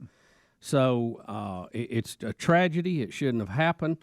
It plays to a bigger scenario we've talked about here before about some of these malls are soft targets. We've seen this over and over again. I don't know how we solve some of this if we don't have increased ability to check people at the door coming in. We've talked about this is really a bigger discussion, but we don't have these things at these major sporting events now, and there's a reason for that. The security that you have to go through to get there, and I hate to think that you have to go through a metal detector to go to the mall, but you just may have to. Well, here's what the police are saying right now. The first statement was there were two men engaged in a physical altercation, so it was a fight that broke out. One drew a gun, shot the other, also wounding a girl nearby. And then they said the new evidence now suggests while Mr. Bradford, who was killed, may have been involved in some aspect of the altercation, he did not fire the rounds. At least one gunman remains at this point at large. Said that they regret the initial media release and it was not totally accurate, but new evidence indicates that it was not the Hoover Police Department. They said in the statement, investigators now believe that there's more than two people that were involved in the altercation. So what they're trying to find out now is the person who was shot and killed. Obviously, they're saying they don't think he was the one who was firing, but was he involved in the altercation and was brandishing a gun? And that's going to be a little different story than I was trying to help and the police shot me down because I was black. It may not be that straightforward. It may be a complicated story that we need to wait to get the evidence before we decide exactly what. And you know what? You may find at the end that there's a person in law enforcement that made a huge mistake and didn't do the job the way it's supposed to be done. That may be it. But even if we get to that conclusion, and we're not there, by the way, but if we get to that conclusion, then we got to ask the question again, if someone was shot in an altercation where guns were being produced, does that mean the person was shot just because of the color of their skin? It doesn't mean that either. If there had been someone of any color skin in the same situation, he might have got shot by police as well in that type environment. So we're trying to draw these lines that I think are very dangerous, and they cause a lot of unnecessary problems, when really if we would just be calm and walk through these things and let the story be clarified, then everybody can respond to that. And we can get to justice in the end. Yeah. It doesn't need to be a rush. We need to have it right. Right. And social media doesn't help, and agendas and narratives don't help.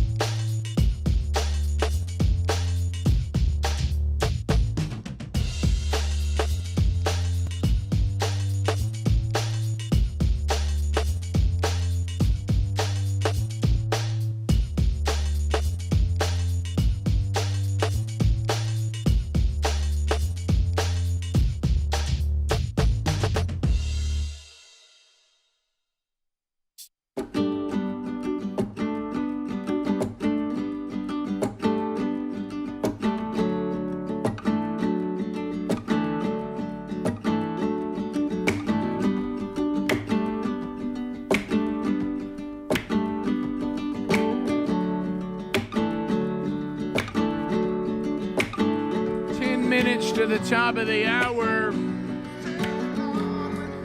All ye people. Let's go to the phones. Cam Solo, Alapuca, ready to take phone calls right now. Lines are available. We've got callers that are in position and ready to go. But there's room for you because the old No Name Studio is 10 lines strong with a brand new phone system. Yeah, like we like it. So 866-WE-BE-BIG. Move now. You should be able to get in and any topic you want to talk about is on the table. Somebody say. let's start with Alan. Alan's out of Nashville, Tennessee. Alan, go ahead. You're on the show. Good morning, gentlemen. Hey, so buddy. let me get this straight. You can be the son of the sitting president, have drug charges, not just misdemeanor drug charges, cocaine, the whole deal. Got gun charges and some tax evasion stuff going on. And if I plead guilty to 2 misdemeanor tax situations, I get off scot-free on a major gun charge.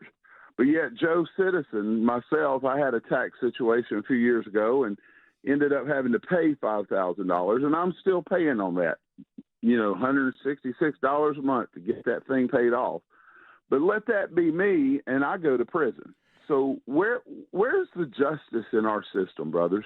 Well, the big lesson here, Alan, and it is a big one, okay? And you need to do everything you can do to try to keep that government small, because it is a fact of life in a fallen creation, and there's honestly nothing you can do about it other than try to keep the government from getting out of control. But you need to understand the ruling class has always and will always live by different standards than you and me. Absolutely. And us. And that's the way it is. So you don't want a ruling class. So what you do, because that's what our founding fathers found out too, the ruling class does whatever they want. And so you can't allow a ruling class to take place in the government, or if they're going to do it, minimize what they can and can't do. Yeah, limit the government. We continue. Let's go to Anonymous out of Orange Beach, listening to Sunny 105. Orange Beach, go ahead. Hey, guys, I hope y'all all are doing well this morning. We're doing great. Oh, great. This is a question for Greg. I don't know if there's like hard feelings because there's no royalties going to Greg regarding Riley Green, but I was really surprised that Riley Green did not get a puppy named after him. That was interesting. That was interesting. It was basically like older musicians is the names. Well, Greg, she's reading a little something in that. That's excellent. Mm-hmm. Not one of them named Riley Green. Or Porter Wagner. Or Jason Crabb. Porter Wagner was considered. Yeah. Well. But, yeah, we went with more of the modern. Okay, I mean, not modern, the older. No, I didn't call. that was. I live right down the road. I don't live in Orange Beach. It doesn't hurt my feelings. No. But and for you to get people in Orange Beach thinking about anything other than, wow, this is really cool today. Mm-hmm. The Orange Beach people, they move at a different pace. Yeah, that's true. We continue. Let's go to Patrick Pelham, Alabama. Hey, Patrick, what's going on? Hey, how y'all doing? Good. Rick, I was wondering if you practice folding your shirts yet for friends. That's a good question. I haven't, and I need to. Today and tomorrow will feature packing. My shirt folding, it is not good, and it's going to be problematic.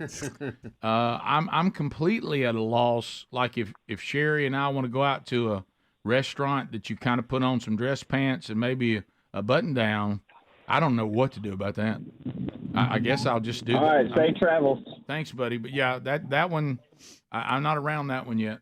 I want to try out one of those suitcases, that pops up like it's a closet in there. I love that commercial. I'm gonna tell you what, that's good.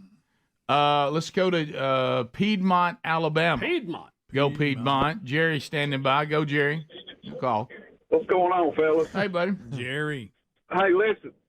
Last week Bubba was talking about the Bud Light and how much they've lost and everything.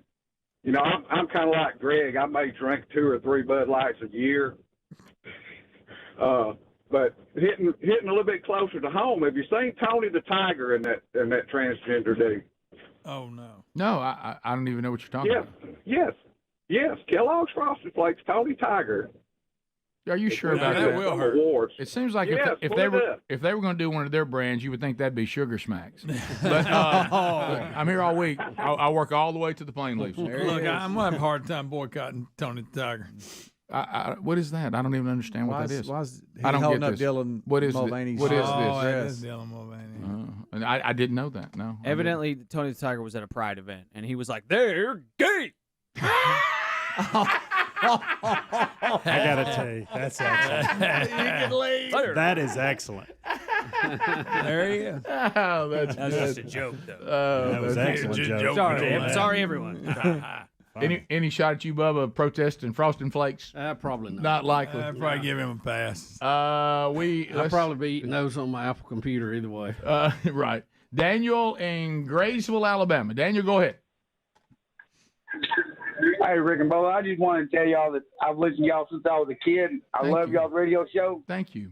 And a great job. Y'all make my day go so much better.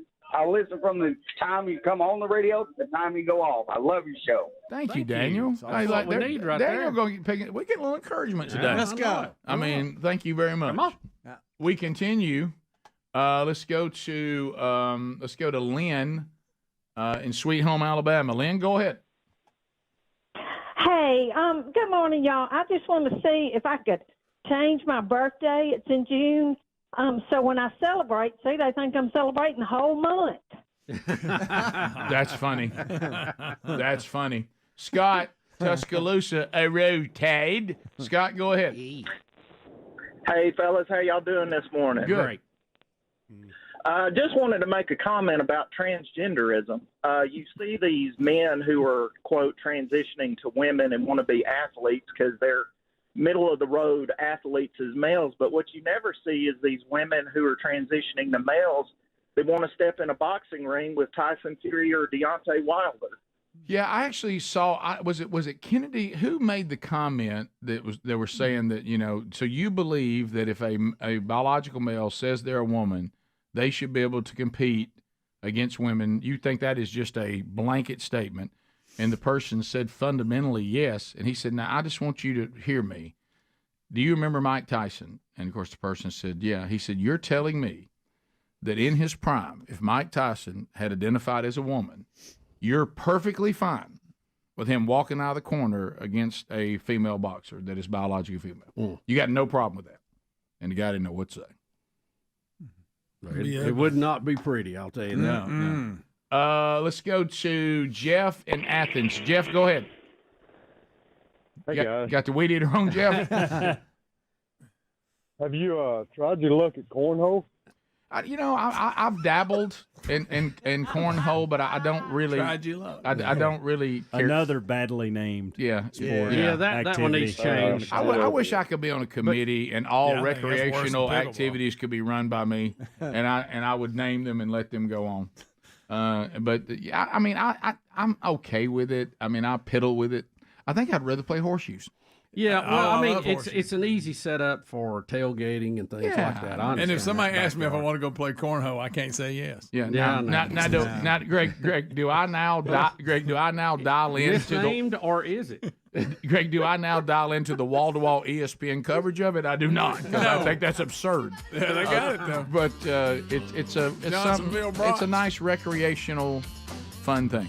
Yeah, I like horseshoes better. I do too. Top of the hour. 866 We Be Big is our number. More of the Rick and Bubba show coming your way, Lord willing. For you, the day is done by your consumption of the content. We'll talk to you tomorrow. Rick and Bubba, Rick and Bubba. I was telling the guys in the break, because we were talking about at our house, Sherry's like, you know how you see racehorses are just ready to get out of the gate. They just want they're ready for the bell to ring and they're ready to run, and that's the way my wife is when it comes to Christmas. I mean, she loves Christmas. She's excited. She's ready to go ahead. You know, I got on the early deal this year where they actually put the Christmas lights up like November 2nd, and so I had to hold them and unplug them, and because I would not illuminate them till after Thanksgiving. So on Thanksgiving Day, I set up so that when Thanksgiving was over and the last family member left and the sun went down, then the Christmas lights would illuminate, and then we moved from Thanksgiving to Christmas right on cue. And so that was going on. So I we have a lot of, every year there's certain movies we're going to watch. Okay, I mean, we're going to watch them. Sherry needs to slow down because she's running through them too quick right now. And I told her that. We actually watched Charlie Brown Thanksgiving and then watched Charlie Brown Christmas. And I didn't know the Thanksgiving special was racist. we'll get to that later. Yeah, I read that this morning. All these years, I didn't know. Franklin. Yeah, so now I will tell you this. There's always been some very funny Franklin jokes over the years. Oh, yeah. But anyway, and I want what I'm about to say next. I want everybody to stay with me now. Just hold up, okay, and let me finish. Like we said, I'd like to get to a day that we just wait. So, Sherry, I admit that I'm a little burned out on some of the things that we watch every year. Just a little burned. I'm not as, because I when you see the years are coming a little quick. Yeah, they are. And so Sherry and I last night were kind of goofing around, and we noticed that Netflix has a Christmas special. I've seen the ads for it. Now, I was a little leery because I hope this isn't like off color or something like that. It had that potential. And look, and this is one of those actors that if he's in anything, I'm going to watch it. I'm at least give it a chance, and that's the great Kurt Russell. Oh, absolutely. Kurt Russell. Love Kurt Russell. Kurt Russell is one of the coolest human beings on the planet. I wish I was having lunch with him today. Yeah. I wish that Kurt Russell and I were meeting for lunch. I would be so excited. Yeah. What if there was a movie? He's so cool. What if there was a movie? Lenny Kravitz was the star and Kurt Russell was his agent.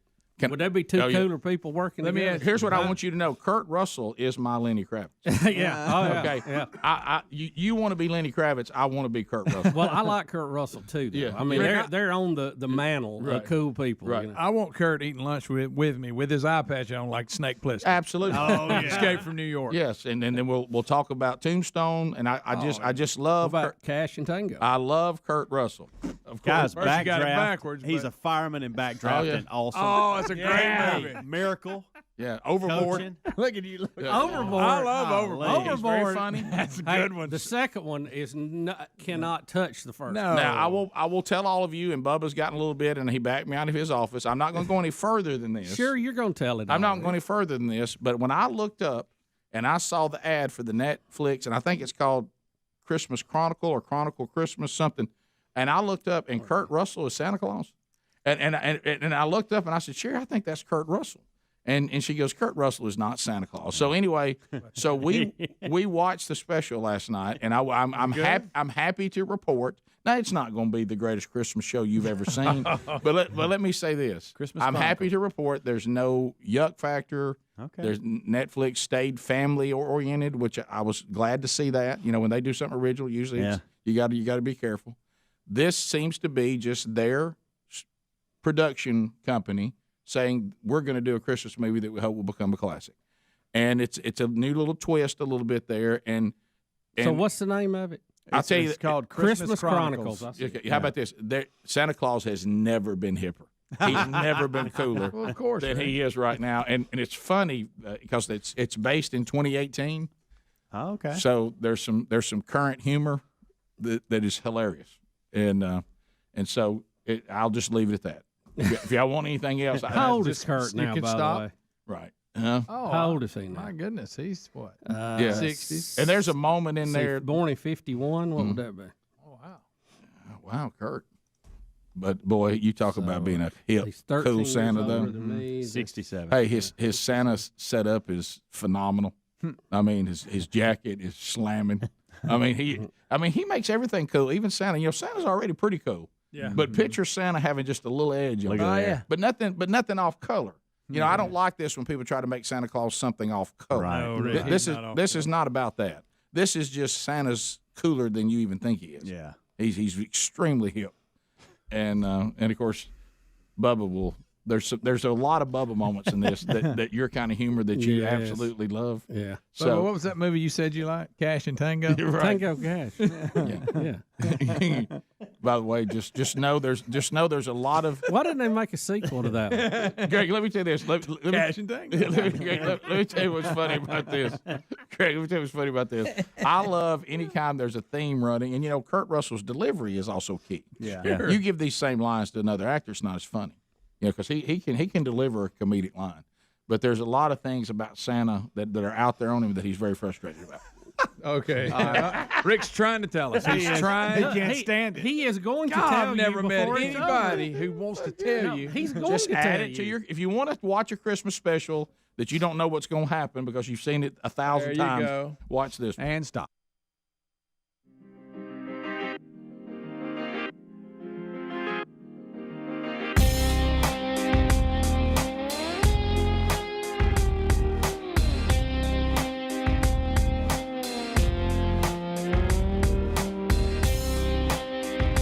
6 minutes past the hour. How do?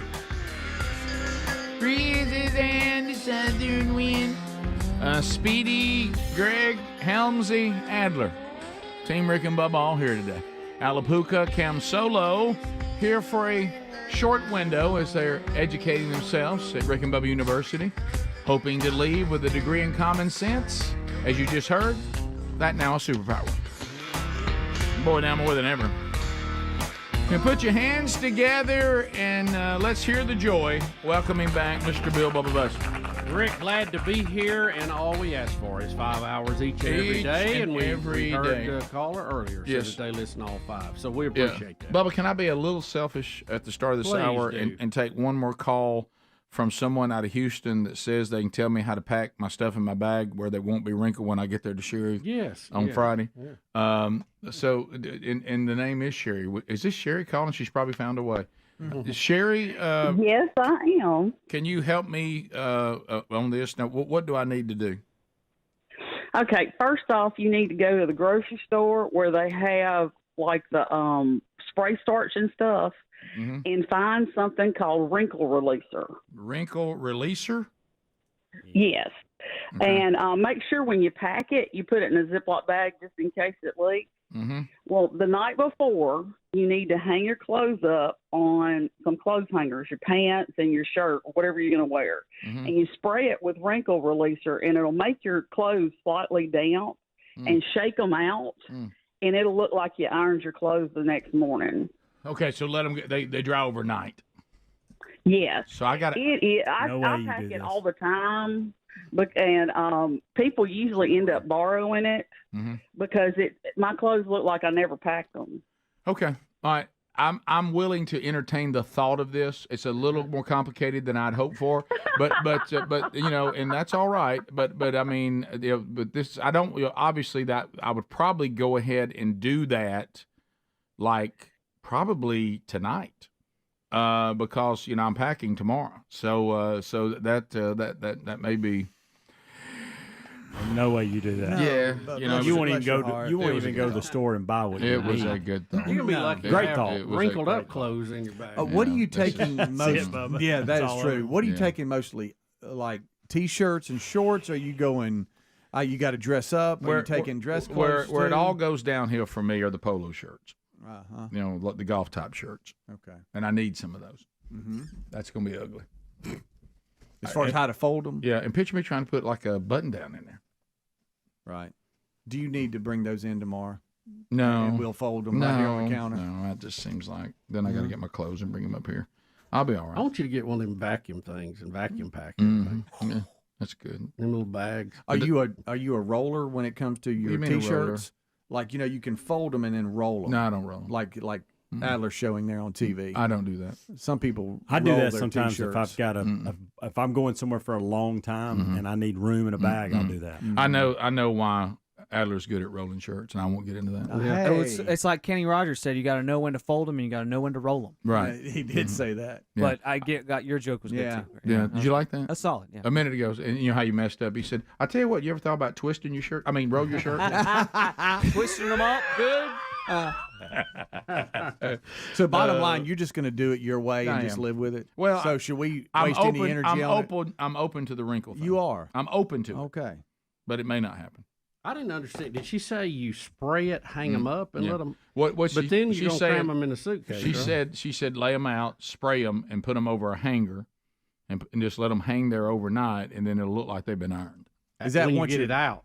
When you take it off the hanger and put it in the No, when you get to the location. Well, she said that too. Yeah, once you put it in there, it'll be like that when you get there. And she also said take some with you. She also said you're going to have to go to the store, and you're not going to the store. See, all that you got to stuff. Rick, just try to get to the airport with your wallet. Yeah. Thank you. Passport, all those important things you need to you're gonna get there. That. Can I tell you the thing I'm most worried about? Passport updated? Can I tell you the thing I'm most worried about? Too late now. Is Field of Greens. Because I know I don't take it on the carry-on with me. I learned that lesson going to Omaha when I was nearly arrested for cocaine distribution. And then I mentioned the Hunter Biden joke did not go over. Right. But so I'll check that. But is it since it's international? could even the check bag, when you're coming back, you're coming into a country and you have to take your check bags and run them through. When they throw them up there, could they pull it off and I be in some handling it be fine, but I just get delayed? That's a good question. It depends if the dogs. You're going to take pick two up with on you. Leave one unopened, so when you're coming back in the country, it's not open. Can I make it? I 7 just made days that without up. Field of Greens? I don't know. Oh, that's tough. Can you just mail it where you go? I just love it so much. I just use it while you're there and then leave I don't know it that there. I wouldn't mail my suitcase now. Just go ahead and mail it there. That was the easiest trip Hey, I Bubba, ever made. to Bubba, he Hawaii doesn't know when where we he's did that. going. Yeah, I think I missed that window. Yeah, he doesn't know the address, and I don't even know how you're getting from the airport there. I'm confused by it. You got to get a car, then you got to. I'll tell you exactly what I have to punch do. in? I'll tell you exactly what I have to do. I don't even know. I don't even have Google Translate How did you loaded okay yet. this? I'm landing in He wasn't listening. somewhere in France, and then I go get a rental car, and then I get in it and drive to the hotel where Sherry already is, who's been there a day before me. That's wrong. That's what we're doing. Big Papa's all along in France. Picture it. That needs to be a movie. So are you putting a carry-on as well? Are you doing a carry-on and you're checking? Well, I don't want to. In case your luggage gets lost, you have enough? I don't want to. No offense to the French, because I know I probably shouldn't make fun of them now that I've got to depend on them here in just a few days. Yeah, I wouldn't do that. But y'all are notorious for losing luggage. I'm sorry. I had to say it. And every time I've dealt with y'all, my luggage has been delayed. Y'all don't do very good with this, and y'all know that. So anytime France is involved in where I'm going, I try to keep that from happening. If my luggage is ever handled in France, it doesn't go well. There's a lot of people that world travel that are screaming at the radio, he's 100% right. I remember Get the Bell Ready when I showed up in Prague, but my luggage did not. And there was a German guy behind the counter at the hotel. Did you go to Paris? And I said, yes. He goes, this stupid French. That's what he said. Yeah. They will lose your luggage. We will find it. And then they gave us, I'll never forget, Disney-themed pajamas. I don't know where they got those. I was like, y'all got Disney-themed pajamas for the family? Sleep in these until your luggage gets here. I was all right. You will wear these and you will like it. I'm good. We'll do it. So anyway, this is stressful. We're going from Birmingham to Atlanta, which is and always. so you get down another flight. So now luggage you got to get from that plane to that plane. Here's where it all goes. No way it makes. Here's where it all goes. Here's where it all goes bad. Paris. That's when it all goes bad. Because I've got to go from Atlanta to Paris, and then Paris into wherever this is in France I'm going. Oh, that's where it all goes so you're bad. stopping off. Okay, that's where it all goes bad. Yeah, that's where they lose it. That's where we lose Gosh it. almighty. That's where the French begin to enjoy where it'll go downhill. That's where the French begin to enjoy the wonderful side effects of Field of Greens. Because they'll keep it. You can't even have. I mean, you can't even get your luggage to Marcello or wherever you're going. Yeah, you need to dial that in. Mm-hmm. It starts with an M. I looked at it today. It starts with an M. Where I'm going. Rick, you might Don't know how to Google that. That Google Translate Well, thing. I'll Know have how it. it will I'll work have just it. in case. I'll have it. Huh? I'll have it. Here's somebody else saying that Is this it, Rick? Marseille? Isn't that how Yeah, that's where I'm going. Okay. That's it. Had a boy. It's a beautiful city. It is. Doesn't look like it says Marseille, though, does it? Well, Adler just said it with confidence. He don't know what he's. I mean, It looks like Ellie on the end of it. I think that's where I'm going. Marseille. No, it's I think it's Marseille. And then we're going to Provence at some point. Like we're doing some. That's where apparently the lavender bloom. There's a lot of cities that start with M's, Rick. If you're only concentrating on No, I think this then is we it. could say any. I think. any Hey, city. doesn't the I gotta pilot admit, know where I'm going? Rick, Look, I got to If I admit, get on the right Look plane, at all doesn't know where I'm this. going. Look at Rick, this. you have to admit that you said that's it really quick. Like, I don't even think you turned I around. looked at my ticket this morning. I think that's it. Okay. Oh, now he's thinking. Now you think it's it. Well, I'm pulling it up. I forgot. I've got my ticket right here. You do? Did you Right. get up? Shh. Right till you lose your phone. Oh. Oh, that's a lot of stopping. No, it's just 2 stops. I don't like it. Where am I going? Where is it? See, then I call it an MRS. There it is. Yeah, see? That's where I'm going. Is it? Yeah, see right here? Yes. Okay. All right, we figured it out. All right, I know where I'm going. How about that? See, I'm good now. I figured the pilot knew. Hopefully. If I get to the right flight number, right? We should. Yeah. It always feels good, though, to see the city up there and know it, though, doesn't it? Yes. So now I know what to look for. Boom. It's going to be great. It's going to be fantastic. It's going to be beautiful. A lot of traveling. When I see the joy on my wife's face when we're standing there holding hands looking at lavender, it'll be worth it. It'll be worth it. Hadn't seen her in a while, too. Really starting to get a little anxious. Oh, that's nowhere near Paris. No, it's Look an how hour, far it is. 45-minute flight from Paris. Rick and Bubba, Rick and Bubba.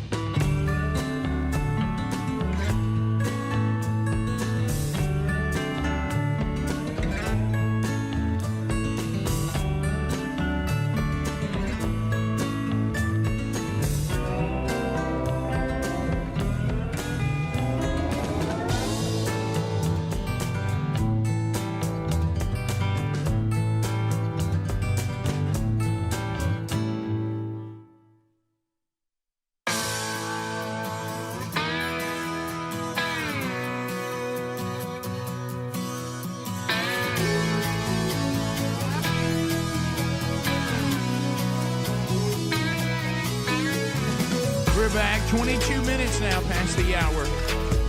Rick and Bubba Show, 866. We Be Big. We're so thankful that you are here with us today.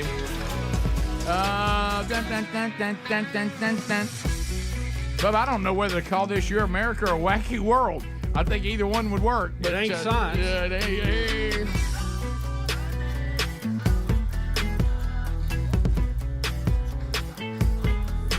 I can't even believe this story. You brought it to me right out of the gate today, and it comes from us in San Antonio, Texas. That's right. St. Philip's College in San Antonio, Texas fired... St. Philip's, I assume that's some sort of Christian college. It fired one of its biology professors for teaching his students that sex was determined by X and Y chromosomes. Of course. First Liberty Institute, a law firm that defends religious liberty for Americans, sent a letter to the community college on behalf of the professor, Dr. Johnson Varkey, demanding the institution reinstate him after he was fired in January of this year. When teaching the human reproductive system, Dr. Varkey also stated that human sex was determined by X and Y chromosomes and that reproduction must occur between a male and a female to continue the human species. First Liberty stated in its letter that the course was teaching human anatomy and psychology, and he made these statements in this same class for 20 years without any complaint. 20 years. You know why there were no complaint? Because that was truth. It was a fact. That's a scientific fact. On November, not a theory. November the 28th of 2020, 4 of Varkey's students walked out of his class when he stated that sex was determined by X and Y chromosomes. Give him an F. Just as he has done many, many times. For how long? 20 years. I hope he sues them. I'm not a big lawsuit guy, but I hope they wear him out on this one. He wears them out. Despite the fact he is taught from a school-approved don't miss that science curriculum. Don't miss that. The school claims he was teaching religious principles. No. X and Y chromosome? No. The complaints against Vardy said that he engaged in religious preaching, discriminatory comments, and about homosexuals, transgenders, anti-abortion rhetoric, and misogynistic banter. I always like the banter. Comments. Yes. I don't like your banter.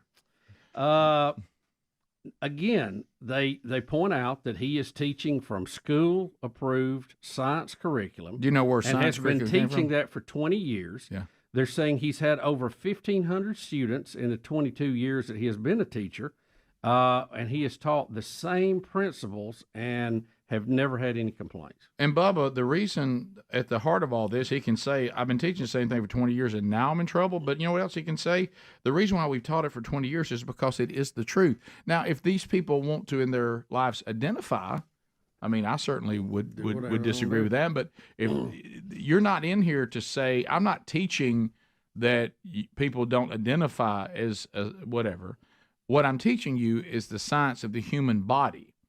And the science of the human body, and keep in mind, many of these people on the left side, when it comes to people who don't believe in man-made climate change or think it's unproven, they scream, follow the science. People will reject the word of God and scream, follow the science, even though science, by the way, and the Bible run quite well together. But, they like to say that, Right. And, we need the science. I have to see it. It has to be proven. Well, the XY chromosome thing involving gender and reproduction has been proven. That's the truth. How it works. And the truth is now a fireable offense. And when you have said this truth scientifically for over 20 years. Now, I will say this. The praying coach, he won. Yep. There was the other one that won recently. Big. These teachers and professors, y'all have got to start standing up and say, you know what? I think if I go before a judge or a jury and I say that I got fired for continuing the curriculum that they have given me for 20 years because it upset 4 students, I think you can win that one. Yeah. Depends on where he is. Yeah. But there's also the whole truth of the matter. Judges are appointed there. But, again, the what's right and wrong will be in the eye of the judge in that particular case. But if they follow the law, I think he's got a great case here. I'm sure they will try to prove, or they will allege, because what they have said here really doesn't hold water, that he went over and beyond that. Right. And that he somehow, lectured or something. But again, you're just talking about sensitivity of being ridiculous. Well, let me ask you this. Raise your hand, mine is up, that you were ever in a college class, say a psychology class, where the professor began to lecture and then pontificate on how he or she saw the world, and you disagreed with it. Oh, yeah. Yeah, many times. Do you think the professor should have been fired for that? No. Or did they force us to think? So, I know you debated an economics professor, all the time. I had one good run-in with biology, too. Talk to me in the break about something about that. So this is also truth. Mm-hmm. Bubba, tell me if I'm off base here, okay? It would be like students walking out if the math teacher said 2 + 2 is 4. Which is now debated, too, right? And they would say, but we identify with it being 5. And he goes, well, you can do that in your own life. That's fine, but mathematics identifying is your world. Yeah. I'm out here in the universe. 2 + 2 is 4. That is a mathematic fact, and I've taught this for 20 years. Yeah, but now math and the sum of 2 + 2 bothers me now. Well, I'm sorry, but it doesn't change it being true. Mm-hmm. I don't know. I just, we saw this way early on. It was Utah or Oregon, I can't remember, and the person that was talking was not even the person talking didn't even believe in God. And said, I just got to tell you, in science, the genders are X, Y, and what's the other? Male and female. There's only 2. Yeah. And they got it wrong out. That didn't say that you. If you want to go do stuff in your own private life, but I thought you were on a science class.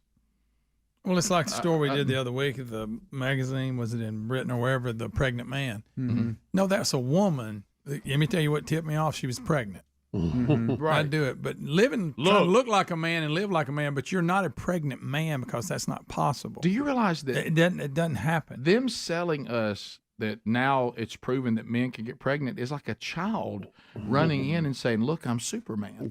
Yeah, exactly. Because I put the costume on. You're really not. You're like, first of all, Superman doesn't exist, but you're not are walking in and saying, I dressed up like daddy, so I'm an adult man now. Because I put his clothes on. Yeah. It's enough to make your head hurt. What are we talking about? So we'll be back. 866-WE-BE-BIG is the number. The fake world and the real world, they continue to collide. Boy, do they. More Rick and Bubba coming up right after this. Rick and Bubba, Rick and Bubba.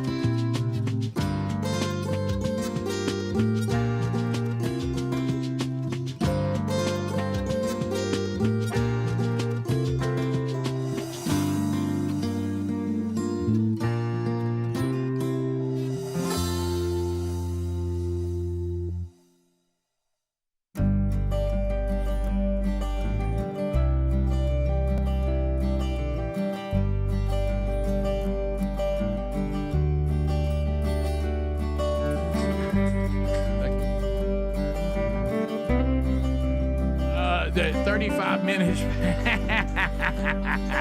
35 minutes past the hour.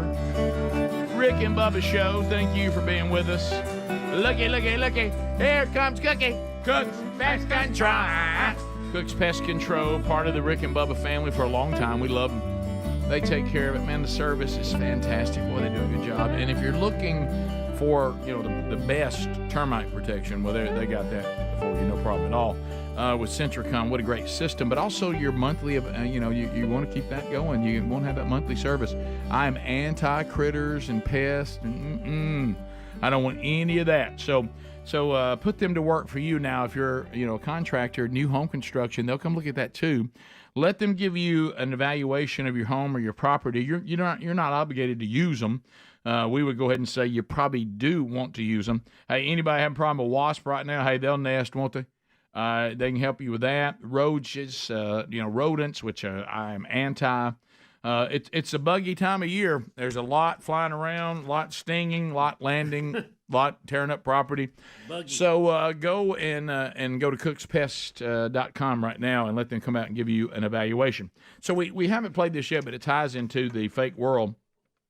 There is a video that Adler has thrown up at us this week we haven't played yet.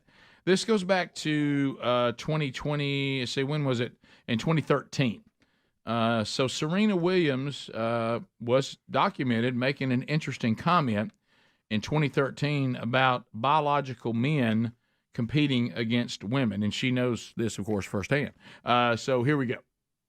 Myself and him playing a match, and I'm like, Andy, seriously, like, are you kidding me? Because for me, tennis and men's tennis and women's tennis are completely almost two separate sports. So I'm like, if I were to play Andy Murray, I would lose 6-0, 6-0 in 5 to 6 minutes, maybe 10 minutes, because it's true. It's true. It's a completely. It's a completely different sport. The men are a lot faster, and they serve harder, they hit harder. It's just a different game, and I love to play women's tennis, and I only want to play girls because I don't want to be embarrassed. I would not do the tour. I wouldn't do Billie Jean any justice. So Andy, stop it. Yeah. I'm not gonna let you kill me. I'm with you when it comes. So that's about as straightforward as it can be. Pretty honest talk. And that's the best from the greatest of all time when it comes to female sports and tennis. Said she has no chance playing against men who play tennis. That it's two completely different sports. Yeah, but That's what you hear now. Yeah. Yeah, but so no. So I wish that late. So why here? I go back to this when was it Riley Gaines when she was in the conversation with this person. I don't know who it was, but they represented this organization. Yeah. Did no one get her that video? I don't know. She made it. How can you be sitting there and be that unprepared? No. That's great. Thought she had some. She thought she had some. She tried said it so confidently, and rightfully so. She reached for one of the greatest female athletes to ever play any game, and she thought, well, this is the one I'm going to lose. And they said, you're actually making – I mean, I'm going to win. Yeah. You're making our point. Yeah. Unreal. The greatest I'm trying not to comment. I know, but anyway. Well, fake world. Well done, Bubba. Fake world. Fake world. Let's all get in the real world, okay? It's a different game. The real world, what in the world was Fox News going to do after losing Tucker Carlson to Twitter? Apparently the lineup is in, Bubba. It looks like they've moved Laura Ingraham to Waters' spot, moved Waters to Tucker's spot. Sean stays where he's at. And looks like, is it how you say his name? Gutfeld. Greg. Is now taking Laura Ingram's old spot. Yeah. So that's the new lineup. He moves up both of those guys that are new to that lineup are, well, not new, but newer. Gutfeld and Waters, both very funny, very, very capable hosts. I see them on the 5 a lot. They're very funny. Gutfeld's a cut up. I mean, he is good. He is a hoot. And he does more of a like a nighttime talk show format a with little more his comedy. late show. Yeah.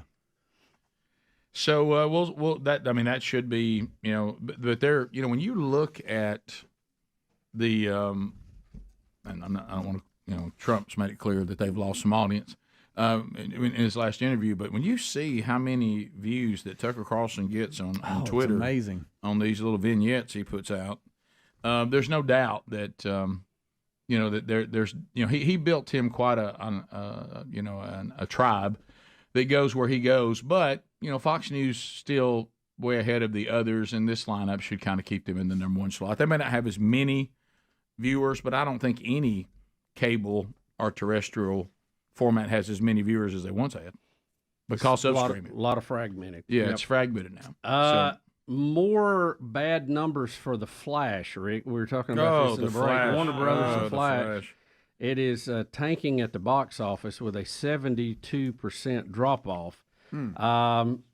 They say in its second week at the box office, it brought in $15.2 million.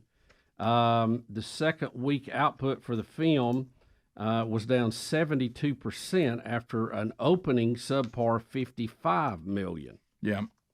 So they're saying this thing may really cost. And I have not seen it. To give you an example, the movie was $200 million to make. So they're way behind the curve on that.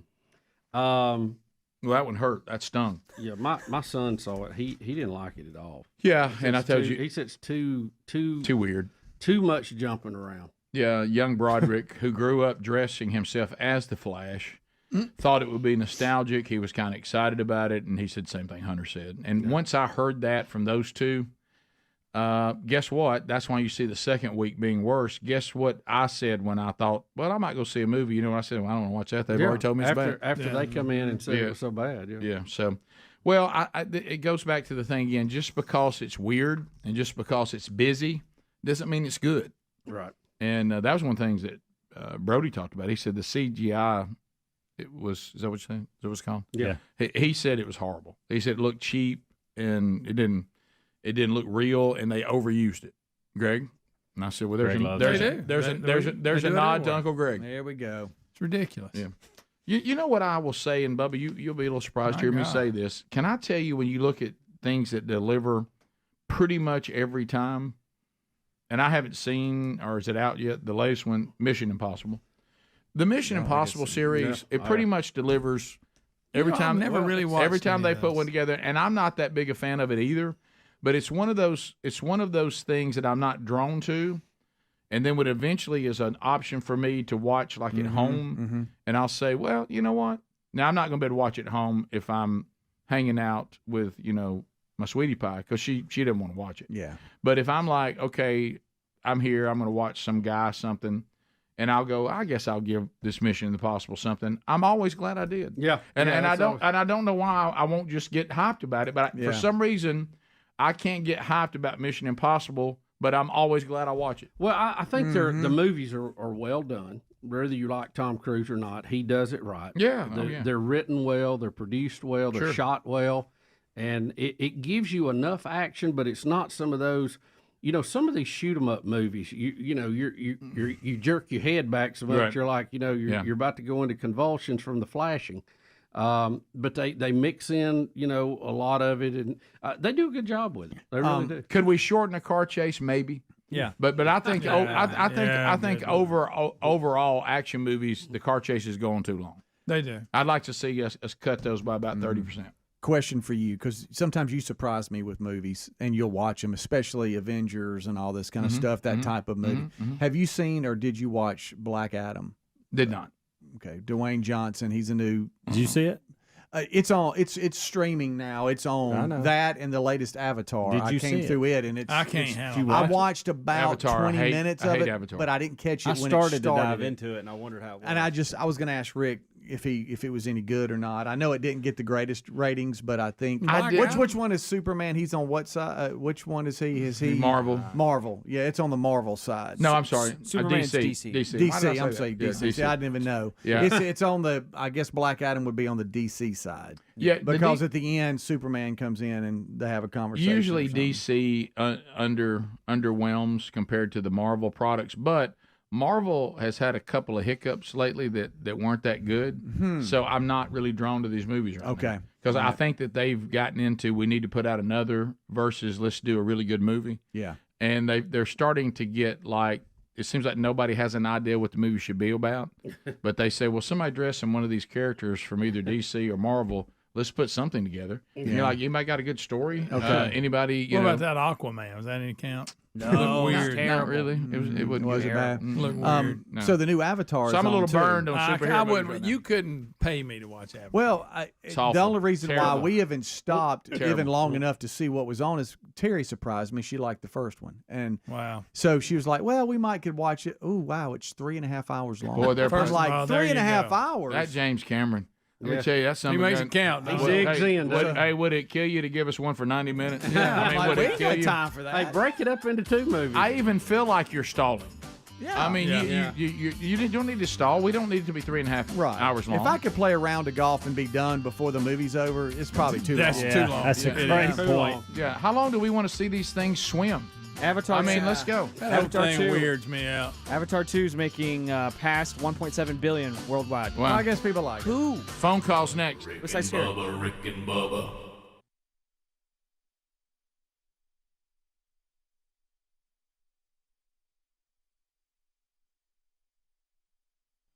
Okay, that's it. And it's funny. There he goes. It's good.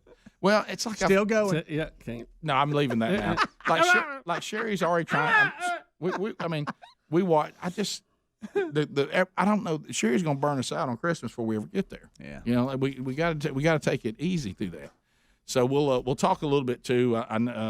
Probably after we kick off the Christmas season. But Thanksgiving go okay with everybody? Everybody have a good Thanksgiving? Oh yeah, we had the kids in, and you know that was fun. And Betty's been ahead of the curve on decorating. She's ready to go. Yes. So we're all ready to go for the big Christmas blowout. We have our this week. show party Saturday night. So. Yeah, this is it. This is the Rick and Bubba staff Christmas party coming up this Saturday night, and the Bussies are hosting this year. I'm excited. We're excited about it. I am too. I'm very excited that y'all are hosting. We'll have good food. That's a little less. Well, I didn't mention it. That's a little less that can be a burden. Oh, if buddy. you eat too much of it. Oh my God. Well, yeah, we'll rotate around. And so glad to be fired up and ready for that. Are we doing our what's that game called? They've named it. Dirty Santa. Are we doing that again? Yeah, I think so. Okay. The host has got to get that info out. But Yeah, we got to please. know. Matt asked me the same thing. Yeah, I got. I nobody's mentioned figure it. the ladies are taking. Well, care I of that. did. I asked Sherry because you're right. I said, has Betty communicated Yes, to they you know. on whether we're doing Dirty Santa or not? She said no. She said, but I assume we are. Yeah. So We are. I thought it was in the original text. might have been. Yeah. It might have been. It might have Oh, been. going back to the original Yeah, text. I think the original group King text. James. It's understood. That's right. Absolutely. It's always understood. But yeah, I'll have to go back and look at that. So Well, so I can clarify, we are doing it. okay, yes, Awesome. yes. That to me is always fun. I like to come up with something that when it gets out there, everybody's like, "Where'd this come from?" Do you hate when people in Dirty Santa just put a regular gift in there? Yeah. Like something you really would want? Well, not always. 15 minutes to the If I really want it. Rick and Bubba, Rick and Bubba.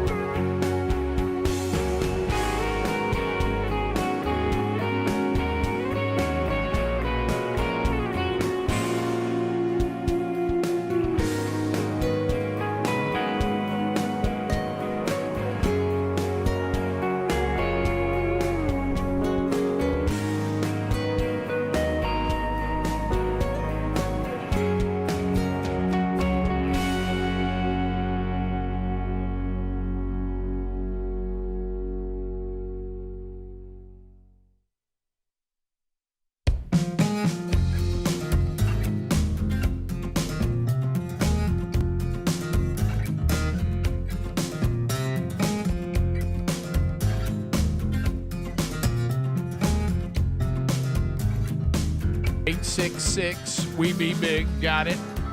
Everybody firing up the phones. Bring it on in. At the end of 30 seconds, the buzzer grabs you. Your time on the program done. Somebody else gets a shot. No meaningless shout-outs. No shameless plugs. What we're trying to do is we're rolling a lot of folks through here. So let's get started. We will start with Kurt in Birmingham, Alabama on 104.7 WZZK. Kurt, you got 30 seconds. Go ahead. Guys. Hey, Kurt.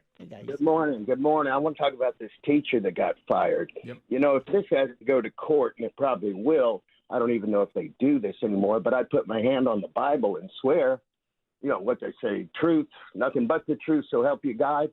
Then I do a classic drop the mic and throw a biology book down. That is funny. Yeah, I don't know. I guess everybody gets to write their own science now. I thought that's what they were against.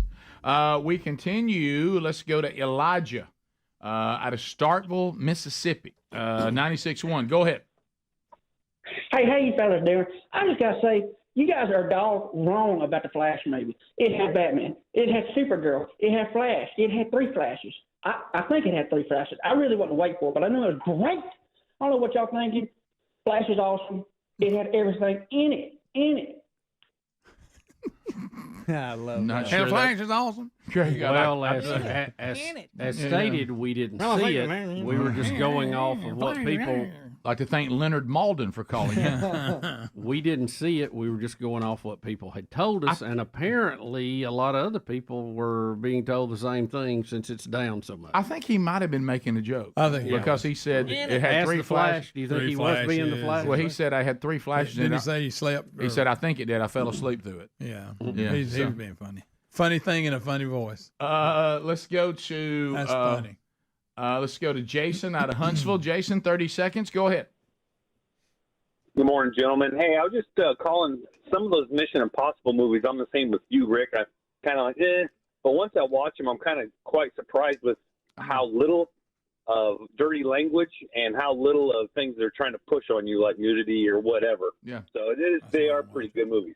Yeah, they almost seem to say, can we just put together an action movie? And, if you like action movies, you'll like this. If you don't, you probably won't. Look, say what you want to about Tom Cruise. He is dedicated to the craft. Well, I heard some people talking about who work on these films with him, and they said what he does stunt-wise He broke his leg, really incredible. And I tell you, during the pandemic, you better wear your mask.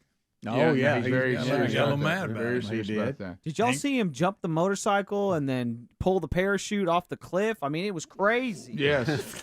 And sadly, there's always that fear on the set that you'll anger the Church of Scientology and they'll rub you out. Yeah. You don't want that. Look at this setup, though. It's unbelievable. Okay, sorry. We continue. Let's go to Rebecca in Helena, Alabama. Rebecca, go ahead. Good morning, gentlemen. I wanted to say something about Biden selecting the vice president. If you'll notice, everyone that he has appointed in positions, he's always said it needs to be a person of color. It needs to be this criteria. And to use a word that you like to use a lot, Rick, lazy. What he does has been lazy. And it has. And I have to ask the question that Greg has been asking women out there. If you had a guy who said, I'd like for you to come work with me on a daily basis for the next 4 years, and your attitude, what you said to everybody was that he was a racist and he was a misogynist and sexually harassed women that he came in contact with. Would you take that job? Not if you had any principles, you wouldn't know. Why would you want to work for that guy? Right. We did it, Joe. We did it, Joe. Yeah. Oh, my goodness. We continue. Let's go to Michael in Huntsville, Alabama, 100.3 The River. Michael, go ahead. Hey, guys. Yeah, me and my wife saw the Flash movie over the weekend, and I'll say we both enjoyed it. Kind of got away from watching superhero movies, but we decided to give this one a try. And you not only get to see Michael Keaton, but a lot of the other people that played Batman you get to see in this movie. Is that enough to carry me through the bad movie? I think so. I mean, on a scale 1 to 10, I'd give it maybe a 6. Yeah, let me spend the evening on a 6. He had to talk himself into liking it. Right. I still let me would like overpay for everything tonight for a 6. I would still like to see it just to make up my own mind. Well, we're going to wait for TV, aren't we? We're not going to the theater for this, are we? Well, there's a couple of other movies out that I would really like to see now. The Raiders of the Lost Ark is coming out. Yeah, I'm excited about soon, and there's 2 or 3 others. So we'll see. Twister's coming out next year. I can't wait. Right. Good. Let's go. Speaking of 6. Right. Yeah, it's not going to be anything like the original. What could? Which was a 5. Right. No, I think I liked it first. You liked that chick was in it. Helen Hunt. Let's go to Jamie in Southside. Jamie, go ahead. Z93. What's up, big boy? What up, man? Just outside playing with the dogs, about to cut some grass. Bubba, glad to hear you're doing well. Thank you, sir. And I need a redneck green acres. Okay. Okay, playing with the dogs, about to cut And the yard. Rick, I got a couple of suggestions for you. Well, You can I'm take standing that by for those. carry-on. You can take that carry-on as long as you're not going to Time out, Russia. Rick. Yeah, I said I'm time so out. sorry. Calm I'm down. so Rick. sorry. I'm so sorry. Felt like I was watching Flash. Or is it? All right, so All-Star calling center. Let's go to Speaking of rated a 6. Scott in Tuscaloosa. No, it really wasn't that bad. I'm about 6. Scott, go ahead. Yeah, I thought he was going to tell us everybody was wrong. Yeah. I walked in with some D averages that my parents did not say they were okay. They weren't thrilled with it. I tried to say. Oh, a D. It's not an F. It's not an F. Tell you what, son, if you can bring some D's in here, I'd like to devote 3.5 hours to you and overpay for food. Yeah. Hey, son, with that report card, you don't happen to have $20 bucket of popcorn, do you? Scott in Tuscaloosa. Scott, go ahead. Hey, guys. Hey, buddy. Hey, how you doing? Hey, y'all hear me all right? Yeah. Yes, sir. Go ahead. Got you loud and clear. Yeah, so I went to a local steakhouse, and I had a transgender as my waiter, and I had a little bit of an awkward moment when it was a he dressed up as a woman, brought me my beer. I accidentally said, yes, sir, or thank you, sir, out of force of habit. Just being respectful. Was I wrong for that? No. Well, I mean, no. I mean, I'm just glad you said thank you. Yeah. It's one of those things where, your parents had raised you to be respectful, to men and women. And, it was just the way you were raised. And Some of them you can't tell what to call. That person has made a pivot that, you hadn't adjusted to yet. I think that if you're going to be them, which is something that they need to work on, they're going to have to be understanding that not everybody's out to get them. We might just be adjusting to a culture that we have not kind of grasped yet. Yeah. It's so foreign to us, it's difficult. You ought to have a lot of grace if you made that decision on other people. Top of the hour, if you're leaving, but it always seems to be the grace has to go one way. There needs to be grace going both ways. Yeah. Top of the hour. Rick and Bubba, Rick and Bubba.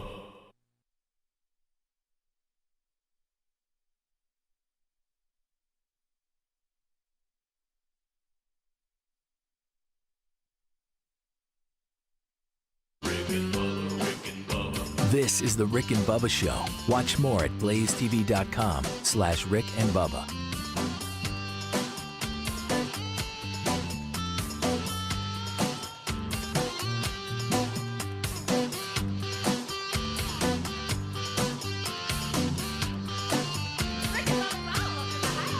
Rick and Bubba, Rick and Bubba.